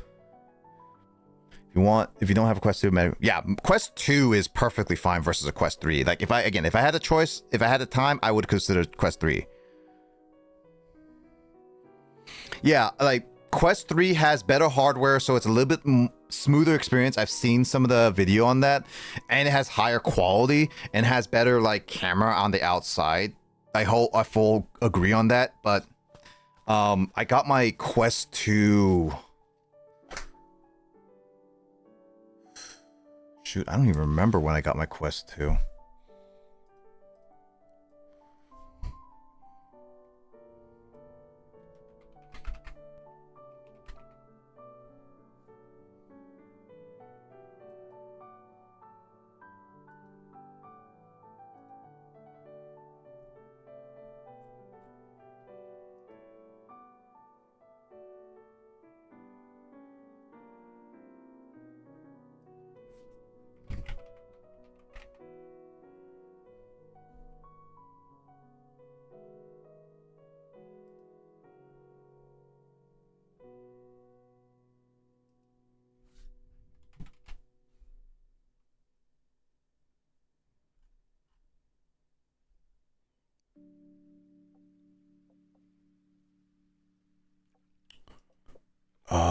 Hold on.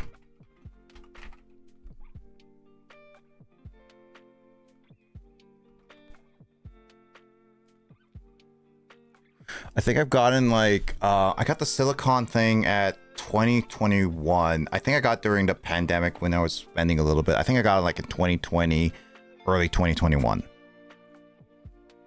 That's I think where I got my MetaQuest 2, and that is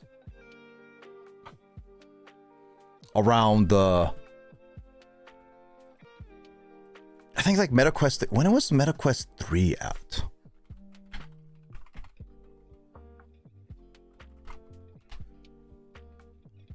It was unveiled in June, like, so it was released last year in October 10th. When was MetaQuest 2 released? October 13th, 2020. Oh, okay. So yeah, I did get it in around end of 2020, early 2021. So I got it like near its beginnings life cycle.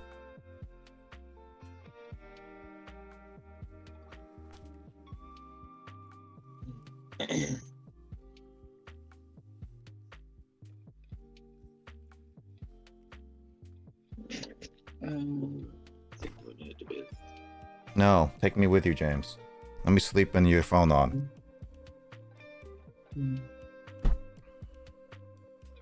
Have a good night. Good night, James. Thanks for joining. Mm-hmm.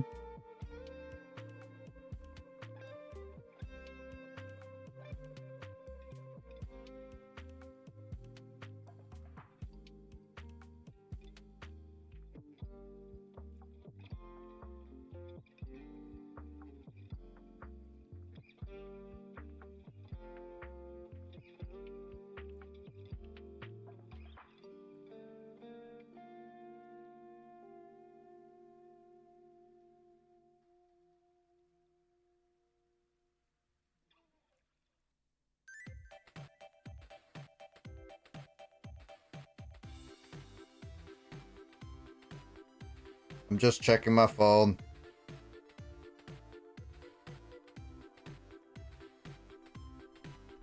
Yeah, that's around the same time I got mine. Oh, really? Nice. You got the Quest 2 too. Do you have a Quest? Do you have Quest 3? It was revolutionary for its time, because yeah, that's what I heard. That's why I was like, when I was looking at it, if I'm gonna invest in the VR headset, I'll get the best at the time and get the highest gigabytes. I usually go for the highest gigabytes because it's a long-term investment. It's like not necessarily I would get a lot of things on there, but if I were to develop again, like if I develop in VR, it'll be like a big investment to that. So that's why I kind of just like did it, and especially with games nowadays being so much bigger, it was definitely a good investment in my book. Oh, you don't have any AA batteries. Luckily, AA batteries are cheap and way better than they used to. I'm not using my MetaQuest. I actually pulled it out, tried to play it again, and try to use it. Here's the problem. I don't remember my Facebook password, and I do not want to reset the password again. Like, I'm trying to remember what Facebook password I use because I haven't logged into my Facebook in a while. It's not because I don't use it. I do use it on occasion just to check on people, especially since I mainly chat with Sean on Messenger. But I forgot. I don't really log in because on my app and everything else, I just automatically say yes. And I haven't been able to log in. I never logged in for like years, and I forgot that my password because I haven't touched my MetaQuest in like a couple years, and so I had to do a lot of things. So I forgot my password, and I'm trying to remember it. I might just end up just forgetting it and redoing everything. I just don't want to log into all my devices again. But I kind of have to do it. I kind of want to use it though, to use the Steam link, so I don't have to keep connecting it, and I might be able to play out there. But I want to see how that is. So. Yeah, we'll see. I'm not able to run Steam VR, PC VR consistent basis because I don't have a good graphics card. What is your graphics card? Now, no.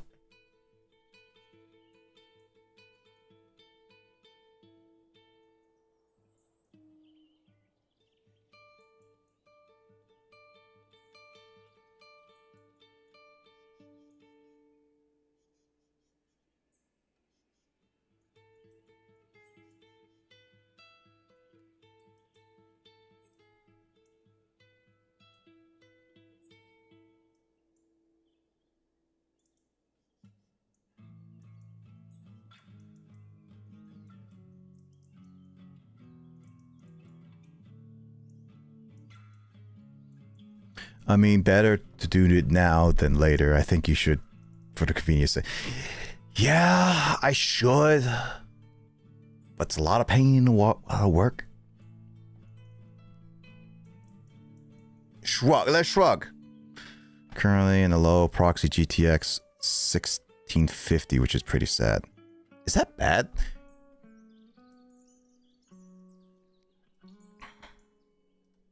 Because I thought like,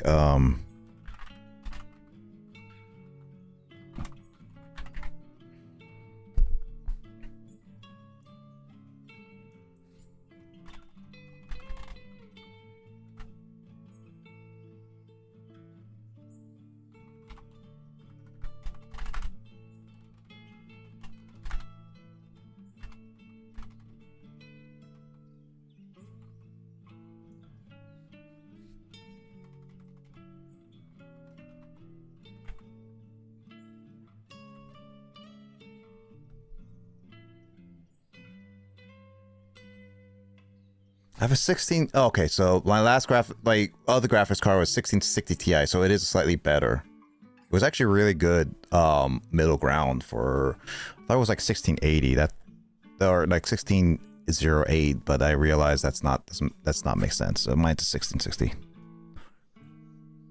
Would it be worth it now? No, I get it. I do have a 1660.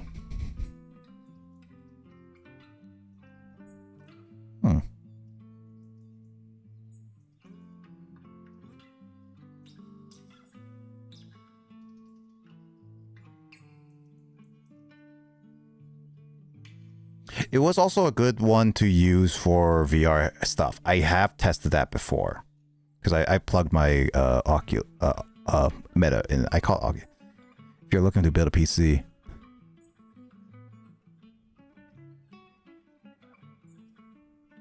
I mean, a 1660 at the time helped me, and I got the 3060 because my buddy Biz was willing to give it to me.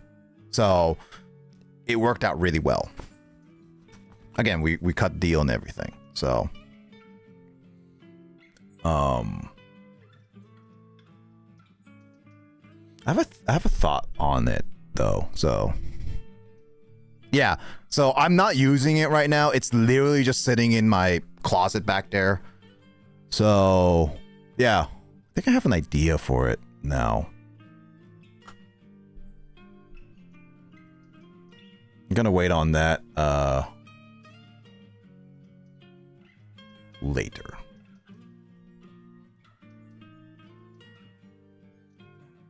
But yeah, no, the 1660, I think it's pretty solid, and I still say it's pretty solid nowadays. Obviously, it won't play certain games because the minimum of some of them are like the 20 series, and that's some higher end games like Starfield or whatever.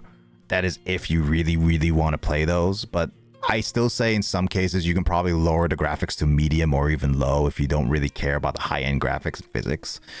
1660 is really solid for a lot of games nowadays, and I've used it for. I got my 3060 last year, I believe, from Biz. So at least last year. So it lasted me for a few years, and it was solid to playing a lot of games, and I was able to stream, I was able to video edit, and a lot of different things. So it was stress tested. So it was actually a really good, and I still think it's solid because, again, as long as the game is not like super graphic heavy and trying to be a graphic heavy game, it's a solid intro graphics card for in my books, because it's definitely on the cheaper end now, and it'll save you a few bucks. Obviously, the 20 series is probably more preferable nowadays for like a beginner PC, but again, 1660 is a good budget piece graphics card nowadays, and I will stand by that.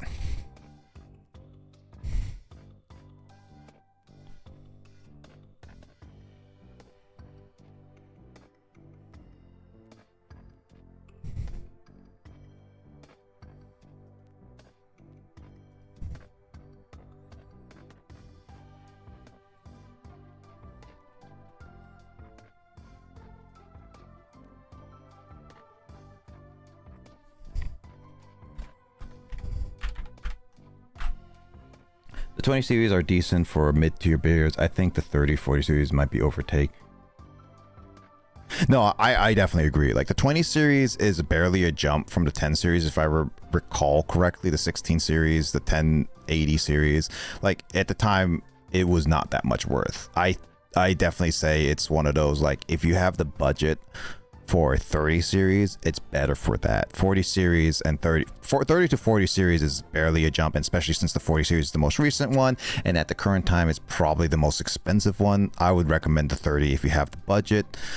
20 series is only worth if you want to get a little bit higher end and make sure a better chance to play a lot more games or handle a lot more like stressful software. Otherwise, I say the 16 series is still perfectly fine for a pretty budgeted PC. I would say so personally.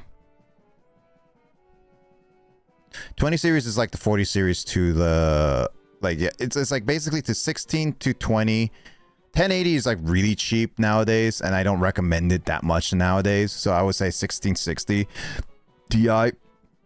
But like if it's 16 to 20, depends on how much of a budget spent you want, and if it's 30, it's 16, 20, or 30. Try 30 for a longer term and all that stuff, because if you get 16, it's best you want to upgrade sooner. If it's 20, it's not you won't need to upgrade that soon, because a lot of games the maximum minimum graphics I've seen is the 20 series. I haven't seen any minimum graphics, the maximum minimum graphics be 30 series or up at the current moment. It might get there soon, but I haven't seen that. 30 and 40, again, depends on your budget. 30 is a pretty good long-term one. 30 and 40 are, I would say, long-term ones, because you won't need to necessarily change graphics. And as you said, they might overtake it, the 20 and 16, but it's like it's more of a long-term investment, and you don't need to really change after those because graphics are not going to be like pushing those limits for a long time for the average game. Especially since it's like average people who play now is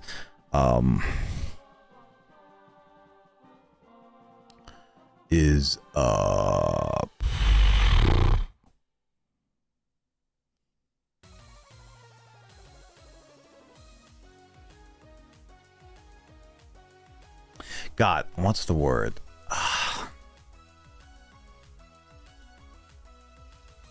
I lost my train of thought.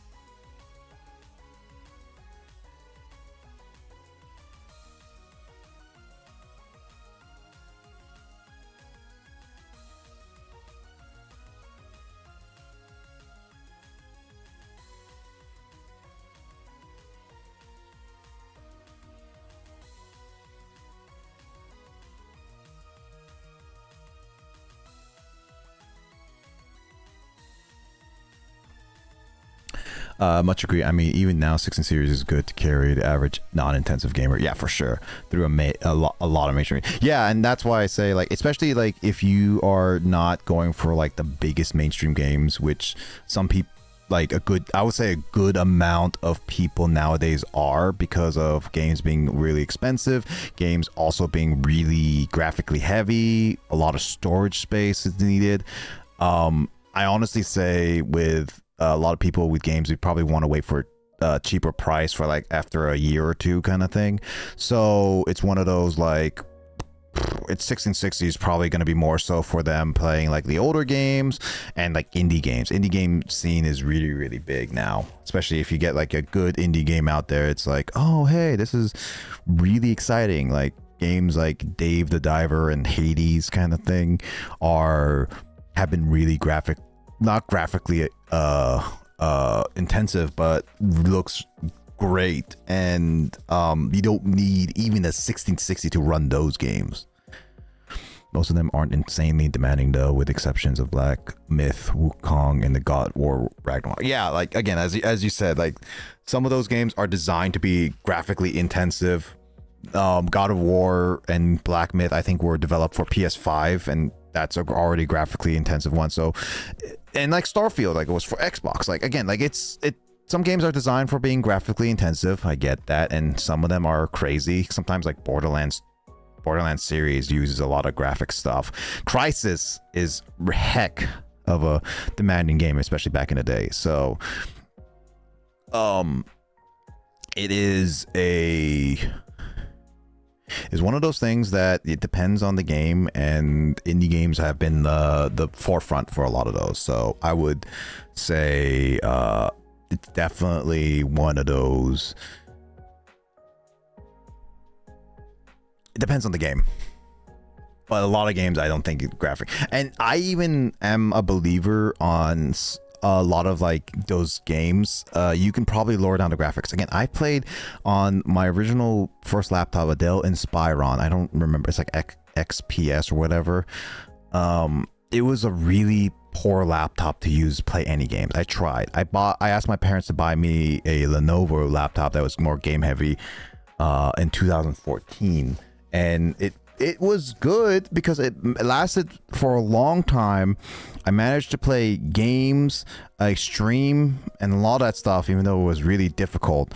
And Inspiron, I managed to push GTA 4, which at the time was pretty graphically heavy and intensive, for like 20 FPS, sometimes 30 on medium graphics.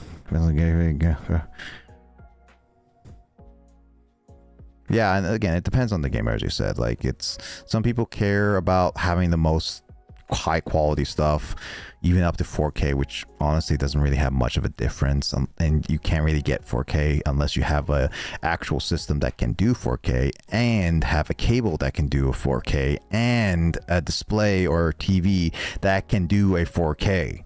Like, you need a lot of different things for that. And yeah, it's not really worth in my book. So and lower graphics, it's less intensive on your computer, whatever you're doing. Again, it depends. If you're just there for gaming, cool. You can go for that high end. If you're going for like various workloads, streaming, video editing, other stuff like coding, machine learning, those are pretty intensive, and yeah, they can take a while.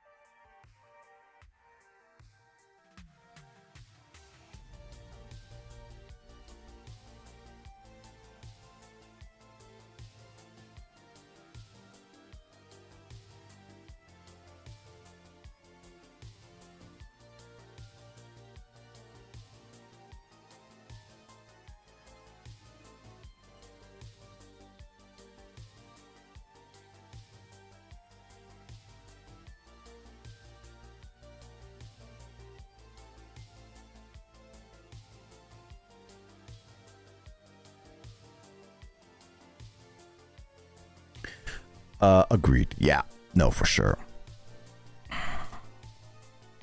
I honestly, there's a lot of things about gaming, and that's why I also like console gaming, that I don't have to depend on graphics. This is why some games I like to play on like retro consoles, SNES Mini, for example, for me. I even have like DS consoles, even though I try to avoid emulation. I have my Steam Deck, I have my Xbox and PS5, which I know there are games like God of War Ragnarok or Forza 4 or 5. I really like those games. They can graphically be heavy, but I also try to use them as often to, like, my thing is like, I want games to be designed, that are designed for certain consoles, to be played on those consoles. And if there's no really big preference, I just try to pick a preference on what console I would like to play them on, and, you know, so forth. It's definitely a preference thing. But there's so many different games out there. There's like various different ways. It just heavily depends on what kind of gamer / person you are with your PC build, to see how much of it needs to be like, oh, for work or for school. That joke. I never used my PC for work or school. I flat out said to my dad, who helped buy it, is like, I wanted it as a graduation gift kind of thing. All right, time to actually start some Great Ace Attorney, because I waited long enough for it. Should probably start it.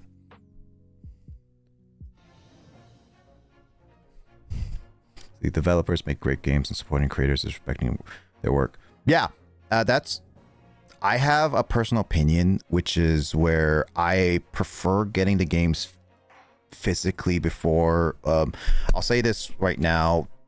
I say if you want to get some retro games or play them, consider emulation. I'm not gonna say what you get, where you get it. I'm just gonna say that because technically there's a lot of legalities for it. I'm just gonna say do whatever means. Hopefully it's legal to do the things you want, because some retro games are very expensive nowadays, especially if you're in USA. If it's in Europe or Japan, you guys don't need to look. I like to get the physical games on the consoles, like, or at the very least official consoles like the SNES Classic, like the Secret of Mana. That is a decently getting expensive game for a loose cartridge for like $100 or getting close to it. I have of both the full box copy and this, and I'd rather personally play it on the physical console, or if I can't record it with a physical console, I'd rather get the game first before I start like emulating it, because in my personal moral thing, I like to buy the game to quote unquote support the developer, even though none of the money goes to the developer. I like to buy it because they developed it on the console. That's my moral code. I get it. People will have questions. People don't get it. I do it as a supporting the developers when they made the game. And honestly, I'd rather do that instead of just like emulating, because I can emulate any game technically. I just try not to. To not get me in trouble, not that I care, I do emulate variety games, which is perfectly fine. I'm not dissing anybody who emulates. There's so many different reasons for people emulation. My only thing I don't like people do with emulations, and this is I will flat out say it right now. I'll do my camera first. The only thing I don't support in emulations is that with current gen consoles like the Switch, do not emulate unreleased games. I don't support that kind of attitude towards people, because developers made games and they have an idea when they want to release it. If you emulate beta games or do it release and try to put it online before it fully releases, that's more of a dick move. So I don't support people who emulate unreleased games. I like developers, and a lot of developers put a lot of passion into games. Not all of developers are dickbags. Some they are just heads and do that, or really bad. I just don't emulate recently released games. Personally, I would say just wait a little bit before you emulate those. Even wait a console generation, really. Like, if you're archiving it, fine. I support archiving it. But if you're there to just emulate games, to not support the developers, or just get them for free because of whatever reason, I'm not really into that. It's mainly specifically current gen. If it's past generation, that's a little bit more acceptable. But unacceptable to me is beta, whatever. That's something I don't want. I don't support. No matter what people say as an excuse, I don't support that. To not get me in trouble. The retro games are so enjoyable. If I had an idea of how fun they are, then I just have to watch you. Yeah, no, for sure. And if there's ever a game you suggest me getting, or if long enough you build up the points for it, I'm planning to maybe put it on a point system for less points, where you can do like a gamble, and we can do a fortune cookie and see what game it would be your request if you want to do that. Because 100K is for an actual specific game you want me to play. But I might do a gamble one where you can be like, let's pick a random one. And it could be one of the most randomest games I have in my collection. And it could be also a retro one that you may be interested in. Who knows? I'm sure we've talked about this before, but I love able to recreate authentic experience. And yes, I'm pretty sure we did, but that's exactly my thing. Yeah, I agree. Saw online Mario Luigi Bros. And I don't agree with that. I saw that there was a Zelda Legend Echoes of Wisdom was already being released 2 weeks before Nintendo took it down. People hate on Nintendo for taking down emulation, Switch emulation. I'm like, Nintendo is in full right, and I will support them taking down a full-on ROM of an unreleased game. It is illegal, and you can get in so much repercussions because of that. So yeah, I don't fully support unreleased games, especially like even like the Giga hack with Pokemon. They already put the beta out for Legends ZA, and I'm just like, dude, then there's also already stuff with Gen 10, and I'm just like, I didn't look at any of it. And I'm just like, if it was beta like Gen 2, I'm kind of okay with kind of that stuff. I'm not the biggest fan of leaks, but I'm also like interested in those kind of things. But if it's like stuff it's not even fully developed or released, dude, just don't. I don't care what your reason is or how interested you are. You're just like a a-hole. People worked hard on this. Like, again, not everyone on the development team are agreeing with decision making or whatnot, but a lot of them have passion.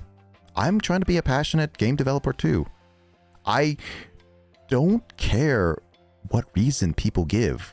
People work their butts off to give some of the best experiences. Scarlet and Violet may not be the best and stable game. I will fully agree with that. They should have done more development time with it. But it has a lot of passion in it. It does. And if you look past the glitches, it does have a lot of passion. This may not be for everyone, but it is passionate. So don't be a dickbag. Again, I would say if you want to emulate games, emulate. I prefer you do it after the generation is over, or like a previous generation and onward. Like, if you can't fully support developers, maybe wait before you emulate it. Or if you want to play original, like older games, fine, emulate it. I'm fine. Again, the USA at least market is super expensive, but emulation is a option only in a very specific scenario. That's why I'm just saying, do not emulate current gen. At least I prefer you don't, because there's a lot of reasons why I would say it's not a good idea. That can be so demotivating. People work because people are, yeah, no, I've been in some of those situations too. So don't do it. The story in that game was beautiful. Mice is very sad. Yeah. Scarlet and Violet is exactly how I feel. It's one of my favorite stories I've ever played in any Pokemon game. I might have to replay Sun and Moon because my brother still puts that high, but I honestly, in story wise, I kind of put it as my favorite story because I relate to it so much. I like Black and White story because it was super complicated, serious, but it's not as relatable. I need to replay Sun and Moon. I honestly didn't like it when I first played it, but I was just kind of like in a bad mindset of that. So not in like a bad time. I think it was just a bad mindset. So I honestly will just have to replay it. I might just have to replay Ultra Sun, Ultra Moon. But my brother hates Ultra Sun, Ultra Moon's story because it it basically lessened a lot of Lily's story. I still need to do stream X and Y, so I might go back and play Sun and Moon again. So I might have to see that. But Scarlet and Violet story, I think it is top tier for Pokemon games, and I think people should play it just for the story at the very least. If you can't get past the graphics, fine. I understand that it is pretty horrendous, but again, it is pretty fun and stable enough to enjoy it. Yeah, and I think that's probably one of the reasons. But again, if I replay games, I will give a fair review again. I have a different mindset now, so there was that. But X and Y is I'm looking forward to.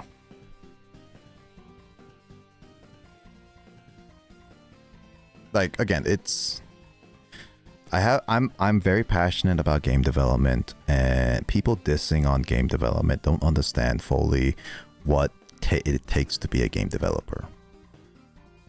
And no matter what generation of game developers there is a matter of respect I like to do. Anybody who works in that industry, voice actors, directors, creative directors, like anybody, even the people who are like interns or like people who program, like fix bug tester, beta testers or whatever, like people who test the games. Everyone works hard in making the game experience as good as possible within the budget and time they are given. Sometimes that budget and time is not fair because of higher ups or stuff literally out of their control. Like, I want to be a game developer who makes a company. I want to make a game company. I really do. That's my passionate, and I want to do that at least sometime within the next couple decades. And I want to make games that not only are fun, but make sure that everyone doesn't have as stressful as a time. I can't get rid of crunch time. I can guarantee that no matter what kind of budget, there has to be a crunch time, because in my personal opinion, games should not take too long. When you announce a game or have an expectation of a game, you shouldn't be developing it too long, because there is a certain point where it starts aging, or like it gets too long to a point where it starts like getting a little bit dragged on. So I'm trying to like, it has to be a good schedule and time development for it. It's kind of like movies and shows and stuff like that. I don't want it to drag on, but at the same time, I do not want people to be stressful out. I think there has to be a good balance of pushing people for a dedicated time where it's like you push it out in time, because again, if you put it too lax, people might lax too much. So a good balance. And I don't want people to be stressed out. I don't want people to be pushing. But again, if it's out of a budget, like out of times where it's like we're running out of budget, we have to push this out no matter what, or like higher up stockholders,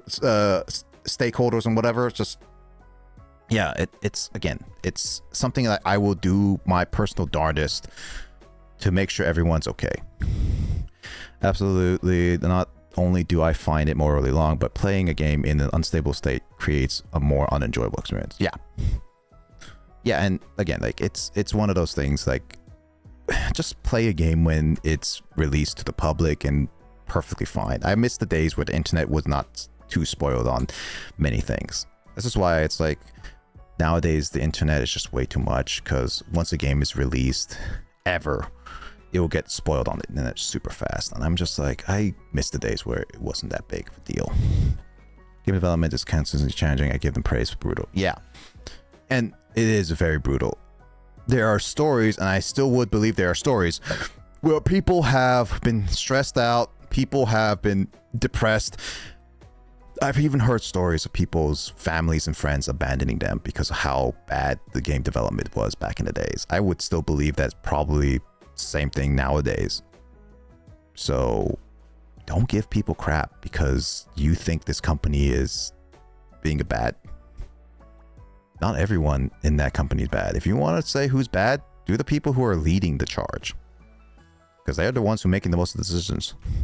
Make a good match. I appreciate it, Sid. You're Harriet, go for a passionate man.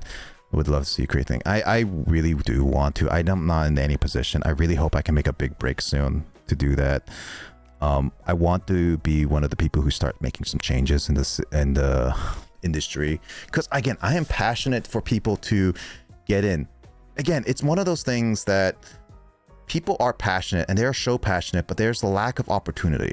I want to give the people who have zero experience, at the very least, the opportunity to be like, hey, is this something you want to do? And if you are, you got to show me the dedication and passion. And if you do, I'll give you chances to build up your skills, experience, and then you can go wherever you want, and you have that stuff behind you. Like, you have it on your back, you have it on your resume, go for it. And again, I want to give people the chance to be like, to do the things they want to do. If they want to be in like a minimal position, but they're having fun and getting contribution, fine. If they want to be a leadership position, fine. I want everyone on a development team. Like, I actually am. So I am actually developing a game. I am not revealing it on stream. It's all secretive until I feel comfortable revealing it. I am developing a game that is pure passionate. I know I haven't touched it for like about a year or more, because so much things this past year was really bad. But I want to develop a game that I feel very passionate about, and I don't want, no matter what position you are in a game, my game dev group, I say everyone has a say in it. If you're a part of the group in any way, making any contributions, you have a say in something. Like, if you disagree with something, I want to hear it. Even if it's something like, I don't feel like this is right, I want to hear it. Because I believe everyone on a team who agree on making something great, like, I want to hear everyone's opinions, because we may not agree on everything, but if you don't agree on everything, you get different opinions that can make a product really good, a project really great. Conflicting opinions can lead to something really, really good. That's where it's like, I want to have like opinions battle against mine. I don't want being like a George Lucas when he made the first prequel episodes. Because people just went with it, but people disagreed because they didn't want to go after him. Like, if you just tell me what's your opinions, maybe you can convince me. If it doesn't convince me, then fine. I will listen to you. If you convince me, then I will change. Like, I will compromise, I will change, I will at least hear you out. And I will make my own argument if I feel like I have a better argument. So, I don't care if you are like, if I were making a company and you're at the very bottom, like an intern level or contract position, you have a say in something. I don't care. I like opinions, and I try to make sure everyone has an opinion to say something. Because I think everyone's opinions matter, even if it's like something as minimal as, I just don't like this. Because that means maybe something can be done. If there's something can't be done, then obviously we can't always agree with everyone, but we can at least try. It doesn't hurt to try a little bit if you have the time and money. Leaked real, exposed, we'll crack it before we release date. Oh, complain about bugs. Hey, if you complain about bugs, that gives good feedback. But unfortunately, there's not much to leak, I will say. That's one thing. I am very passionate about it, though. It is a game that I want to make, hopefully within the next decade or two. But also, I will do it at the very least before I die. At least I hope before I die, because I don't want to die early, but I hope I can get it done and dealt with so that people can be like, hey, this is really, really good. Yeah, it's like, if it's unreleased, it has problems. If it's released, then it has bugs. You can make some complaints, but at the same time, every developer, again, has a budget and time. If there is clear budgeting and time issues, I don't know if I can fully blame developers. Again, every situation is different. There are people who make a bad game just because it's just bad. People uncaring. People want to cash grab. Yeah, cool. All right. Make a game in like less than a year or a year. Nowadays, that's really tough. And especially with how big some projects can be. If you push a game too fast, it gets buggy. It's guaranteed to get buggy. If you push a game too long, it loses its traction and it can be really buggy. Duke Nukem Forever is a big example of that. Again, there's a lot of reasons. That's why I like, when it comes to games, I want to see it, how passionate it is, what's the situation with it, and was it really a bad situation. Like, if it's like movie games, those are easy cash grabs. If it's like bad games in general, like the Kong Skull Island game, that's just like, that has a whole issue problems right there. If it's Scarlet and Violet situation, that's not the developer's fault. Maybe Nintendo, maybe Pokemon Company, maybe shareholders, I don't know. But there's like a lot of leadership problems with that. But you can tell passionate was put in that game. They just didn't have the time for it. They have the budget, but they didn't have the time. That's why I'm so glad that Gen 10 is not coming out next year.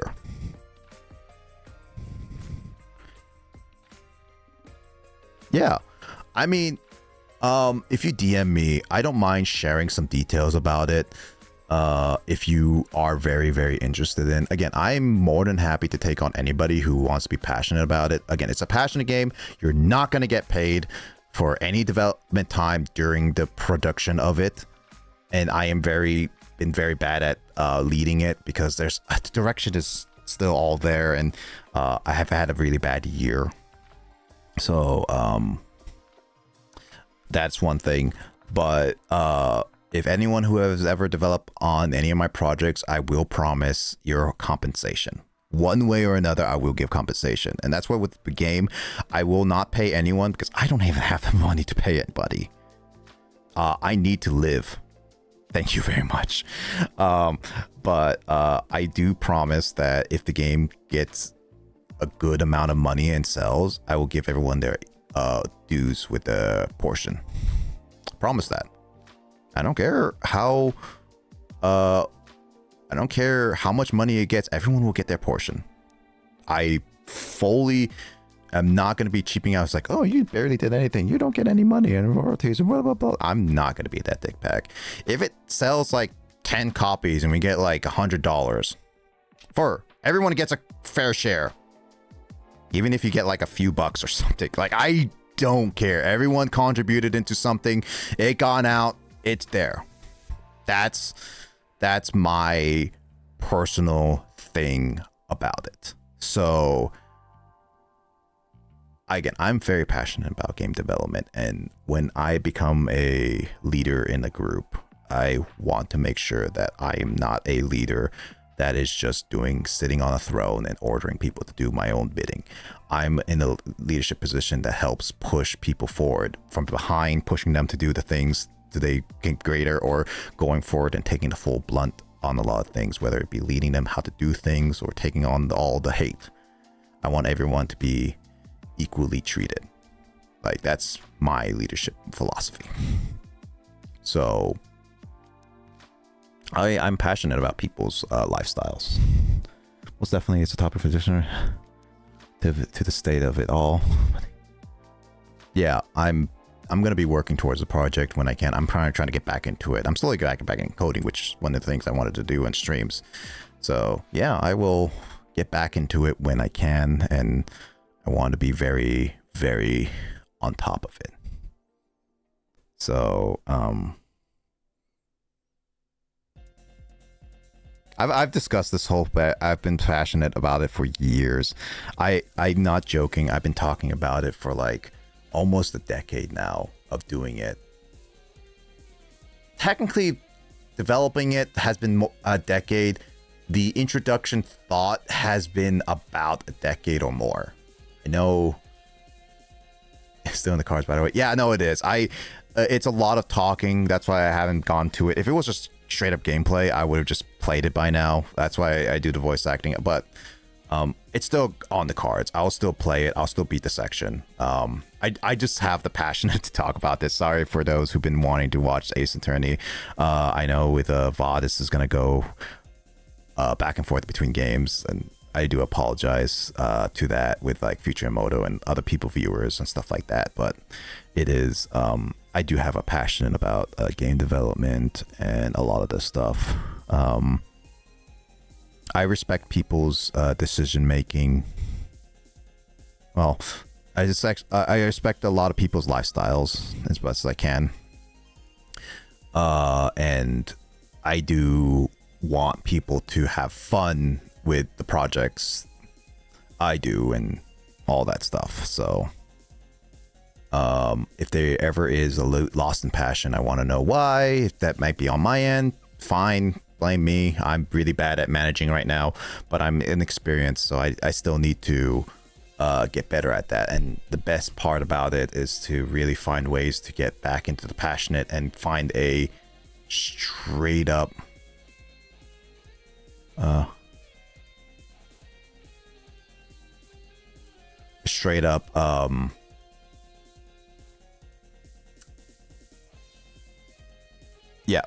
passionate about it, and straight up God,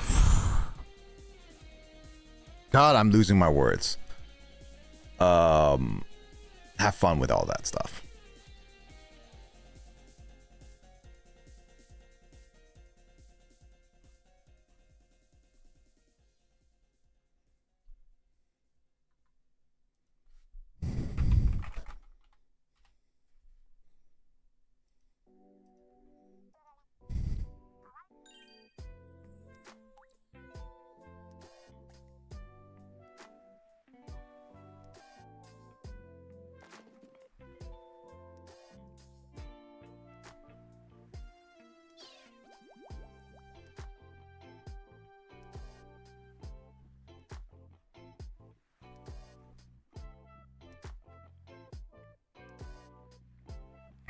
I say it's been an idea floating around for a decade. The idea for developing it probably less than a decade, but really started like a few years ago. So again, it's really one of those, like, I have a lot of things to go around with it.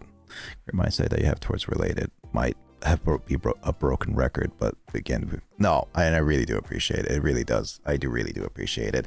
I just sound like a broken record that I say, I promise I'm going to do this, I'm going to do that, blah, blah, blah. I know that I've been lacking on it, and I say this stuff, and it feels like I'm just saying it, but I really do have a passion for it. I just want to find my groove into things, and sometimes I just need really good help with that.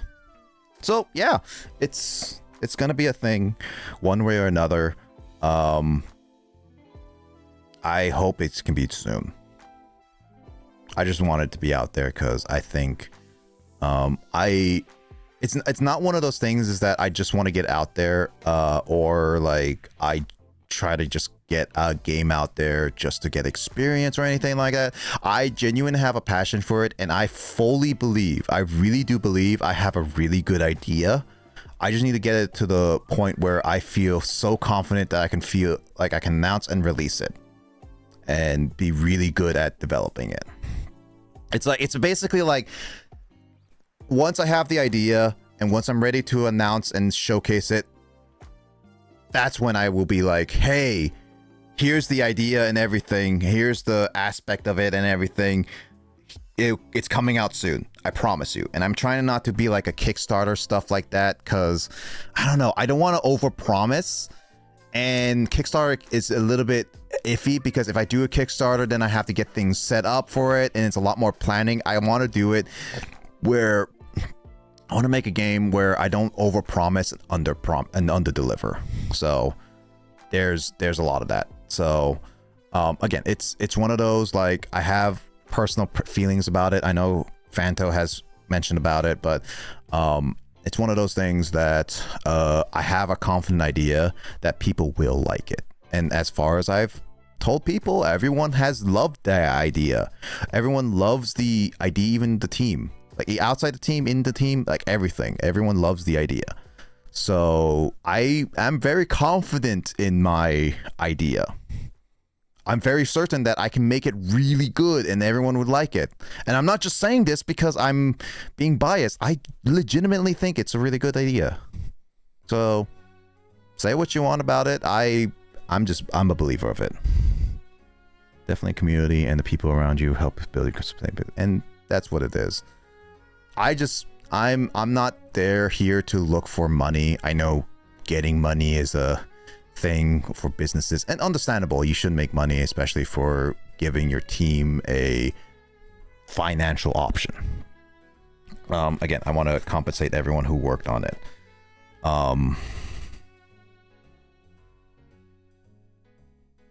Yeah, and it's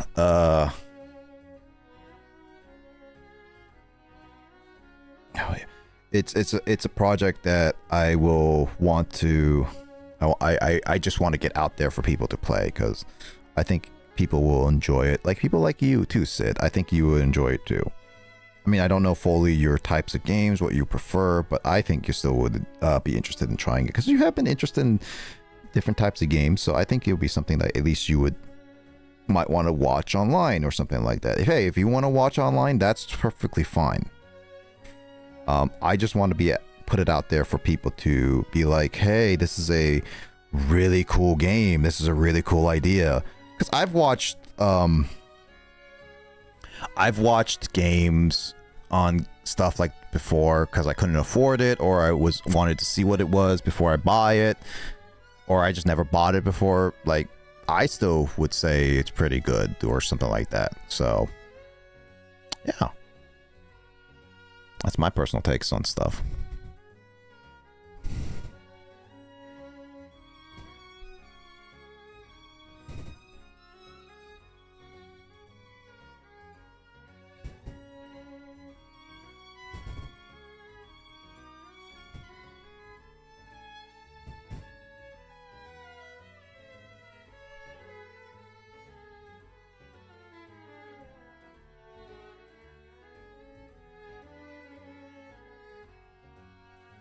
100% support that. I've definitely just been playing a lot more single player games. I really enjoy playing Hollow Knight and recently completed Heart Gold. I still need to play Hollow Knight. I might stream that at some point. I'm probably gonna stream it. recently complete Heart Gold. I recently I never streamed. I only streamed like one quick thing randomly, but I recently beat Red and I want to go back to it again. Some Jamboree, so might get that. Jamboree is a lot. I actually recently bought the Dragon Quest 3 2D remake, and I'm gonna be excited to play that. I'm debating whether I should play on a stream or not, but I might just play it on my own. Really hard. I haven't. Oh yeah, it's been really hard for me to get into a game and play it from start to finish. That's what I have always done. That's why I have these streams, to play from start to finish. I like enjoying people, talk with them, and hang out with them, and that's what makes me like these streams, because it makes me at least sit down and play games from start to finish. Like Mario Party at least gets us together to do multiplayer stuff or play other stuff, or Great Ace Attorney, it'll be like, hey, it's a game I wanted to play and I haven't started in a while, whatever. It's a game that I can get through and start to finish. I know I can get through it. Slow, but I can get through it. Have you ever heard of Infinite Fusion? Yes, I have, and I was always considering trying it. I don't know when, but I was considering it. The Dragon Quest 3 remake looks insane. Like playing streaming it as well. It does look really good. I want to play it. I am really excited for it. I got the collector's edition, so I thought it was a lot more for the collector's edition, but it's more digital stuff than anything. I do have it. This is my copy. Can I get it to focus? Man, my camera just does not focus on the right things. Yeah, but I do have it. I'm considering streaming it. If I do stream it, it would be like with Will and Jamie on my Dragon Warrior streams, because both of them are big fans of Dragon Quest. But the issue is with Jamie's been really tired and busy, so it's going to be a long one, and I kind of want to play it. I don't know. It's a heavy debate right now.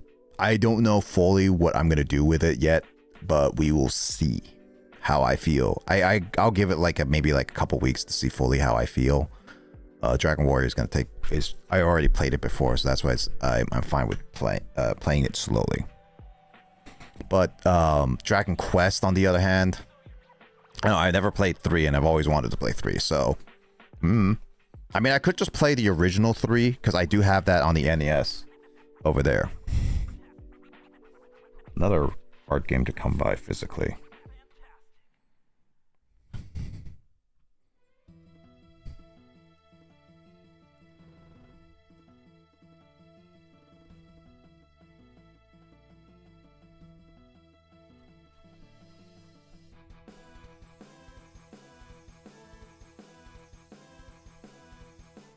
All right.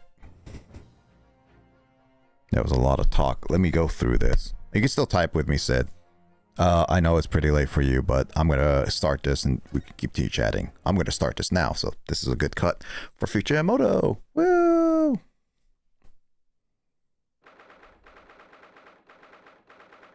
Thanks for the hijack. Oh.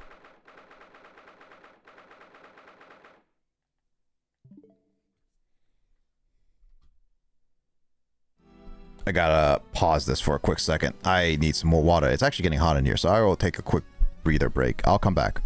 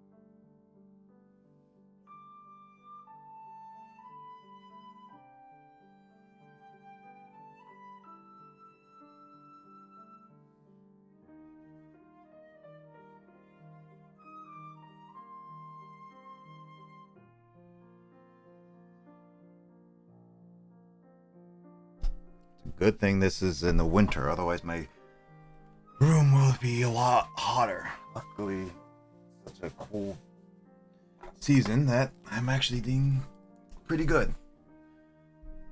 But I guess you've touched on the majority of things. Again, it's definitely refreshing to hear perspective on things. Just feels with like everything. Yeah, no, I believe that too, and I will stick to it. That's why, again, I have buddies to make sure that it is there. I have my family, like my brother, to keep me in check. Like, if I ever stray from not being passionate about things, something happened, is what I say. Also, thanks, Will. Yeah, again, like, I'm more than happy to talk about this more, Sid, in the DMs, private call DMs, whichever you want to prefer. I definitely say it is I'll never deviate it from being passionate about things. This is why streams, I like being still with it, because I don't want to be it as a job, because I think it's just a hangout. You guys enjoy what I play. You guys don't. That's totally fine. You just hang out. That's totally fine. I'll never put this as a job. It's just extra money. Sure, why not? I can use that little extra money. I don't mind if you're more than willing, but it's never a requirement. Never, ever, ever. So, but if it's just a straight up, yeah, I want to be passionate about everything, and I want to still have fun with things. Obviously, with game development, I can't exactly always do passion. I have to make some business, but I can still have some fun, even if it has to be with a business things. Those things I'll be like, yeah. And I want to do a lot of things. So there's a lot of things I want to do. All right, let's go with the story, because I've been talking for like at least 2 hours, which is totally fine. I really do enjoy talking. Good morning to you, Mr. Naruto. Ah, good morning, Professor. Ready for today's proceedings? I hope so. I should be. Even I, with nothing left to... Good morning, my dear fellows. Oh, Mr. Sholmes, you're here. Why, naturally. A gentleman stands shoulder to shoulder with his friends in battle at all times. You didn't stand with me in the frickin' court yesterday. I was all by myself. Thank you. I really appreciate it. I'll see you later then. It was a nice conversation. And Head, you're more than happy to interrupt me and do a conversation. These streams are nothing professional. Well, quote unquote professional. I try to make them professional enough for you guys to streamline experience, but this is a stream recording. For those who are watching in the recordings, I do apologize for a lot of like deviations on a lot of my streams with gameplays and stuff like that. But hey, that's what streams are, and my streams are just hangouts. They're first and foremost, they're only me to finishing up games. That's what my first stream, that was my first objective for every stream. It is straight up me just finishing a game. Because I have a huge backlog of games, and I have plenty more coming soon. I can guarantee you that. And it's just gonna be me completing games. I don't care anything else outside of that. I might do anything else, like building Lego pieces. I've done that. And then I will probably do that if on New Year's Day, New Year's Eve kind of thing, if you ever join on that. Also Game Awards, which I'm actually going to be streaming on December 12th, Sid, if you're interested in watching that. And I appreciate it, Sid. You did not have to subscribe, but I really do appreciate it. Thank you so much for the Prime sub. Remind me that I need to hydrate too. Yes, you need to hydrate too. But I do. And my second thing, it's just a hangout. Friends, you guys can join me on hangout streams or whatnot if it's something you guys want to do. But whatever it is, those are my two main goals. Everything else, suggestion wise or whatever, I might take it, might not. It's just a passionate stream. Now, Professor, we really need you to remain calm in the courtroom today. Yes, do try your hardest not to enter the witness stand uninvited again. Yes, I will. I realize I was a mistake. Oh. I realize it was a mistake, but I forgot to read Mr. Sholmes. My dear fellows, I must interject. I almost thought he said, oh, you're still alive, Mr. Sholmes. I wanted you dead, Mr. Sholmes, like some people would. Like, Narukami. Is his name Narukami? I think Narukami. I want him dead! Oh, you're still here, Mr. Sholmes? What's the matter? Surely you overlooked some praise, have you not? To cast in my direction. Sorry, I don't follow. Must I spell it out? I, the great Herlock Sholmes, the greatest detective of worldwide acclamation, arose to some ungodly hour to be here now, first thing in the morning. A miracle, you must agree. Well, if I must agree, then... As you know, my sleep is quite impeccable. I know Justin's gonna clip that. I said impregnable instead of impregnable.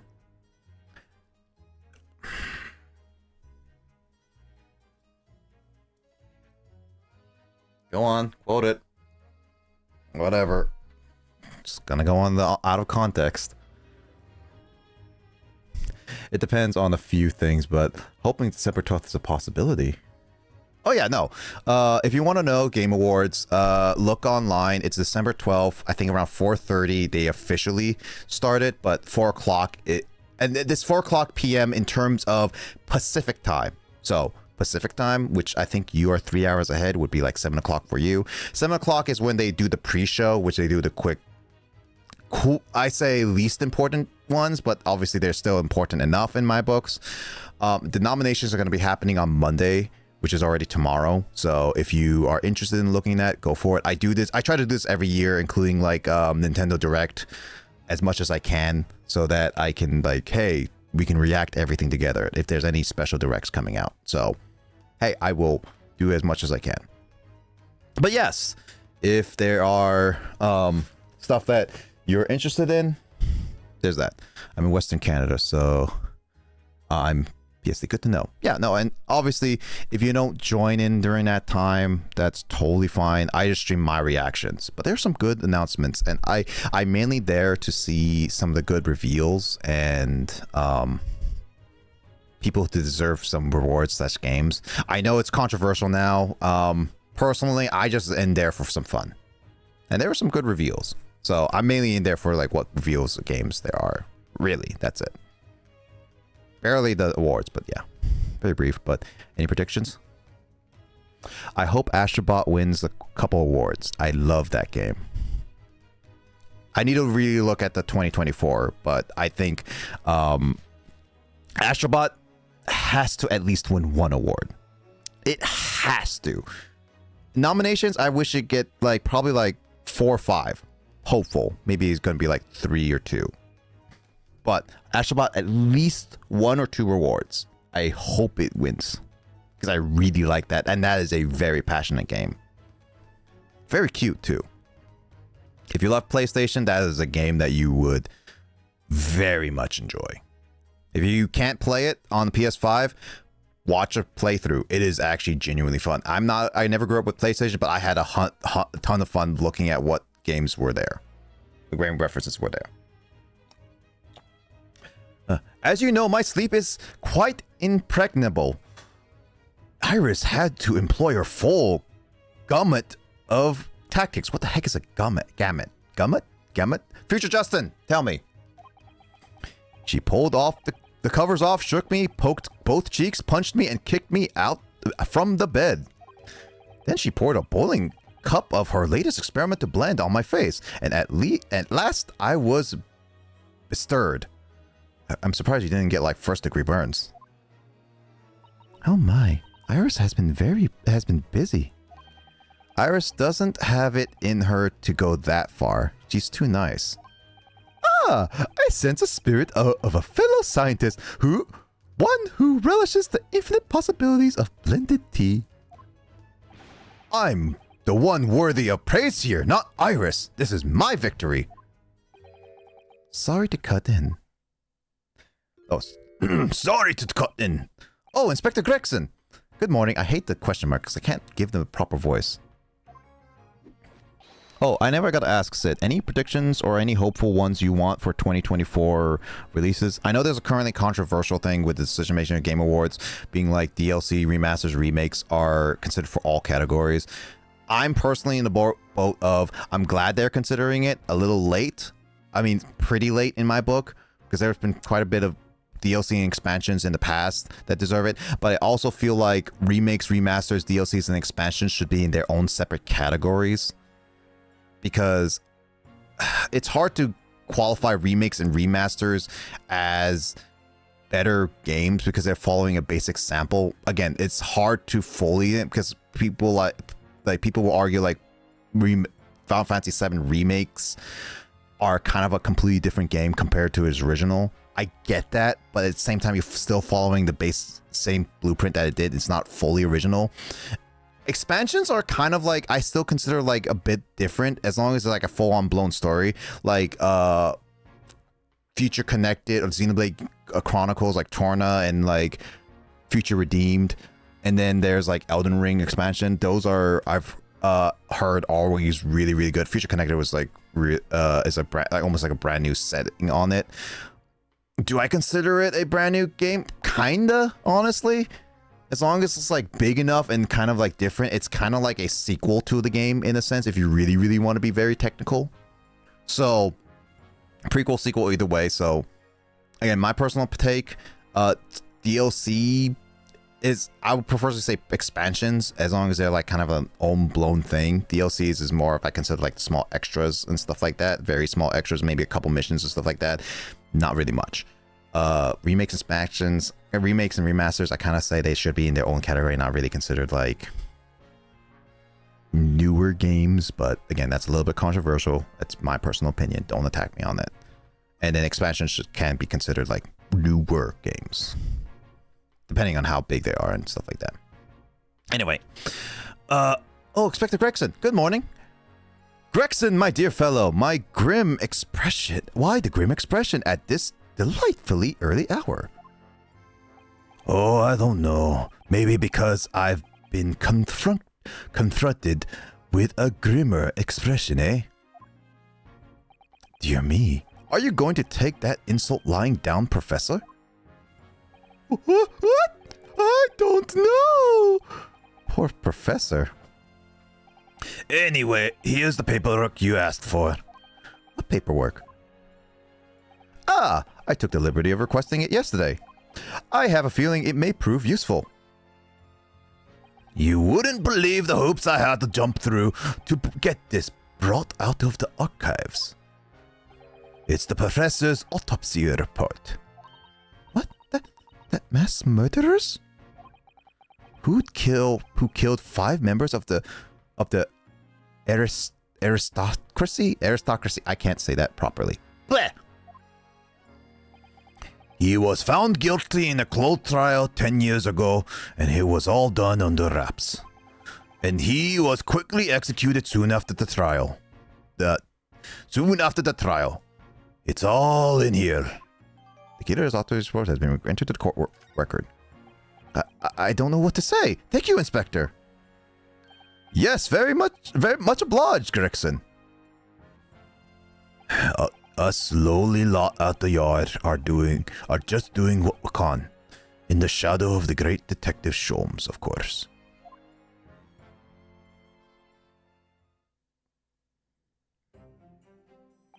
Well then, Professor Hairbrain, this is it. Today, we're going to lay all this to rest at last. I wish you the best of luck, Professor. I suppose he'll be in there today, will he? Drebber? Yes, we expect the prosecution to summon him as a witness. I'm still amazed that you managed to find him in just one day. I really owe you both so much. Counsel! And defendant! The trial is about to resume! Kindly make your way to the courtroom at once!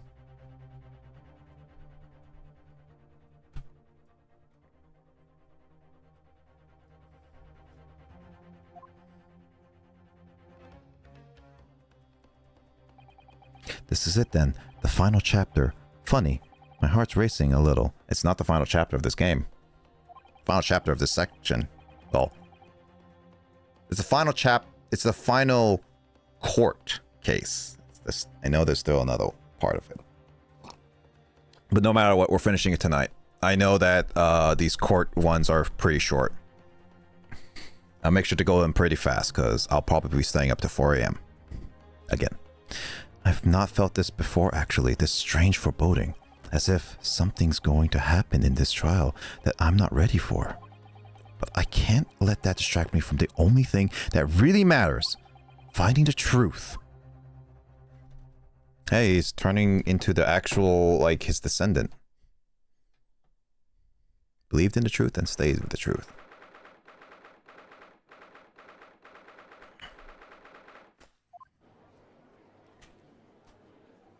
If it was Halloween, it would be like Halloween killings.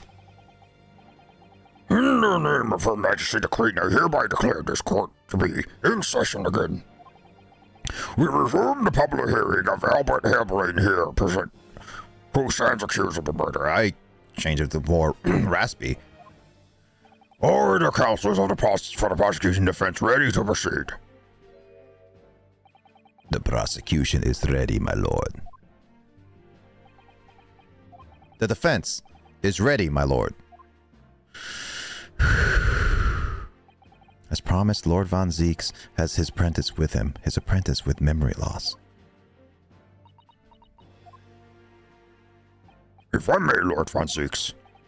Yes, my lord. There appears to be someone standing at your side. Yes, my apprentice and assistant. The prosecution believes today's proceeding will see the complexity of this case rise considerably.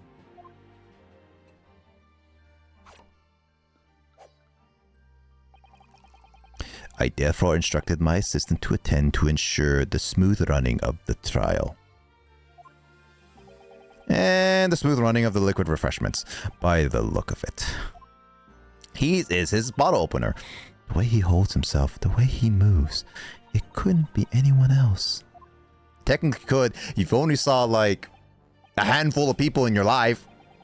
There are like millions of people at this time. I'm just saying, unless you saw however were many in the world of this, like, again, if you saw every single person, then I would say, I'm sorry, and then I will say that is all, that statement will be then true. But you haven't. I'm just calling her out on her logic. I'm just saying. But he's still suffering from amnesia, so there's really nothing we can do at the moment. I know, but oh, this is so very hard. Late night Susato.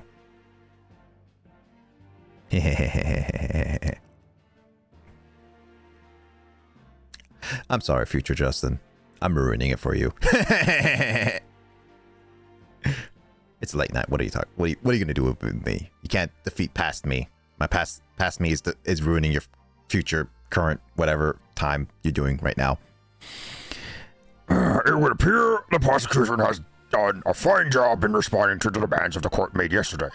I understand you have successfully secured the engineer who disappeared from the scene on the day in question. Yes, my lord. I intend to call him as a witness shortly. Very good, very good. Now then, ladies and gentlemen of the jury, who have been chosen at random to represent the will of the people in this courtroom today, are you ready and willing to proceed? Oh yes, my lord. I'm sure we'll all understand the importance of doing our civic duty. I do so despise deception and deceit. I find it so very wearing. To take a man's life with a conjuring trick, it is against the magician's code, not to mention the law. Any fake scientist should fear the wrath of God, if you ask me. Well, I'll to listen to what is said on both sides of the fence, and then settle on one. That's it, isn't it? Like this in mind, eh? Wasn't like this at all. If all parties are ready to proceed, you may begin, Lord Von Zieks. Before I do, my lord, there is a report I must read to the court.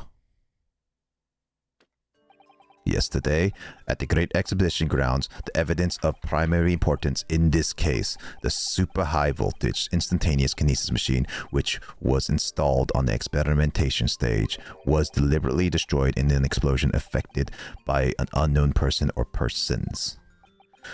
It was what? An explosion? This is an outrage. The only thing I hate about this game is the amount of voices I'm willing to do. I don't have to do it, but I'm doing it. I hope you all appreciate it, because my voice acting is absolutely terrible, and I know you guys are cringing at it.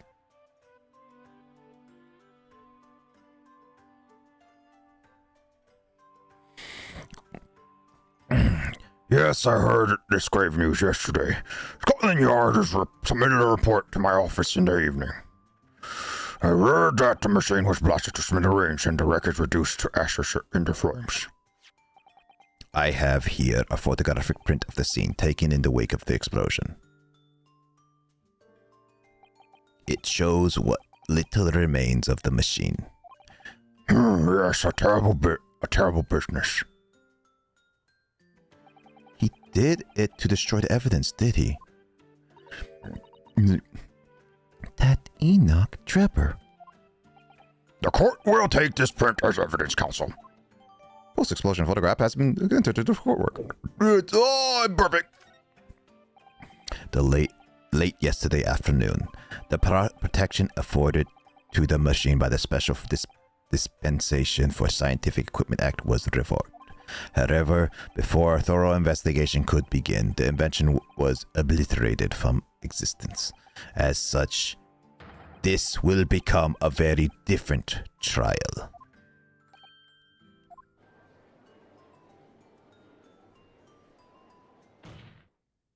As it stands now, with no evidence on which to draw meaningful conclusions, the authenticity of the kinesis machine will remain forever in obscurity. Indeed. A most unfortunate state of affairs.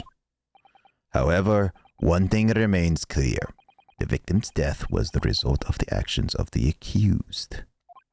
Of that we can be certain, for it was the accused himself who was operating the machine who ultimately caused its loss of control. As Lord Van Zieks rightfully says, this is a very different trial now. The accused accepts responsibility for his part in the events that transpired. He acknowledges that Mr. Anderson died as a result of an accident caused by his machine's malfunction. However, unbeknownst to the professor, he was being deliberately deceived by a pair of very clever fraudsters. Names, counsel, if you please. The engineer, Mr. Enoch Drebber, and the victim himself, Mr. Odie Asman. So what exactly were these two men up to behind the defendant's back? The defense intends to expose that information, thus establishing the unequivocal innocence of the defendant. Looks like he has actually a spine this time. Thank you, counsels. The positions of the prosecution and defense have been clearly stated. Lord Von Zieks, summon your first witness, please. At once, my lord. The prosecution calls the engineer, Mr. Enoch Drebber, to the stand. Here we go, guys.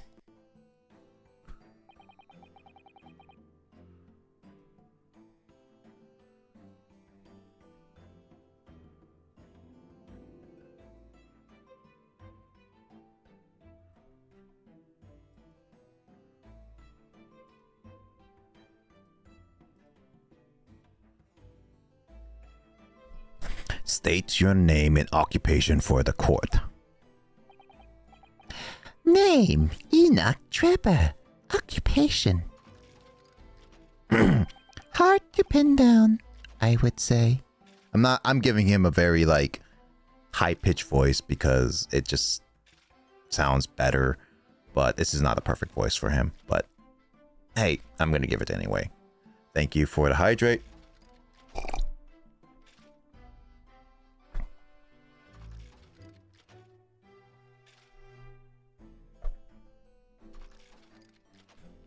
What the heck is going on with my stuff?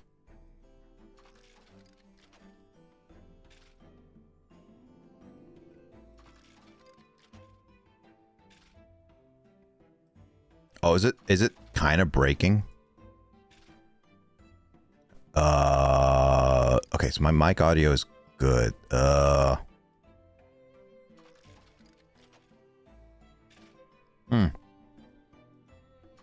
It's kind of breaking. I might have to restart my computer just to fix it. So I'm gonna do. Hold on. I got a better idea. Sound effects. Let's see. 1, 2, 3, 4, 5, 6, 7, 8, 9, 10, 11, 12. Give me a number between 1 and 12, Sid. Also, I was gonna. I don't know if you heard me on my last question. Do you have any hopes and predictions you want to do for 2024 Game Awards? Apparently, remakes, remasters, and expansion of DLCs are eligible for all categories. And you know what? That's fine. But I have my personal takes. I already said I'm not repeating it right now. I'm just gonna ask you if number 1 to 12, and I'll give you something. See that monocle? Yes. Why do I feel like though I've seen that somewhere before? Oh, you too. Oh, the same thing. Oh, it's exactly the same thing. 9. 1, 2, 3, 4, 5, 6, 7, 8, 9.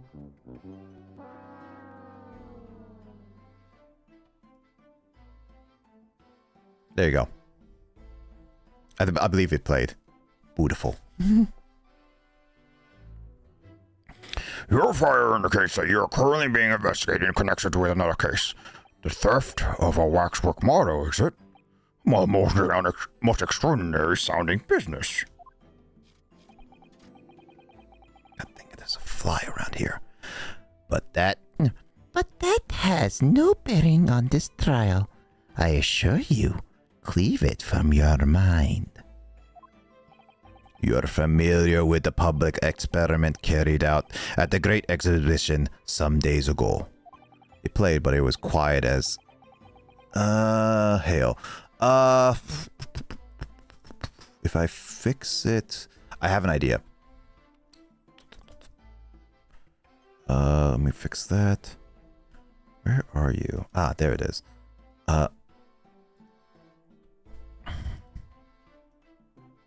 Nope, that's super low. Let me fix that.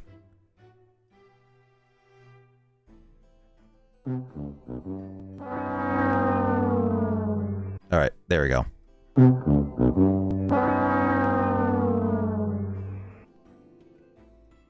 There you go. There we go. I made it good. I have to rework my sound because apparently my Go XLR is kind of glitching, and it makes sense. I need to restart my computer anyway because there's an update. So whatever. After the stream, I'm going to restart it. The accused's super high voltage instantaneous kinesis demonstration. Yes, you could say that. I am aware of it. There was a terrible accident, wasn't there? It was you, Mr. Trevor, who constructed the vast machine used in the experiment. Or so our investigations indicate. Can you confirm your involvement? Yes, I constructed it. It in precise accordance with the blueprints, but that's all. Then the court would be very interested to hear your thoughts about the machine, I'm sure. God! Get away from me.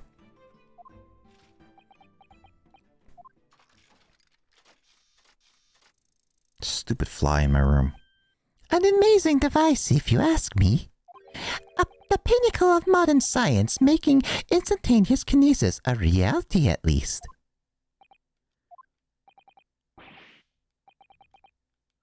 Wait. At last, kinesis a reality at last. What? Good gracious, do you mean to say that the experiment was bona fide? Is that your belief, sir? I didn't realize they had bona fide at back then. Yes, that is very much my belief. Such a waste that it blew up. But we've already established that the machine was nothing more than a prop for an elaborate conjuring trick. You've established nothing of the resort. Blech. All that was shown during yesterday's proceedings is that the same outcome could have been produced by means of staged trickery. The defense merely proposed a method and demonstrated its feasibility. Nothing more. But... We've procrastinated it long enough. I fear witness you will now give your formal testimony. About the machine that you constructed for the purpose of the demonstration of the Great Exposition. Expedition. Yeah. Understood.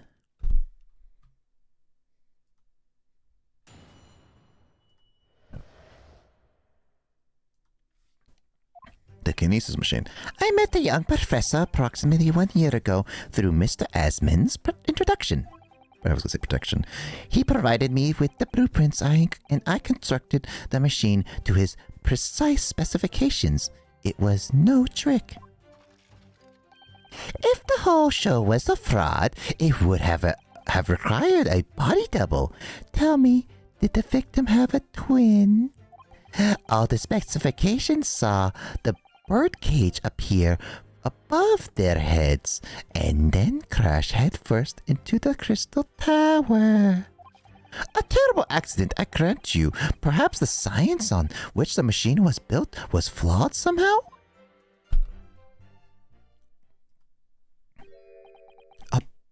A body double?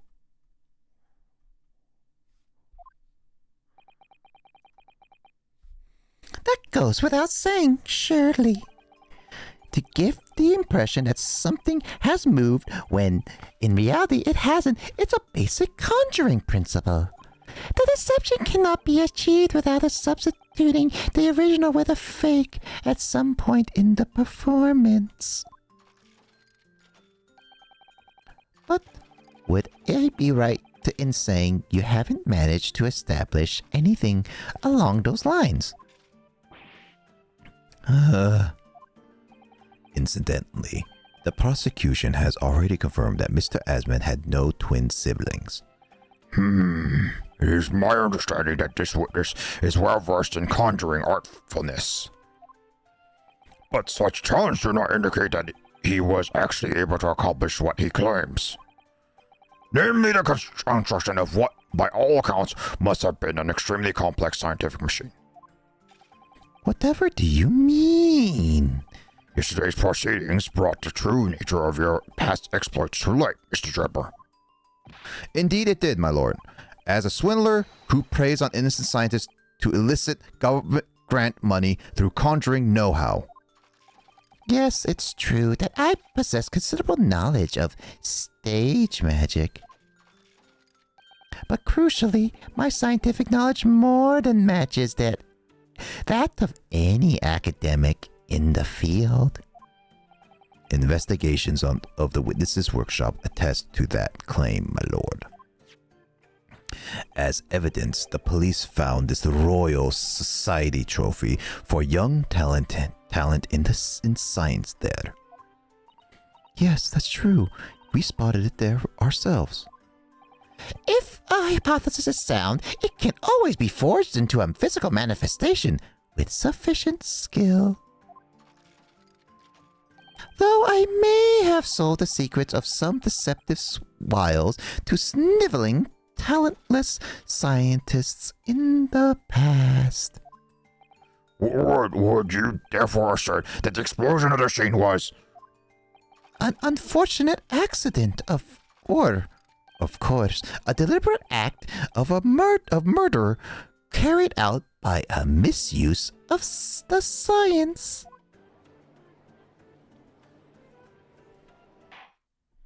Counsel for the defense. Your cross-examination, please. Yes, my lord. Here we go. Time to cross-examine this son of a gun. I can't beat myself. My Go XLR is currently broken. I moved it 2 inches and it broke before the stream. I love it when stuff breaks and I have to restart my computer for it. It's my favorite. It's my favorite thing.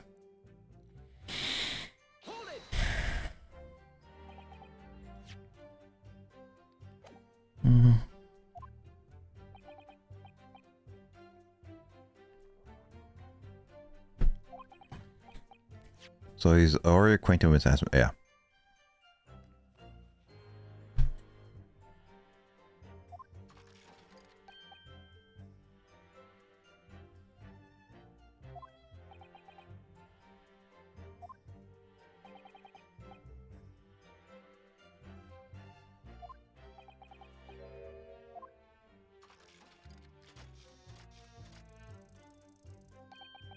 Yeah, point is, I'll tell you this.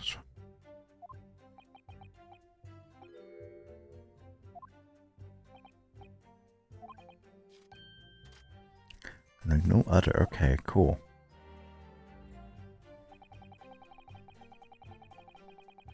Oh, I think Justin's finally able to connect. Good morning, Justin. Good morning, Sunshine. The Mario Party was actually kind of short because we did 10 turns. It was actually a little too short, honestly, in some opinions. When you rewatch it, you'll see what we did.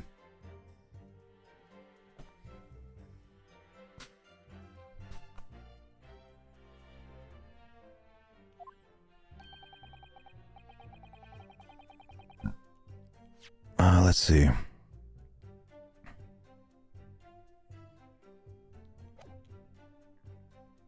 Could be handling whatever comes along.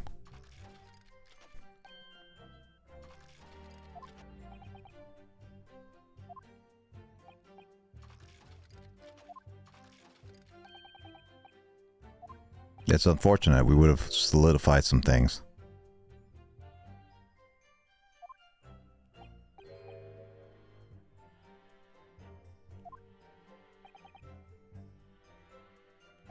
He is pretty smart in planning it all out before.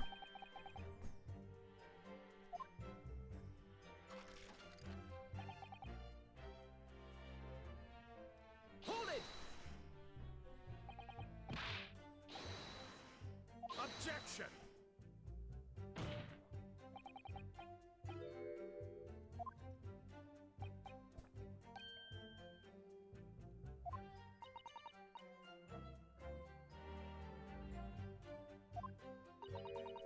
You ever heard of body doubles? Because there's actually quite a bit of people who can make body doubles.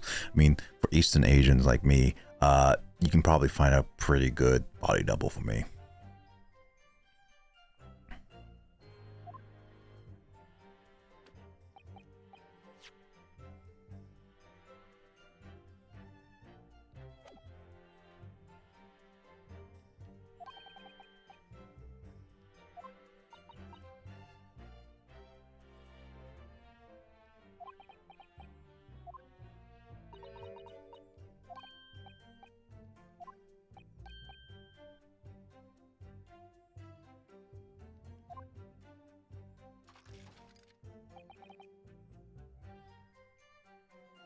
Hold it.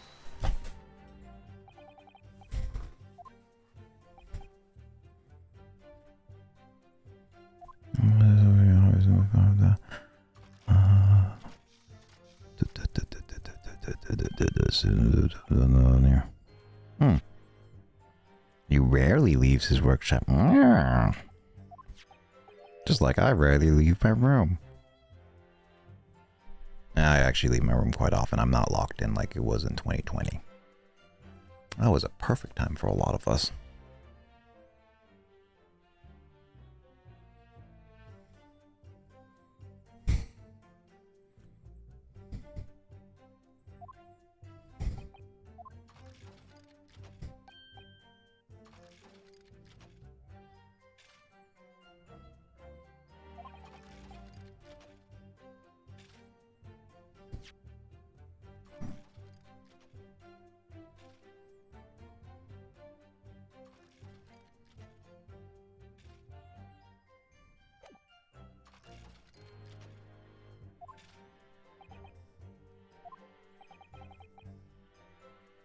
No, Helmore, wasn't it?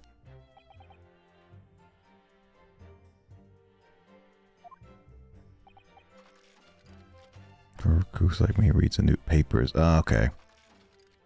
According to the reports, 2 injuries were apparent on the victim body.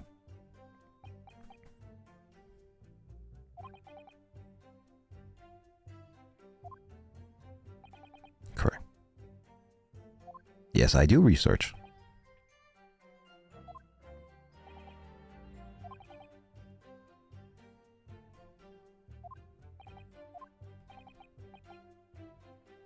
Both injuries at some point during the experiment.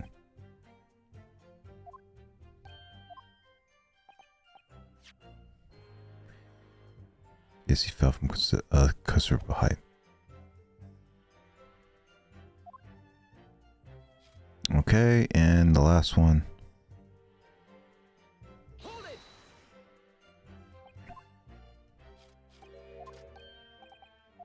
Oh god.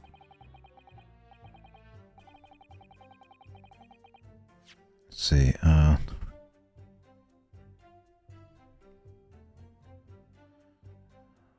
so the science, did you? You inserted the science, what?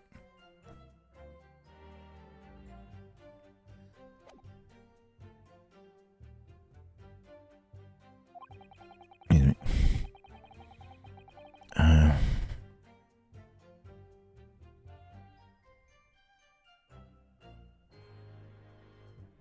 no, where is this? Ah, so he tries to be unbiased. Admirable.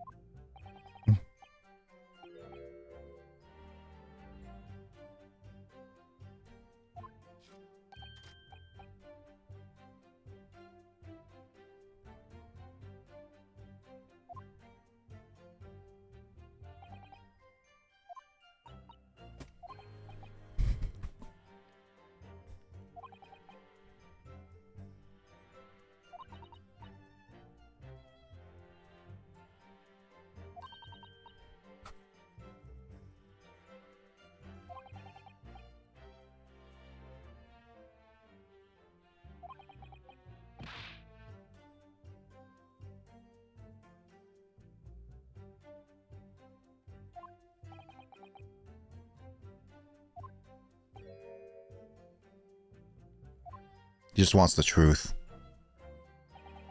Alright, so I need to figure out what kind of evidence I have. I have an idea for that one. Let me look at this. Read it. Okay. Really? That's it?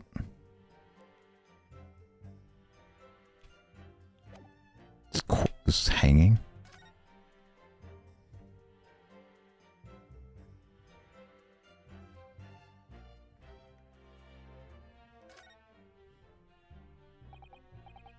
Original doesn't.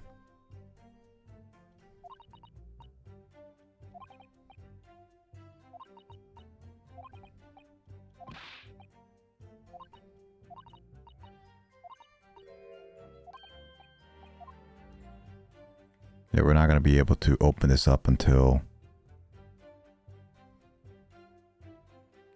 at the end, I'm fairly certain.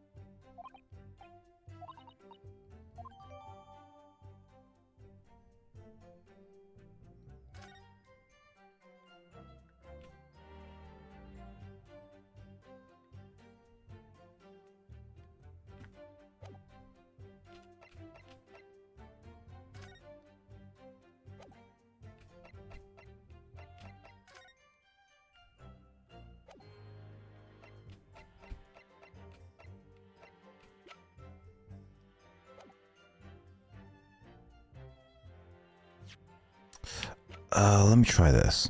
Objection. Oh yeah, I thought it would be too easy. There's something wrong about it. That would be way too easy.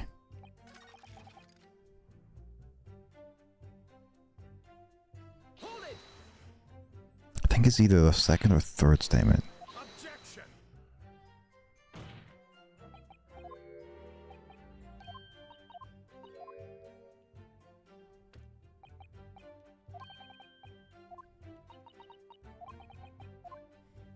Because he has this moment in the third one.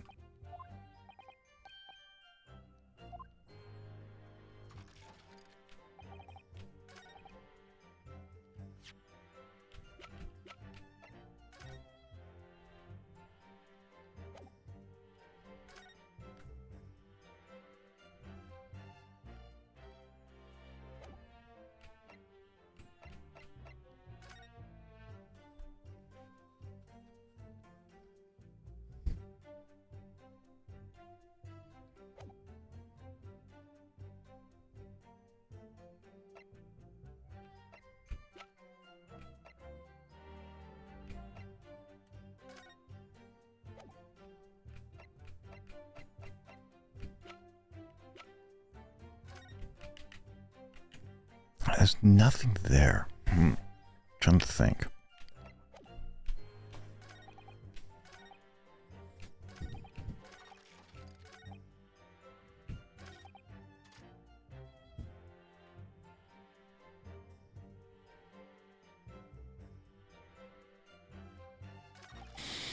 All the specters of the bird saw the birdcage appear ahead above their heads and then crash headfirst into the crystal tower.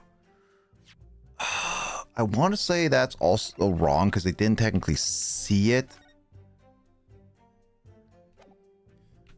I don't have... what's this one? Oh, head first. Yeah, there's this one. Objection. Because it was at the bottom. We examined the birdcage that crashed into the crystal tower ourselves. As you can see, the cage, which was wooden construction, has sustained damage in one particular spot. Yeah, I was like, the second one was way too easy if it was just a picture, because I didn't think so. And I was looking at the fraud. I don't have anything to prove fraud or twin at the moment. So the birdcage, and I just did the birdcage, and so I was like, it was using that trickery again that it made like a red herring. Don't ayo me, Justin. You're not on here and called to do the AO. You can't do the AO. Yeah. You being okay, he's doing it, he's figuring out, yeah. Go back to your metaphor. Let's see. As you can see, the cage, which is a wooden construction, has sustained damage in one particular spot. Following the explosion, if it fell from some 30 feet into the glass of the crystal tower. The level of damage is to be expected, surely. I agree. The damage itself is entirely understandable. What doesn't make sense... Don't snap me! is the location of that damage.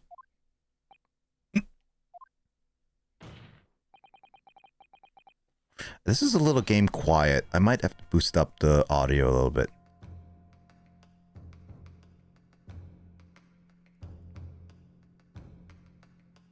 I hope it doesn't get too loud. I boosted it up, but might change it for like other games later. All the breakages in the wood are at the base of the birdcage, not the top. What are you saying? That's the opposite of where they should be.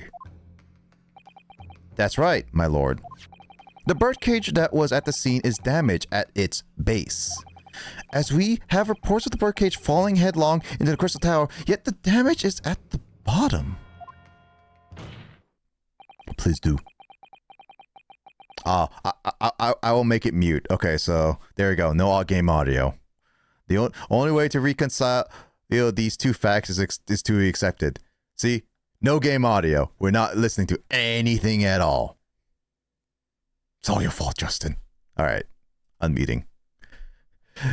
That there were two... No. I always love just messing with people. There were two birdcages. Finally, narration ASMR.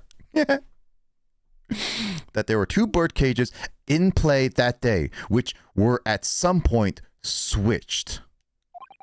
Switched during what wasn't a scientific experiment at all, but an elaborate piece of stage trickery. Why is some of those were orange and not all of them? That's weird. Good gracious, explain yourself, witness. Well, If we examine the facts, there's only one logical conclusion we can draw. The damage on the base of the birdcage clearly indicates that it was crashed tail first into that tower. But multiple witness reports claim it fell head first.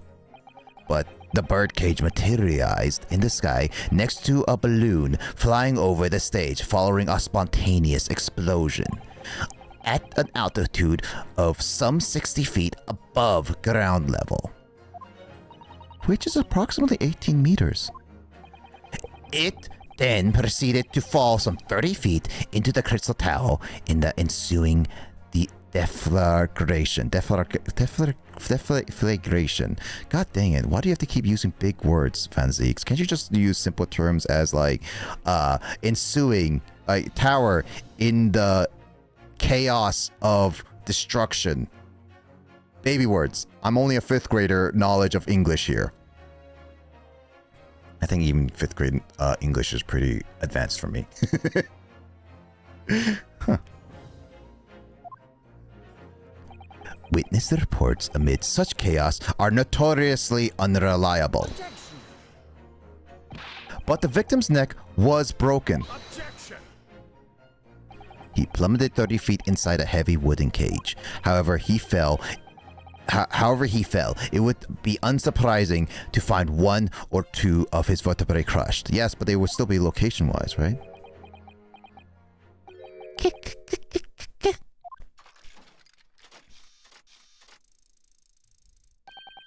a riveting scientific analysis of events from the prosecution there.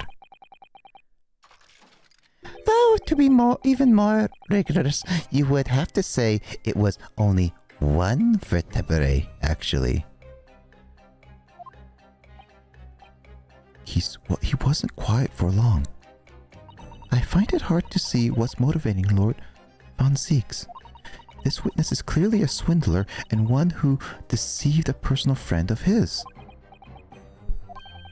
If you're going to establish this deception, do it right. Sorry? I feel like that's the undertone here. Ah, yes, and there's one more point the defense appears to have forgotten. It obviously wasn't a trick, as a certain truth very plainly demonstrates. What? It seems to me that the cross-examination had better continue until we resolve this matter. Mr. Draper, will you amend your testimony with details of this truth? Of course, we must treat the matter scientifically after all.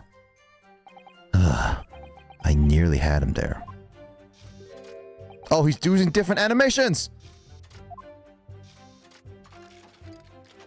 The kinesis clearly took place because there's nowhere else 30 feet high for the birdcage to have fallen from. Let me just double check to see.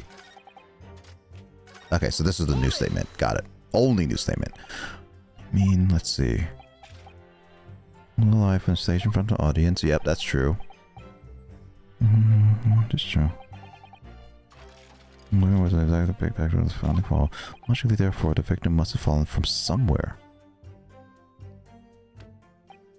The balloon that exploded was at an altitude of 60 feet. The point of impact at the tower was 30 feet up. The difference of 30 feet is therefore a total distance per cage from, let's see.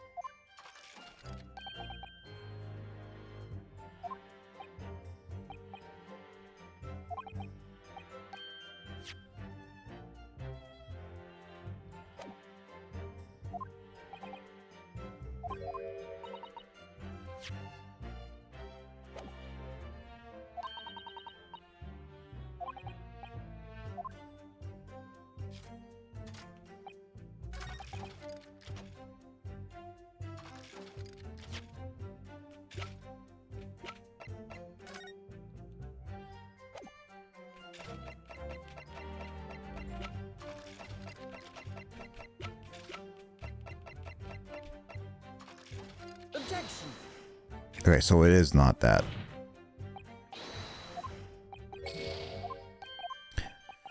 I was wondering about that too. Was it Canadians really took place? There's nowhere else 30 feet high for the birdcage to have fallen from.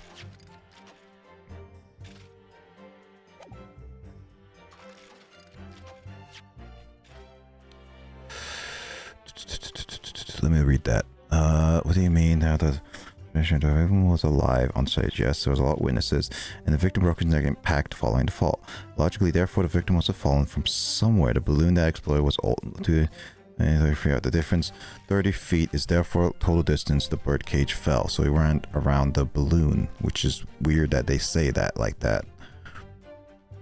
There's no other location in which the birdcage could have fallen that distance if it didn't drop out of the sky. The victim itself must have been beamed from the stage and sky.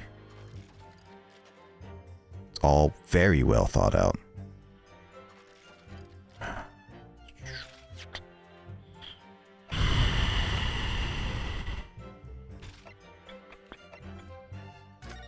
No.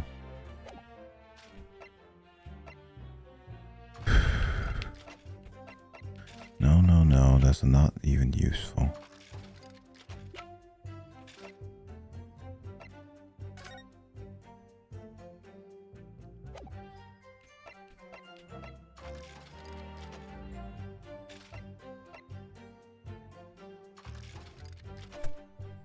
Oh my god. Oh.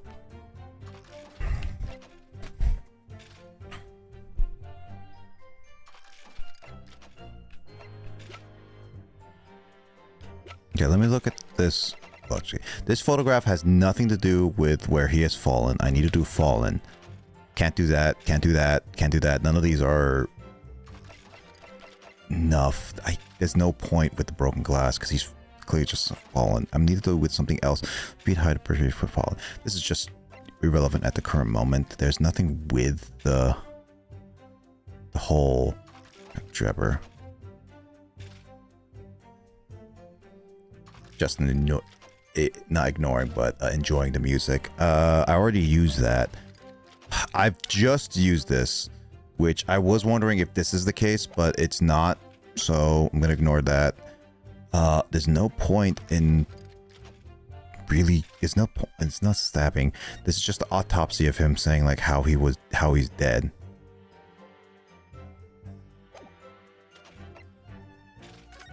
Nothing on that specifically.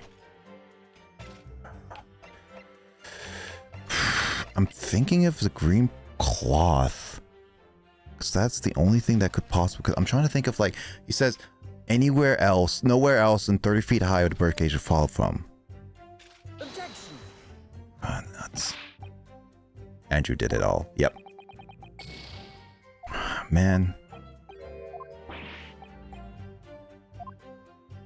Trying to figure this out. What is this? This is let me look. Instruction, no trick. I mean, it has to be this. It just added it.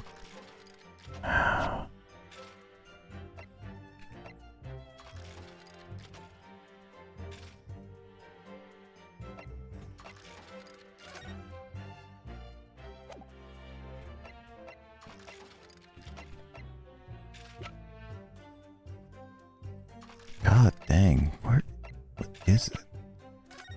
There's nothing in there.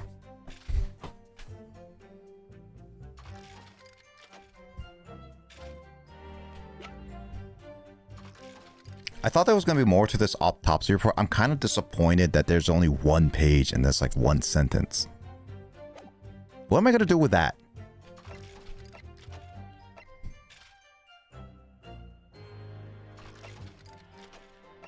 Let me give it a few more minutes. This one actually seems a little difficult to figure out what kind of logic they're trying to do it.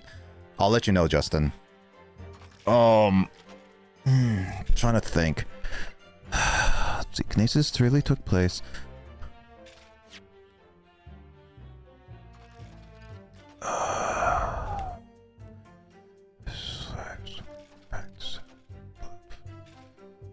It's talking about where in 30 feet they want. There's no other location. Because there's no way. Because you're fun.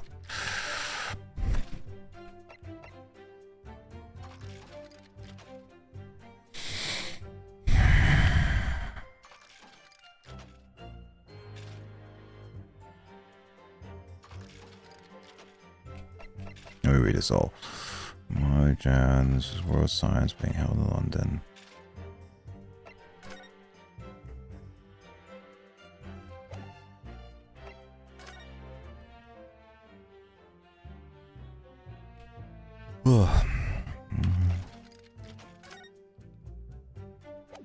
I'm going through these just in case, because if there's like something I can examine, I'm gonna double check if I can examine all of these. So my current soundboard is currently broken, Luigi, so you're gonna have to tell me a number 1 through 12. Pick a random. I can't really change it right now, otherwise my audio would break and I don't want to deal with this right now. Lucky number 7. Let's see. 2, 3, 5, 6, 7.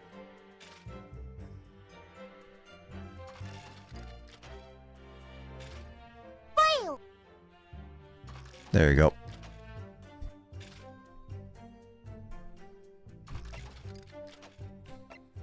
Cage I already did, but there's nothing in here. Oh. Wait. Was there a blue? Was there a blue? What the heck is...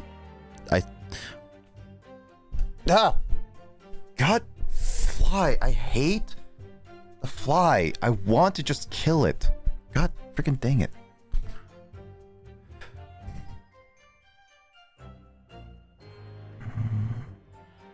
Okay, so there's nothing in the bird cage. I'm literally just gonna go through all these evidence to just see if there's something I was missing.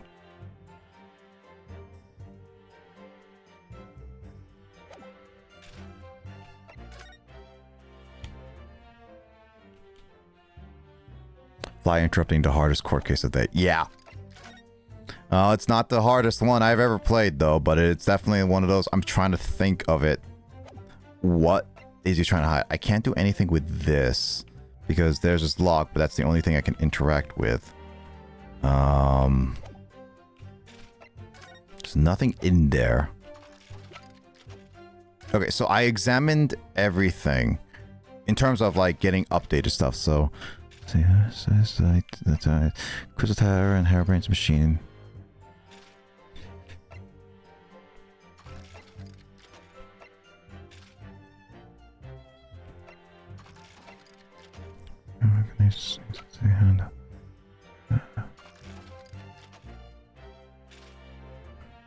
Oh, here's a saying.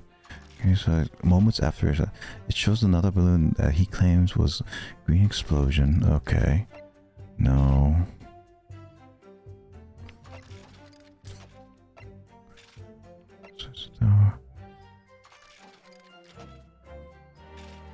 Oh man, I see the fly right in the corner of my eye and it just disappears.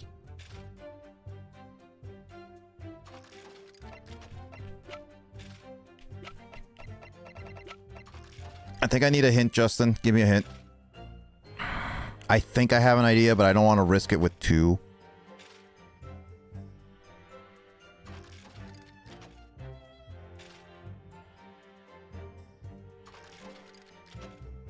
Yeah, I have an idea, but again, with so little backups I have in terms of like checks, I have to double check.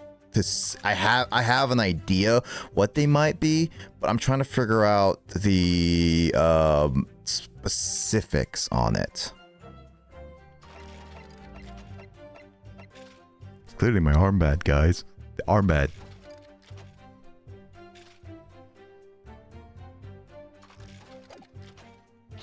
Whoops. Didn't do that.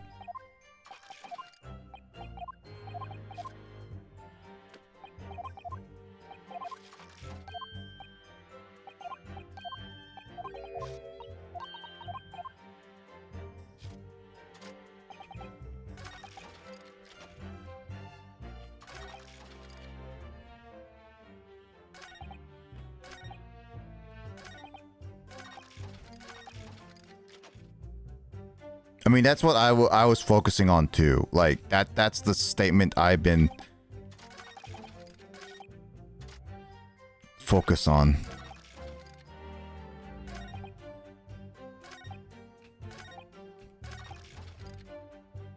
His issue is just figuring out which one they're trying to use.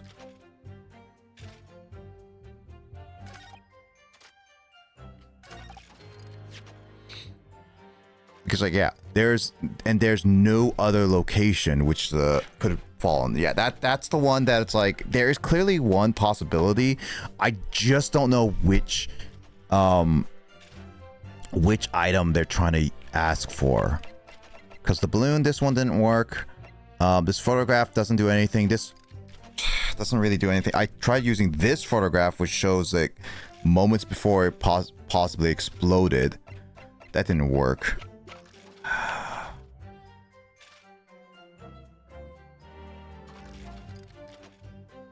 I'll try this one. Okay, so what is that picture? Sup, Toast? What's up? You're here for conclusion on this case. I see, that was the third item. I was not sure. That's why I asked you, Justin, in order to give me it's stuff that I already knew. I just didn't want to use it because I didn't want to lose 2 spots. That's why I was like asking you for a hint to just confirm it. Didn't really confirm it. I just had to just go with it. Because again, like I was trying to focus on that, but I was like, which one? Because the experimental sketch was the only one that I was like kind of hesitant on because it was experimental. I was trying to find one that's more slightly conclusive. But apparently the pictures are not a possibility. Anyway, tell us how you've been doing. This diagram of the experimentation stage and its surround. This is a diagram, blah, blah, blah, surroundings.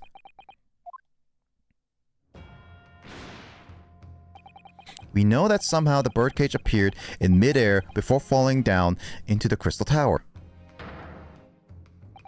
A fall of about 30 feet or 9 meters.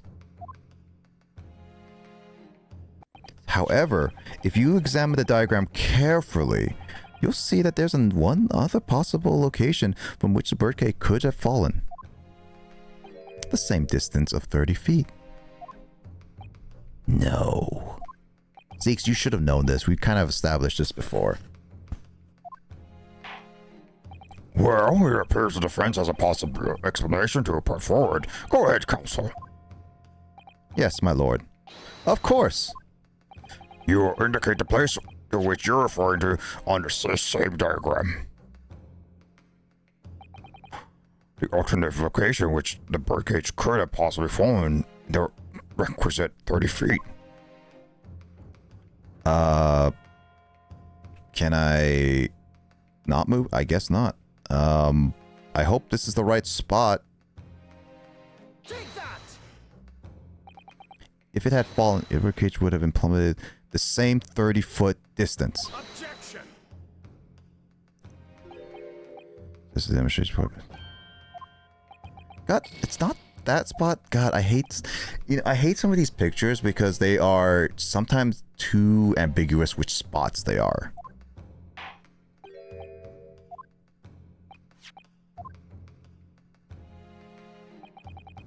Can I not move up? God. Yeah, I guess not. Oh, you know what? Yeah, it is always like it's sometimes obvious, but also not. The machine looks deadly. Yeah, it does.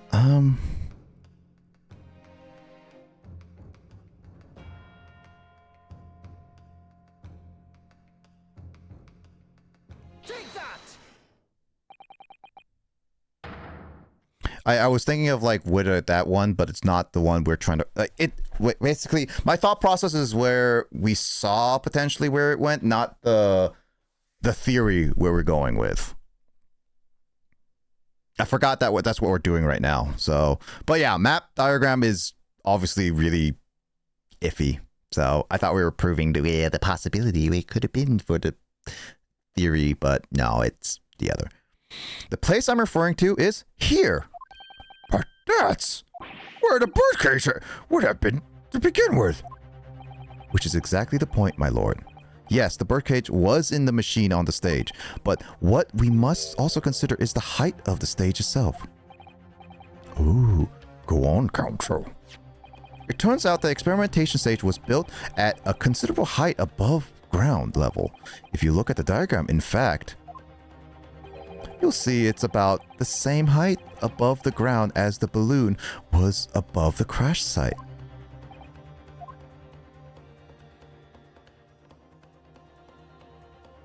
When the experiment got underway, the machine and the birdcage were engulfed in steam.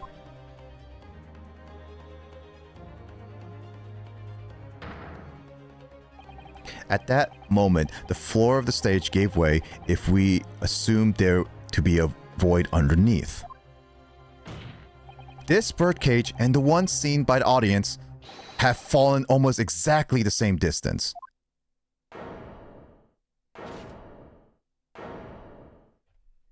Ooh. Once again, my lord, this all points to the fact that there was not one birdcage, but two. Objection. My learned friend has no evidence that the stage had been had such a contrivance in its design. Someone is responsible for the criminal destruction of the kinesis machine itself. It's true. However, the stage still stands. And take a moment to look at the photographic print of the scene following yesterday's explosion. I was going to present it if it was going to tell me. Good lord, the Metagreat Grill. When did Yoda become the judge? Judge Yoda? That formed the Metagrill that formed the floor of the machine is undone. Yes, most likely blown open by the force of the explosion that destroyed the rest of the machine. The defense calls for the space below the stage to be investigated immediately. Excuse me.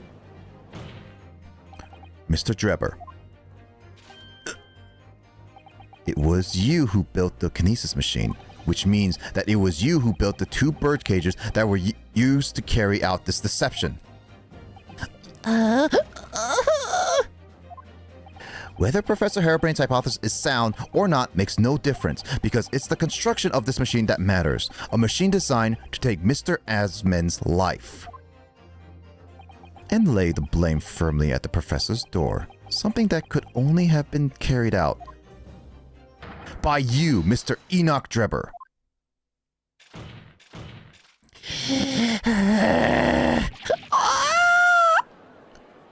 Top tier voice acting, Lamau. Appreciate, Sid. I'm trying to be a better voice actor, but there's a lot of things for me to do. I may not be able to do the voices great, but I could try to do my acting.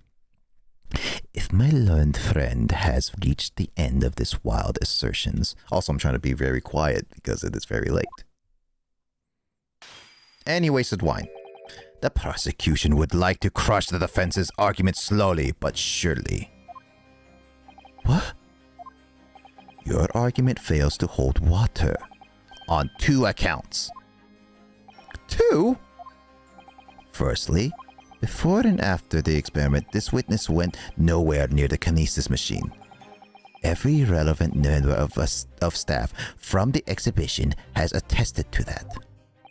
And I believe members of Scotland Yard have also been on watch duty at every public experiment. In other words, Mr. Drebber had no opportunity to switch the alleged pair of bird cages. But I've already explained why he wouldn't have needed to. The nonsense with the crossbow that doesn't bolster your case at all. The man who disappeared from the stage and the man who crashed into the tower are one and the same. The forensic investigations team report is unequivocal on that point. Sick. Appreciate it, Sid. I really do appreciate it. I'm trying. It's gonna hard work, but I will get there I'll at least try one day. And the second flaw to your assertion is a distinct lack of motive. Why would this man have wanted to take the victim's life. He had no reason to do so. A motive? Do I have to think of everything myself? Very true. Why can't you think of Van Zeeks? You know, you're a prosecutor. Why could you think of Van? Casting motive angle. Yeah, like why can't you do it? Why can't the judge do it? He's part of this.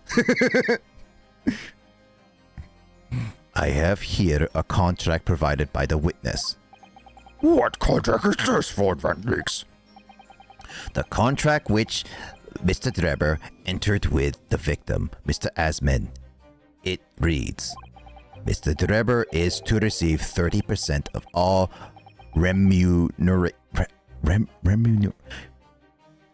I hate Van Zeeks' big word dialogue dictionary. Justin, can we ban all big words from this guy? Can we just use baby words? I want toddler words. Can someone make a mod to just give all big words a ban and just use toddler? Like, explain this in Pokemon terms. There we go. That's something I will understand. 30% of all remunerations from government grants or other income. 30%, very favorable contractual conditions. But there was one very important provision bolted onto that clause. Pokemon Mart worker average hourly rate, literally. What provision? Mr. Drebber may only uphold this right on condition that both contracting parties are alive.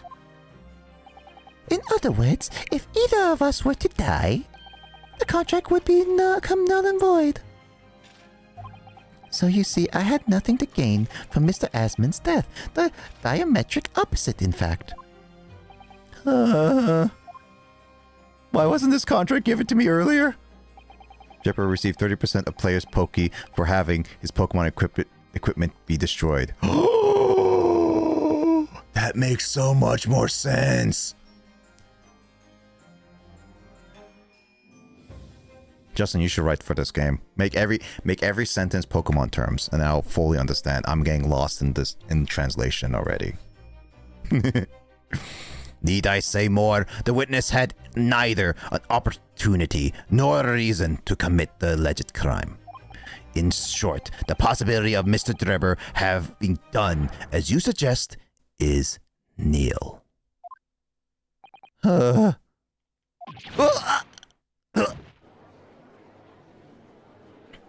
does everything have to make it harder? Why can't I just say yes and no?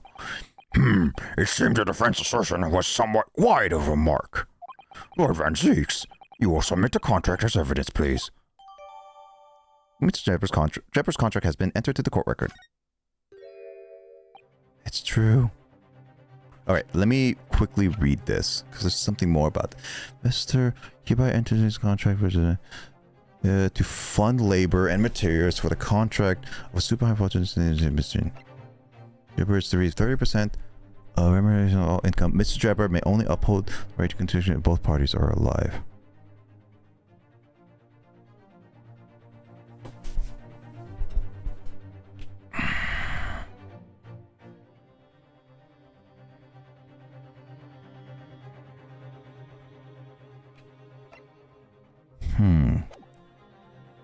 Can't really see it right now.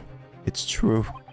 If Drebber had no opportunity to switch the birdcage onto the stage with the one in Crystal Tower, he couldn't have done it. And in any case, I have no idea what his motive might have been.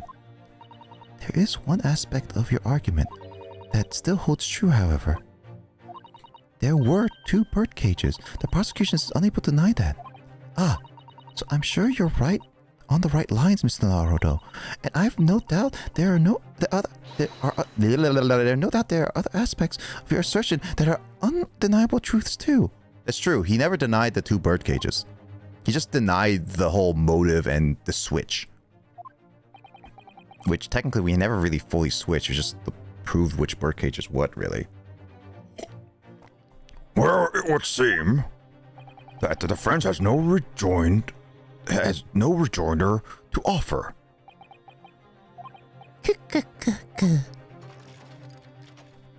Well, I must say, I'm a little surprised. I came here to testify about the machine I built, and instead, my reputation is defiled. But the prosecution's counter has set the record straight, I think. It's impossible that I'm the culprit. Objection.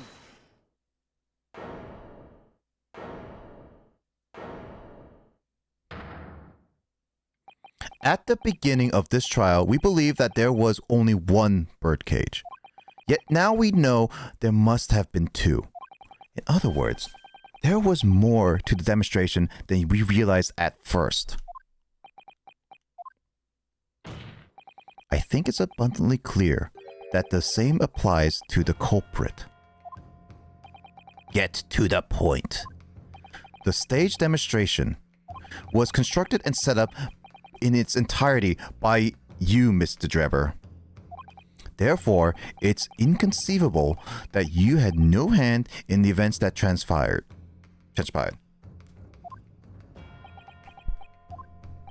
So if circumstances mean it's impossible that you could have carried out the crime yourself, it points to the fact that someone else was involved. Someone else? Counsel, are you suggesting? Yes, my lord. Mr. Drebber had an accomplice. Objection. An accomplice now. Well then, I presume. Dun dun dun. Wait. Dun dun dun. There we go. You're prepared for what's to come. Now that you're accusing not only this witness, but someone else of the most serious of crimes. If these accusations turn out to be false, then make no mistake. The prosecution will demand an equally serious punishment for your slander. Well, counsel, do you intend to pursue this course and formally accuse another party of involvement in this matter? What do I do here? At the moment, this is little more than a hunch on my part. I don't know for sure if Drebber had an accomplice or even if he really is the culprit here. One way or another. One way or another, I'm gonna find you. I'm gonna get you. Okay. One way or another, though, I have to make my position clear as a lawyer. So, what's my stance going to be? Did Drebber have an accomplice or not? Gotta keep going. The defense is ready to name Mr. Drebber's accomplice. Somehow the two birdcages must have been switched. Everything points to that. Yet, according to the coroner's report, that's not a possibility. But that inconsistency itself is a clue. Counsel. Yes, my lord? You have received a stark warning already. If you are nevertheless determined, then I must now ask you to identify this alleged accomplice by name. So, your answer, please. Who do you claim to have been Mr. Drebber's accomplice?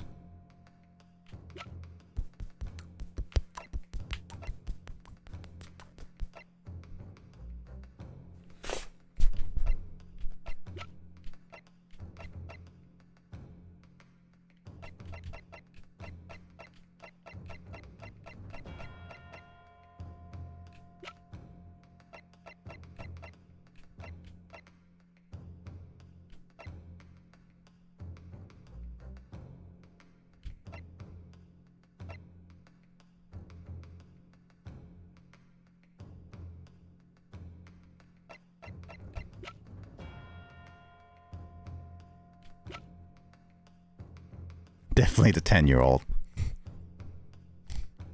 He can pose it.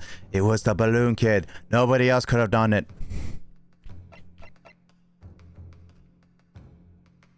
A great lover of fish and chips.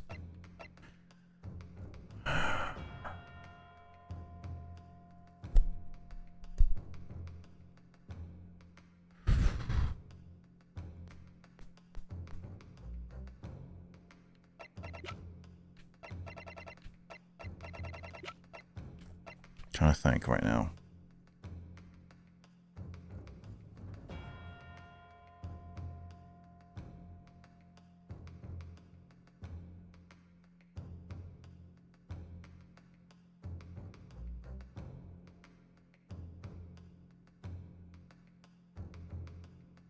I'm pretty sure I'm going to lose this guess no matter what.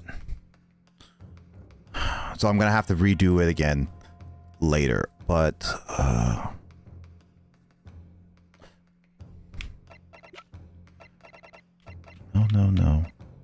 No. He's dead. No. We're trying to prove him innocent. No. So this whole section is completely good in my books.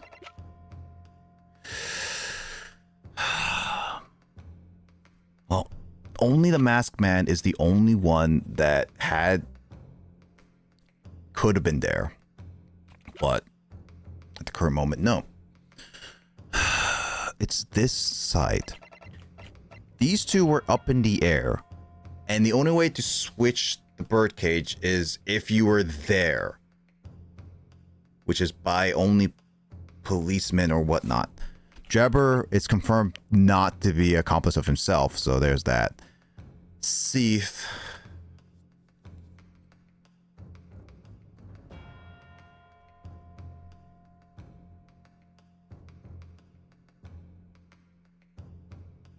She had access. Tuspells didn't. She didn't have access, and she was already dealing with a ransom. Yeah, because these two were up in the air. Can't really say him, because in order for him to switch, he would have to had at least existed on the stage at some point. Then it would be possible. But no one was possible on the stage unless it was Hairbrain and Asmin, supposedly.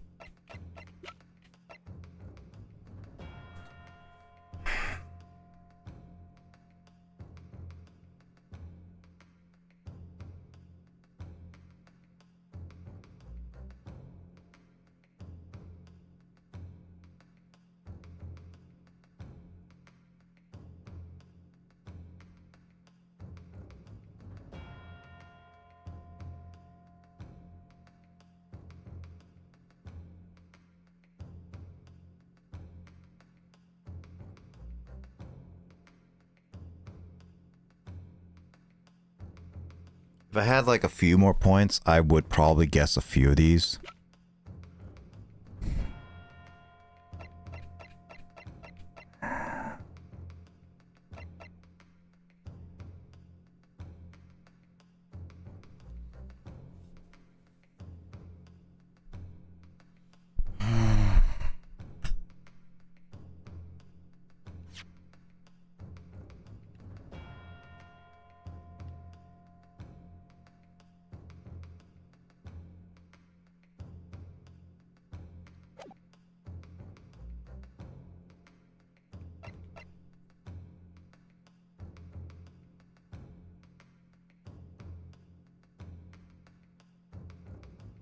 Take that!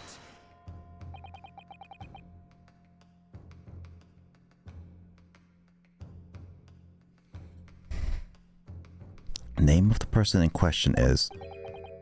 What's wrong, my Nipponese friend? Surely fear doesn't bind your tongue now. It's a little late for that. Of course I'm afraid. After all, naming her in this capacity is definitely going to make waves. A lot of waves.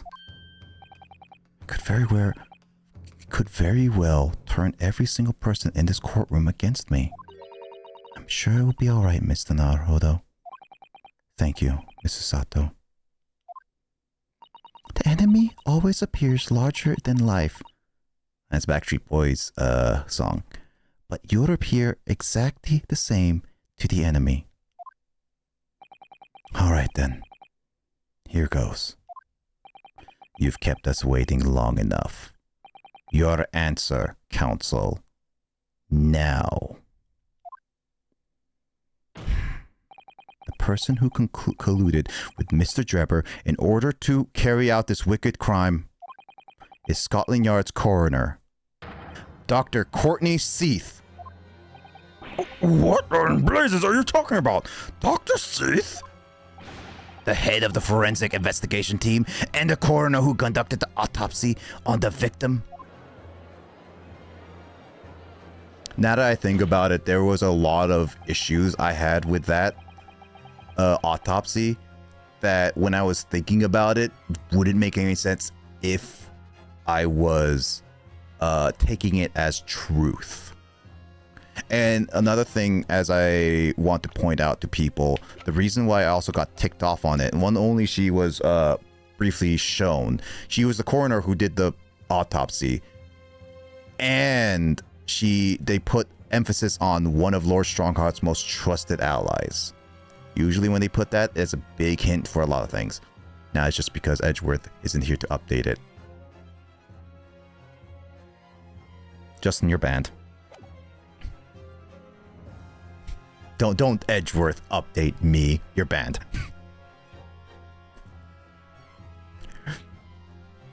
We know that there were two birdcage who could have carried out the switch to complete the illusion.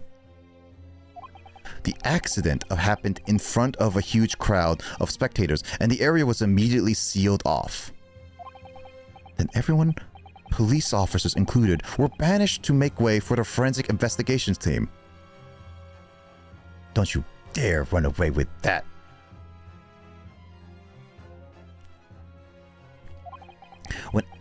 When else could the switch have occurred? It can only have been in that team's presence. It's essential that the court determines exactly what happened following the incident. The defense demands that Dr. Seath be summoned to the witness stand at once to testify. I like how the magician, the scientist, the corn lover, and the policeman are not even... The nerve! You've got a nerve, lad! Standing up there, dragging the yard's name through the mud! I didn't mean to. I know the woman very well. There's no better dead room worker out there. How dare you call her a criminal? My learned friend's imagination appears to be wilder than the East End at night. But the recklessness of the accusation aside, there's another grave problem with your argument. Which the prosecution demands you address at once. A grave problem? Oh, my word. Who do you claim acted as the victim's doppelganger? What? What? Certainly, if the birdcage contained the body of the victim was exchanged for another, the cage must also have contained a body.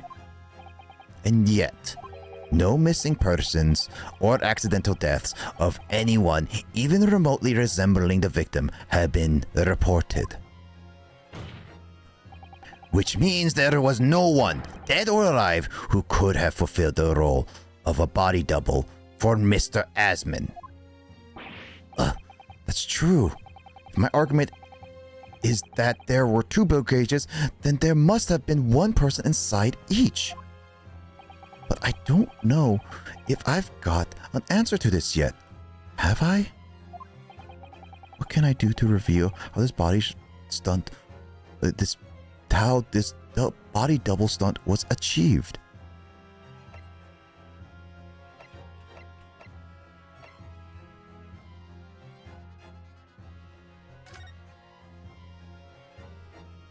Very well. The defense will address my learned friend's concerns by presenting evidence that reveals the true nature of Mr. Asman's body double. Good gracious, evidence! I do hope this isn't filibustering counsel. The court is expecting a name. If you think you have relevant evidence, present it now. I'm waiting for Ryu to make that weird fourth wall break look at the camera shot. The body double, the bird, and the birdcage were hiding inside the balloon that was floating above the stage, which means that any witness would only have seen them from 60 feet away. So who was it that appeared out of the explosion, some 18 meters above the spectators? Ha!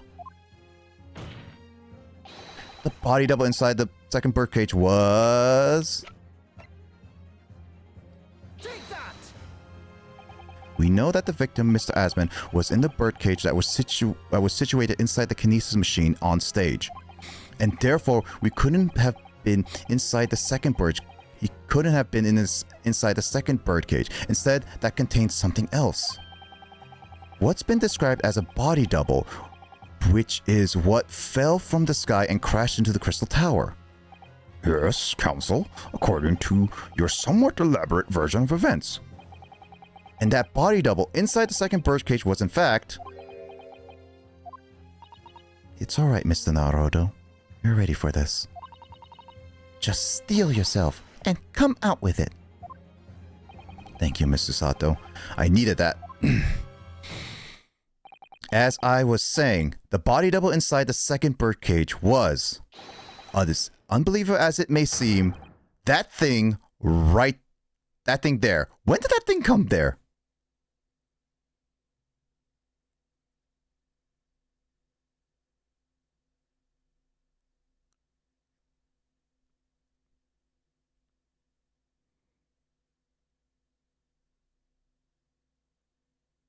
Before I continue,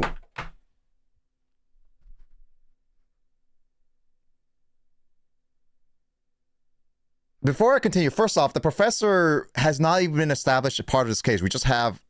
We've been privately told about this. Second, the wax double he said is not part of this case, which technically speaking, it is should not be part. So why is it here? Shizato is based. Yeah. Also,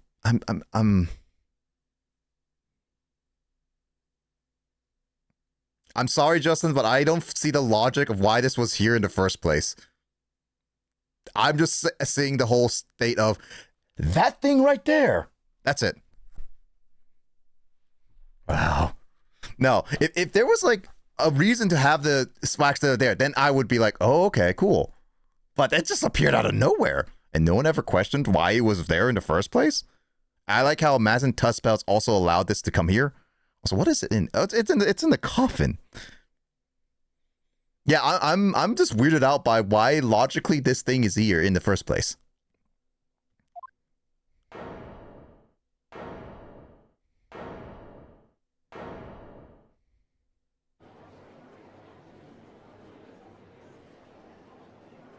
Objection! Open your eyes and look into mine, my Nipponese friend. I like that sudden. Now tell me, what are you playing at? Stand firm now, Ryunosuke. This is the time to show your Japanese spirit. As the court will observe, this is a waxwork model. Oh, now he's a little bit hesitant. A model, in fact, of the infamous London murderer from 10 years ago, the Professor. Objection! You started by indicating the leader of the forensic investigation team as an accomplice in this crime. And now you've moved to indicating waxwicks? Yes, that's about the size of it. But why? And why this waxwork? It looks nothing like the victim. In fact, it could hardly resemble him less. What possible justification can you give? If you want to know why, ask Mr. Drebber. What? Just days before the Professor Harebrained performed his public demonstration, Mr. Drebber abducted this model from Madame Tuspels. Did you say abducted? And 2 days after the incident at the Great Exhibition, he returned it to the museum. Then the timing. Is it true, Mr. Drebber? At first, I couldn't see why Mr. Drebber would have stolen the waxwork and then give it back again. But now, the reason is clear.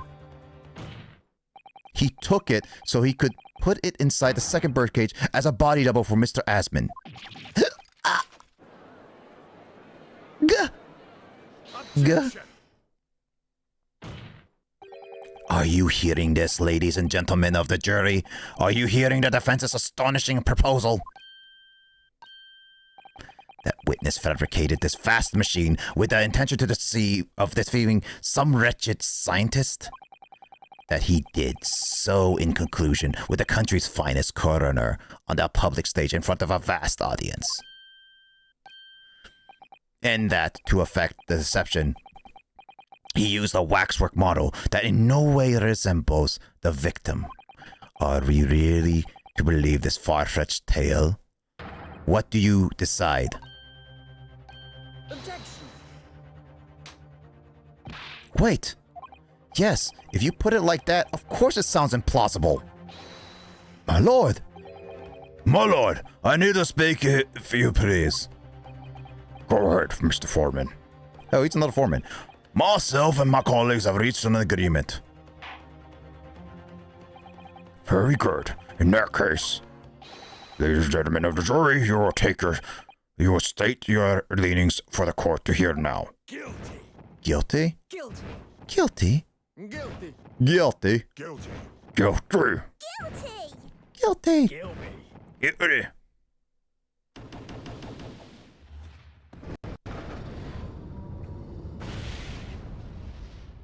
Oh, that's what we're doing with this again. So, as indicated by Mr. Foreman, the jury has reached a consensus. Knew that was going to happen. We shall get through this, Mr. Naruto, as we always do. Who could have seen this coming? And uncovered a new truth along the way, I'm quite sure. Yes, I agree. Going to have to appeal the jurors as usual. See if I can persuade them to change their minds. Yeah, I figured this was his final part. I was hoping this wouldn't be the final part. I was hoping to be in the second part, but this is a lot longer part than I anticipated. The friends will now embark on the summation examination. Are you and your followers ready to proceed, Mr. Foreman? We are, my lord. Very well. In that case, I ask you to state clearly for all present to hear the grounds on which each of you decided that the defendant is guilty of the crime of which he is charged. I was really hoping this wasn't going to be in this section. I was hoping it'd be in the next section, but I'm kind of annoyed by that. This case is really long. I've known that woman for years. She will never be accomplice to anything. It's utter nonsense to think these two would ever be conniving with one another. Oh dear, this is most troubling. But surely the waxwork the man stole is nothing to do with the coroner, is it? I've had my own problems with members of the police. I do not trust them much. I see no rigorous proof that waxwork was ever inside my case. It's conjecture. Accusing someone without the right evidences is not a proper job, is he? I won't have it. Whoa. Somewhat unsurprisingly, it seems the indirect action of this waxwork model to proceedings has polarized opinion. Given that its face is obscured and its build in no way resembles that of the victim, I can only applaud my friend's temerity at suggesting it as Mr. Asman's body double. Yes, the applause is deafening, and yes, I know it seems extraordinary, but that's the point. That's why I have a strong feeling it's actually a greater clue than anyone yet realizes. What are you thinking, Mr. Naruto? I can't explain why at the moment, but I feel as though there's a specific reason why it was used, why it had to be this model. Really? A reason why nothing else would do? You mean? Yes, and I'm convinced. It's something far more significant than whether or not the model looked like the victim. Well, if that's the case, We must prevent the trial from ending prematurely at all costs. Yes, agreed. Temerity. Excessive confidence or boldness. Audacity. No one had the temerity to question his conclusions. Camaraderie? Oh, camaraderie. That's how you say it. Okay. I have to find a way out of this. If you're ready, counsel, you may proceed with a summation examination. All right, let's go through this. Hi, Mr. Trevor. Where's Hairbrain? Gotta go through this.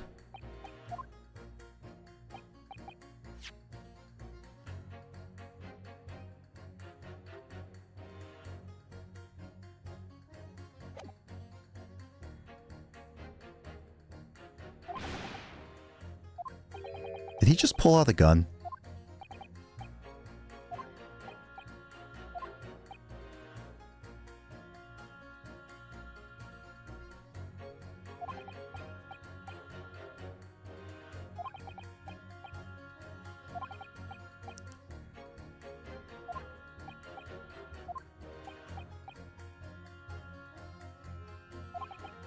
Also, if he proves that that pet person is possible, the whole investigation team, forensic, is gonna put Lord Strongheart's like plan into like falling down, because Lord Strongheart is trying to put forensic on the top line of everything.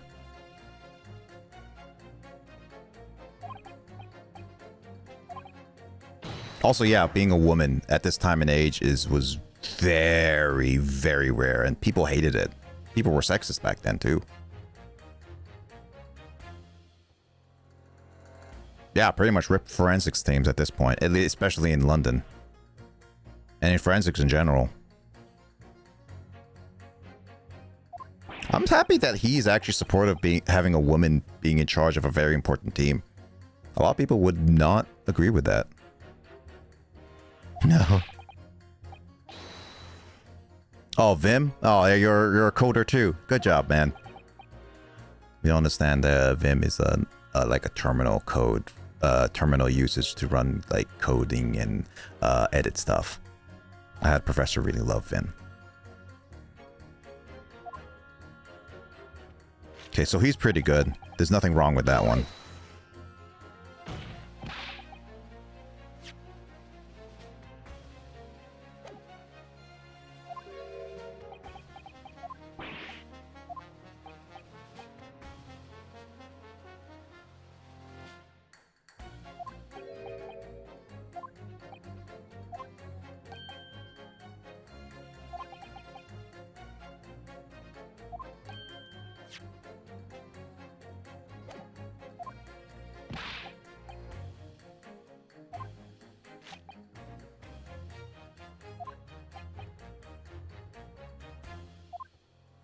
Yeah, that looks pretty good.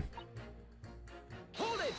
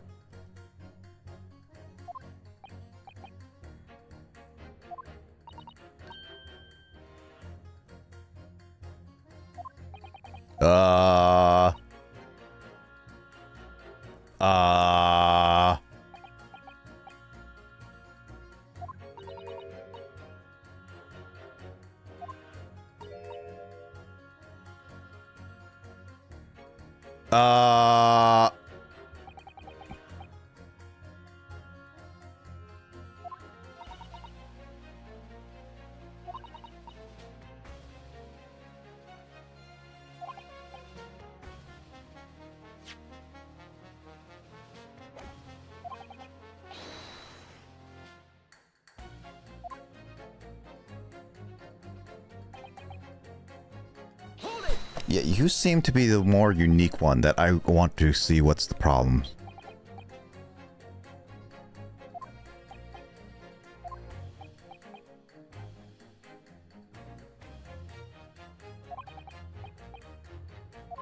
Not in my day.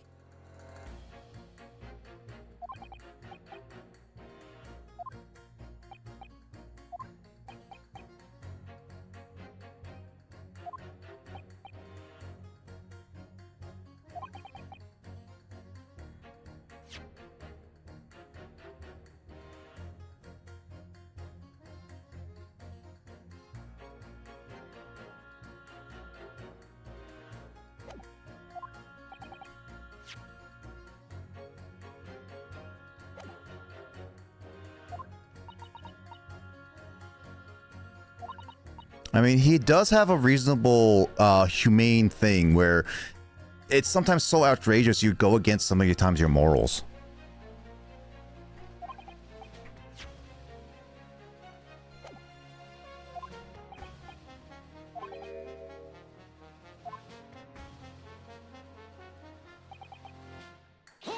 I'm just gonna go check with other people really quickly.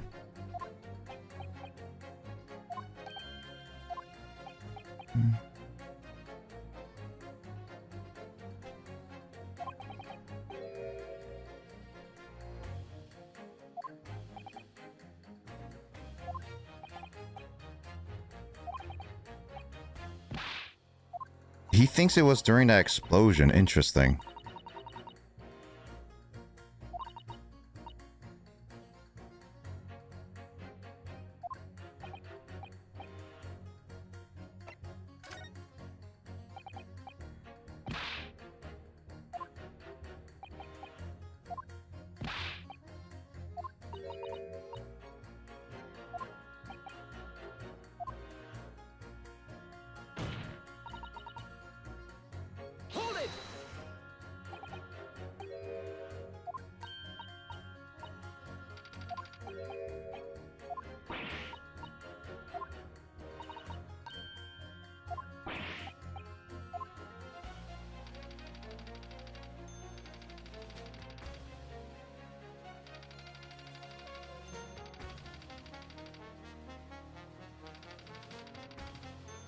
Wow, this animation is taking a long time. Jesus.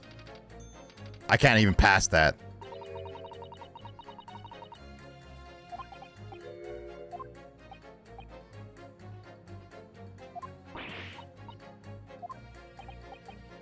Amazing.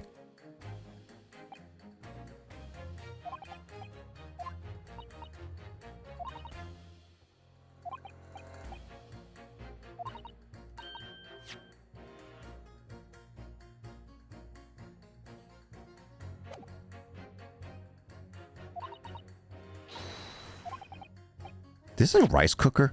Oh, rice cracker. It's like rice cooker doesn't exist at this time.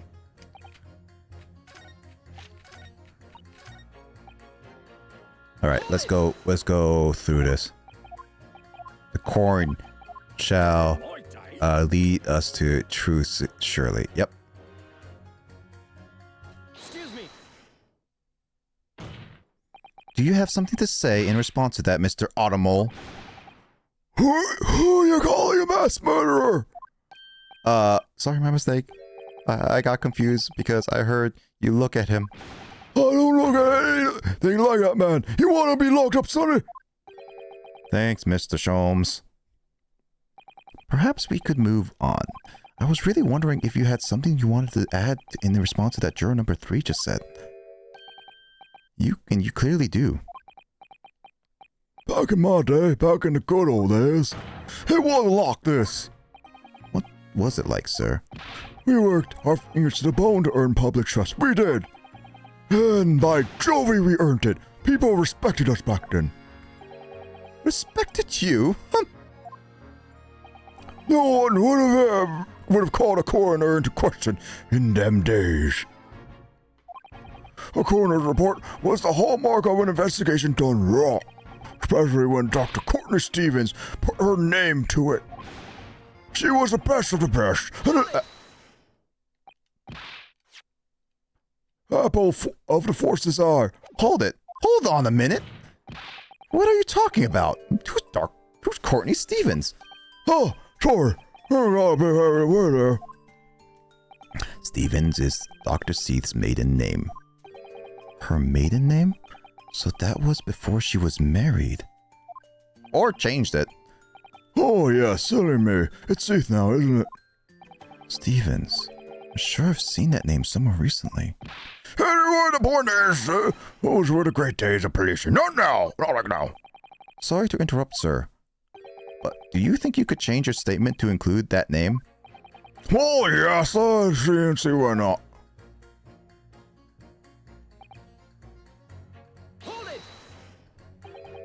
Legendary.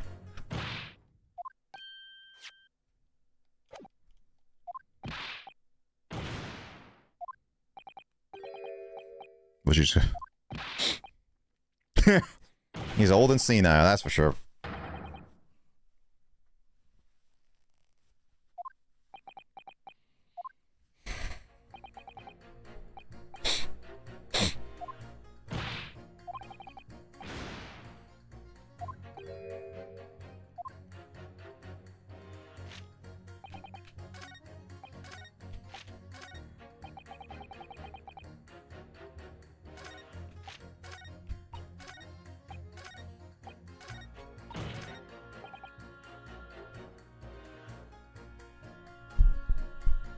Hold it!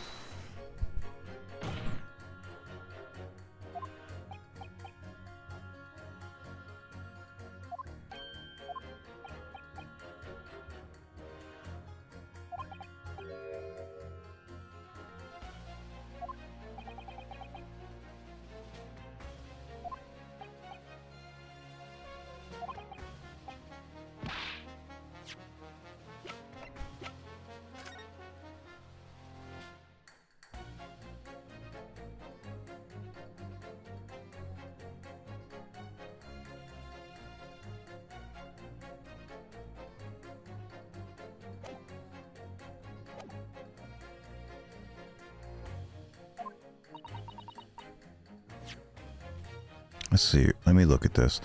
You claim that the whole instance is just that I did, but there's more. One way to polar rapid. Sure.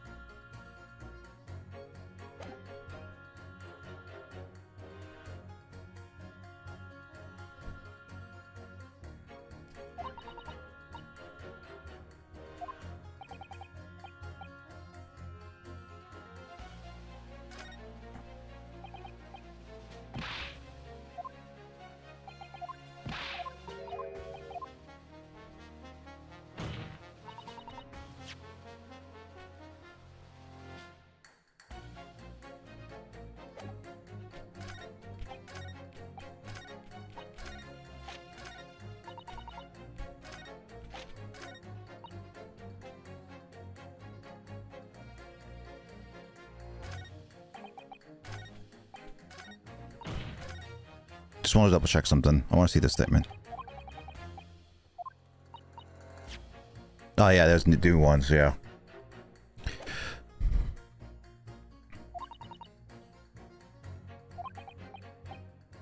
Oh no, it's not. I thought it was.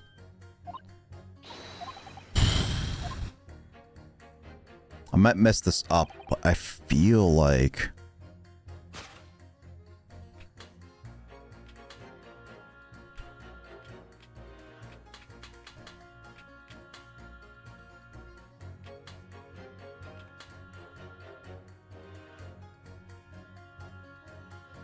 Objection! Those two statements are clearly contradict each other. Good gracious! To whose statement do you refer, Counsel? So, juror number 2. Oh gosh, me? What can I do for you?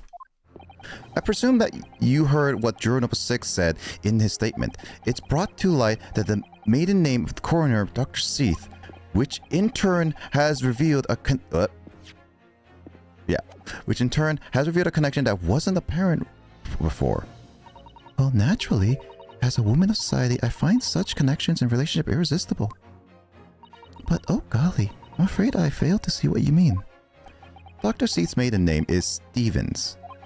And through that name, the coroner is very definitely linked to the waxwork of the killer. The defense has evidence to prove it. My goodness, evidence, you say? How utterly enthralling. Counsel, the court cannot overlook that last remark. I very much hope there is substance to your claim. Of course, my lord.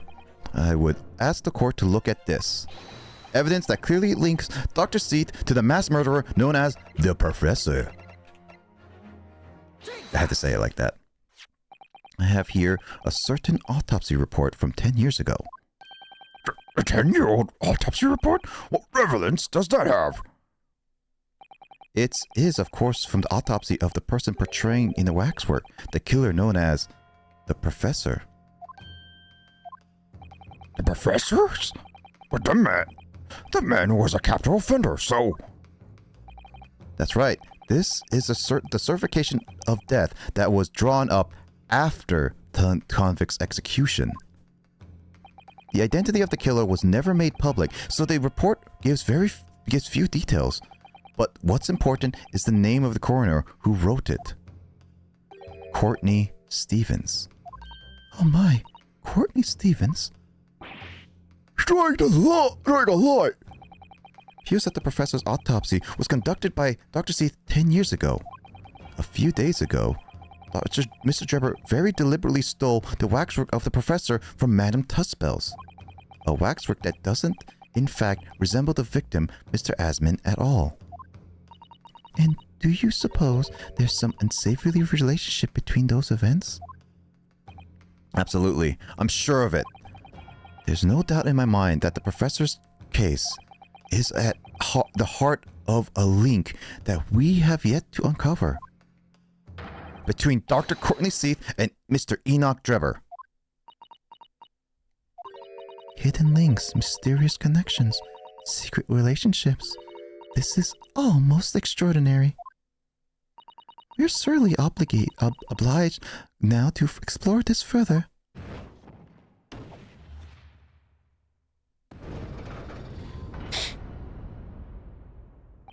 What?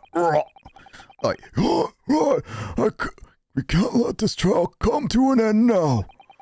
Oh, well, there's a cloud of suspicion hanging over the yard's best corner. It wasn't like this in my day, but we're still here to uphold justice in the end.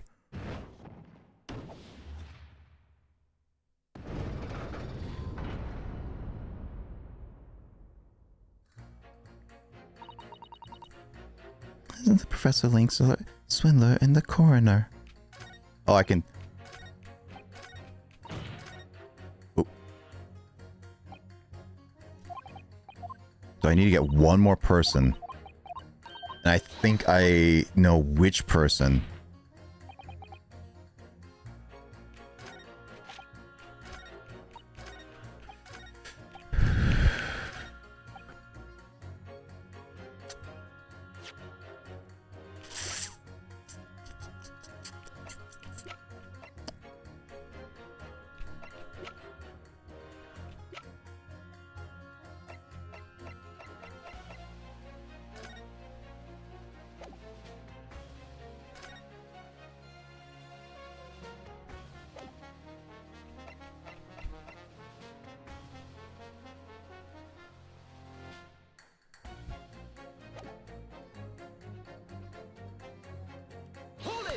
Okay, so the corn girl is mad. Okay, so there is one evidence. I was not sure if I could present evidence, but I think I have an idea. I thought I was going to be doing more, but I'm going to have to do it because he's the only one I could do something.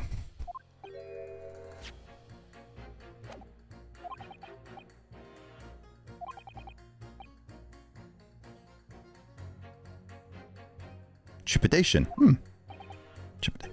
So you don't trust anyone in black. Look in the mirror. In the mirror must be very tiring.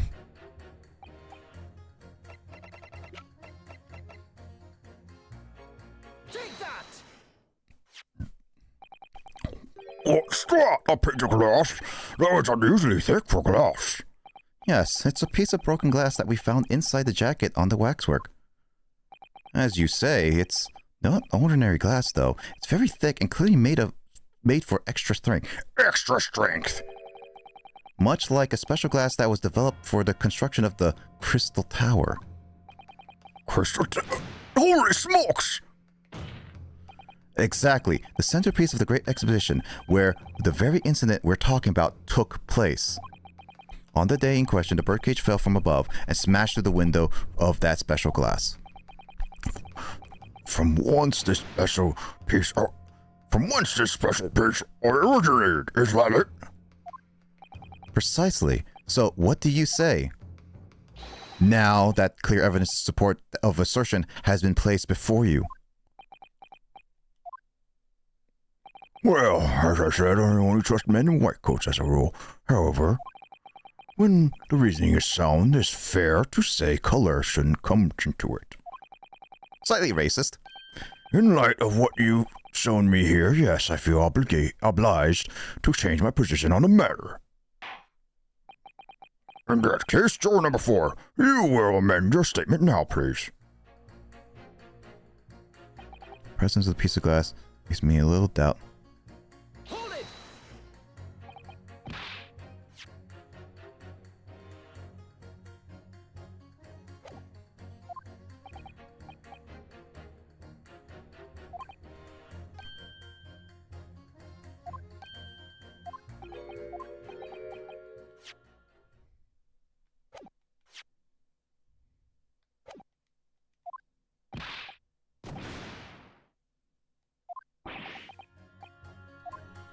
I promise you scientists are not that weird. As a scientist myself. The presence of the piece of glass leaving me little to doubt the wax was indeed inside the birdcage. Let's see.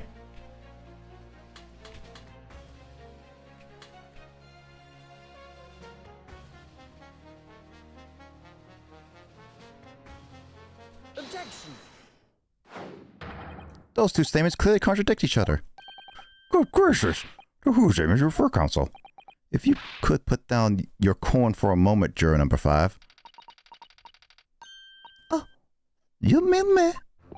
You've pointed out that it's wrong to make an accusation without evidence, but the accusation that the wax model was inside the second birdcage on the day in question is not without supporting evidence, as the defense demonstrated into the juror sitting beside you.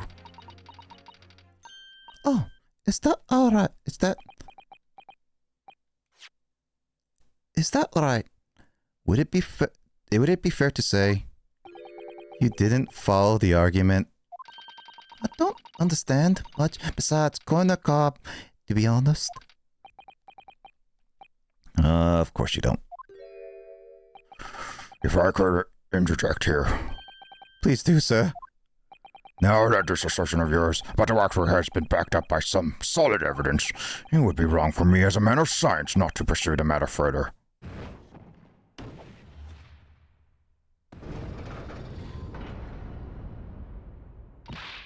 Ah, well, me too then. Sorry? If this briny gentleman says he's alright, then he must be.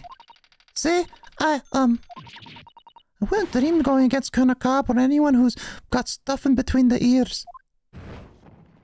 She whacked it with the cob. Success! If you can call it that. Thank you, Counsel. That will do. First, Colonel Cobb. It's not Colonel Sano has nothing on Colonel Cobb. As a result of the summation exam, the jurors' overall leaning has changed. 2 jurors now call guilty against 4 who call not guilty. Accordingly, that court has failed to reach a consensus at this time. And the trial must continue. We did it. Oh, well done, Mr. Naruto. Another wonderful victory.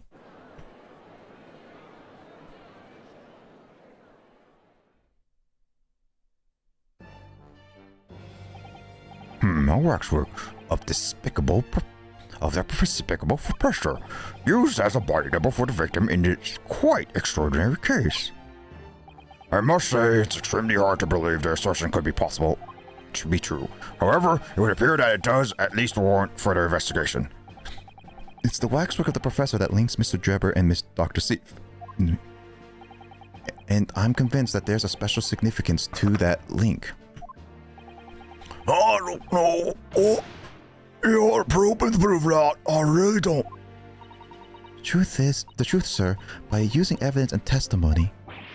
If the court is to delve deeper into the alleged involvement of the waxwork in this case, then the prosecution calls for the owner of the model to be summoned as a witness. The owner? Madame Tussbells.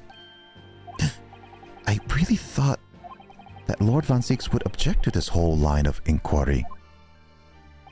Very well, I concur. Make arrangements for Madame Tespes to appear as a witness with immediate effect.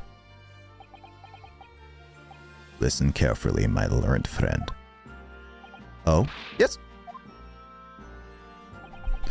You should know that you're on the brink of opening Pandora's box. Court shall now adjourn for 45 minutes. 45, Jesus. During that time, Boston will summon new witness and prepare her for taking the stand. Madame Tuspels, yes. I shall see to it at once, my lord. God, this was longer than I anticipated. It is all 3:30. I don't think I should go any further as much as I would want to right now.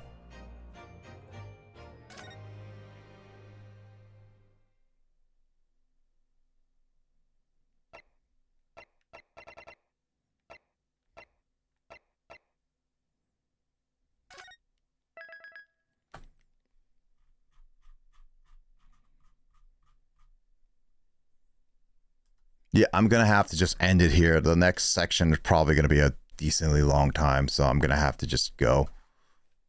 I wanted to finish it up this time, but it's going to take a long time. Yeah, like I could do it technically, but again, it's almost been 8 hours for me streaming. It's getting to a conclusion in that, and so I'm interested to see where this ends. Yeah. Well, thank you for the subscription, Jay. Yeah, Justin, you guys have J names. But yeah, base Colonel Cobb. Yeah, thank you for the concern, though, Luigi. First Andrew, now Colonel Cobb. Who else could be the darn murderer of this trial? Anyway, good job. Only one more part in a very long case. Yeah. Yo. Yeah, no, it's a very long case. Again, I do like the setup for Great Ace Attorney, but these cases drag on. I think the only case that I felt like it didn't overly drag, well, the fourth case in the first game was pretty relatively short in my book, so it wasn't overly dragged. Fifth case, I can see some parts dragged. It was a lot of it was maximum amount of stuff, so I will say that felt dragged. The fourth case in the first game within very. The third case in the first game, I say that's my favorite because it balances out both the pacing and the overall aspect of the game. So honestly, I say the third case is probably my favorite in terms of design. In this game,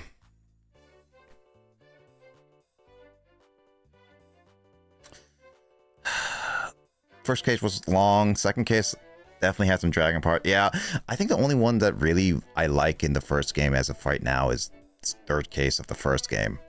I can't really say much about this game's fourth and fifth because I have yet to play them, but yeah, the third case is just a lot of dragging, and I don't like it. I think this hinders the third case a lot. It has a lot of setup, but man, it drags.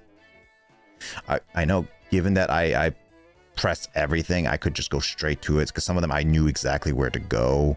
I didn't have to, but I did just for extra flavor text, because I want to see them, but no. Anyway, I will end it here. I hope you guys have a good night. Thank you so much for joining, Sid, Luigi, Justin, anyone else who's lurking. Thank you guys so much for sticking around. I do appreciate it. Thank you guys for subscribing and everything. So take it easy. And as always, see you guys in another stream. We'll remind someone else's. Tomorrow we'll see if D&D happens. If not, most likely I usually take that day as a break day. We'll see if I am up for trying to finish this game. If I do stream, I'll at least stream the Great Ace Attorney to finish it up. So we will see. But other than that, it's just whatever happens. All right. If I don't see you guys tomorrow, you guys rest well. As a reminder, future upcoming streams, December is coming around, so that means Game Awards is going to come. It was entertaining. Take it easy. I appreciate it. Yeah, no, for sure. And I would recommend checking out the other parts or quick summaries online for Great Attorney, because it's a lot of setup again. So take a look.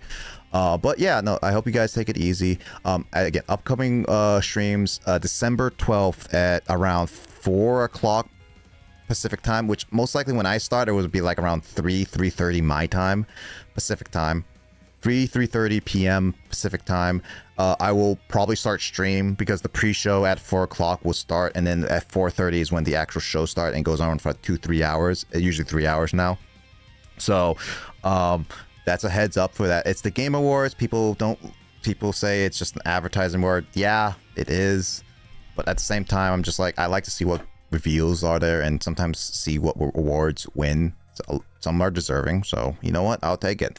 I find it entertaining enough to just hang and see what we predict as winners. All right, there's gonna be disagreements. I guarantee there's gonna be a lot of disagreements in this one. This seems like it'd be a controversial one. It's the 10th anniversary of the Game Awards too, so if you guys want to watch it, I try to do it as a yearly thing. And then another yearly thing is that I try to stream on New Year's Eve to New Year's Day. So it's like a Happy New Year to 2025. So that'll be the change. And if you guys want to say, stop by, it will just be a hangout stream. That would be no like real game progress. I usually have something building that I have a few Lego pieces and stuff like that and other stuff I want to fix. So yeah, that will be it on New Year's Eve. Other than that, there's not much other planned streams going on. I will see if I can finish up Dragon Warrior Monsters in terms of the main story, not the game completion. By then, I unfortunately can't finish up BioShock. One day I'll start Digimon Cyber Sleuth with Luigi, and we'll see what other stuff will come around. Thank you, Sid, for the hydrate. I still have some liquid left. Yeah, but that was all my announcements. Nothing else other big coming out.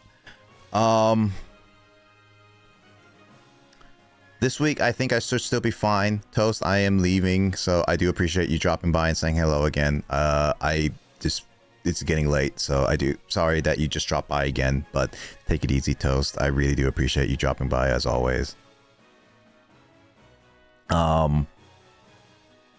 Yeah, I was announcing that I have a Game Awards stream going on December 12th. Look it up. The nominees are going to be coming up at Monday. So look up your time and stuff like that is what I say.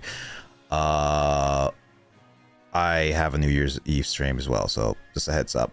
Yeah, this week I should be fine with streaming normally on like Dragon Warrior Monsters and stuff like that if it's going to happen.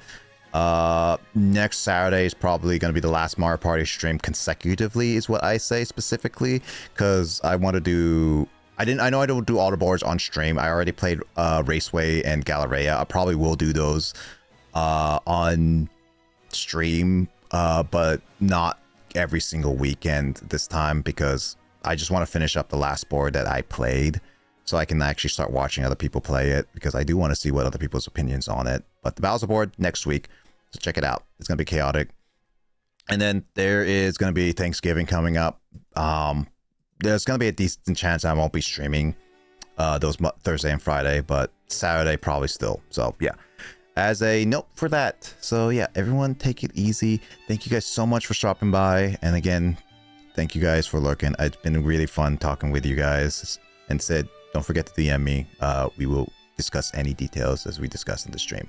But first off, take care of yourself, dude. And as always, I'll see you guys in another stream of mine or someone else's. I will raid. I think only Mdun is alive right now, so I'll raid him. Gotta say hi to the Aussie buddy. Take it easy. Hold on. Have a good night.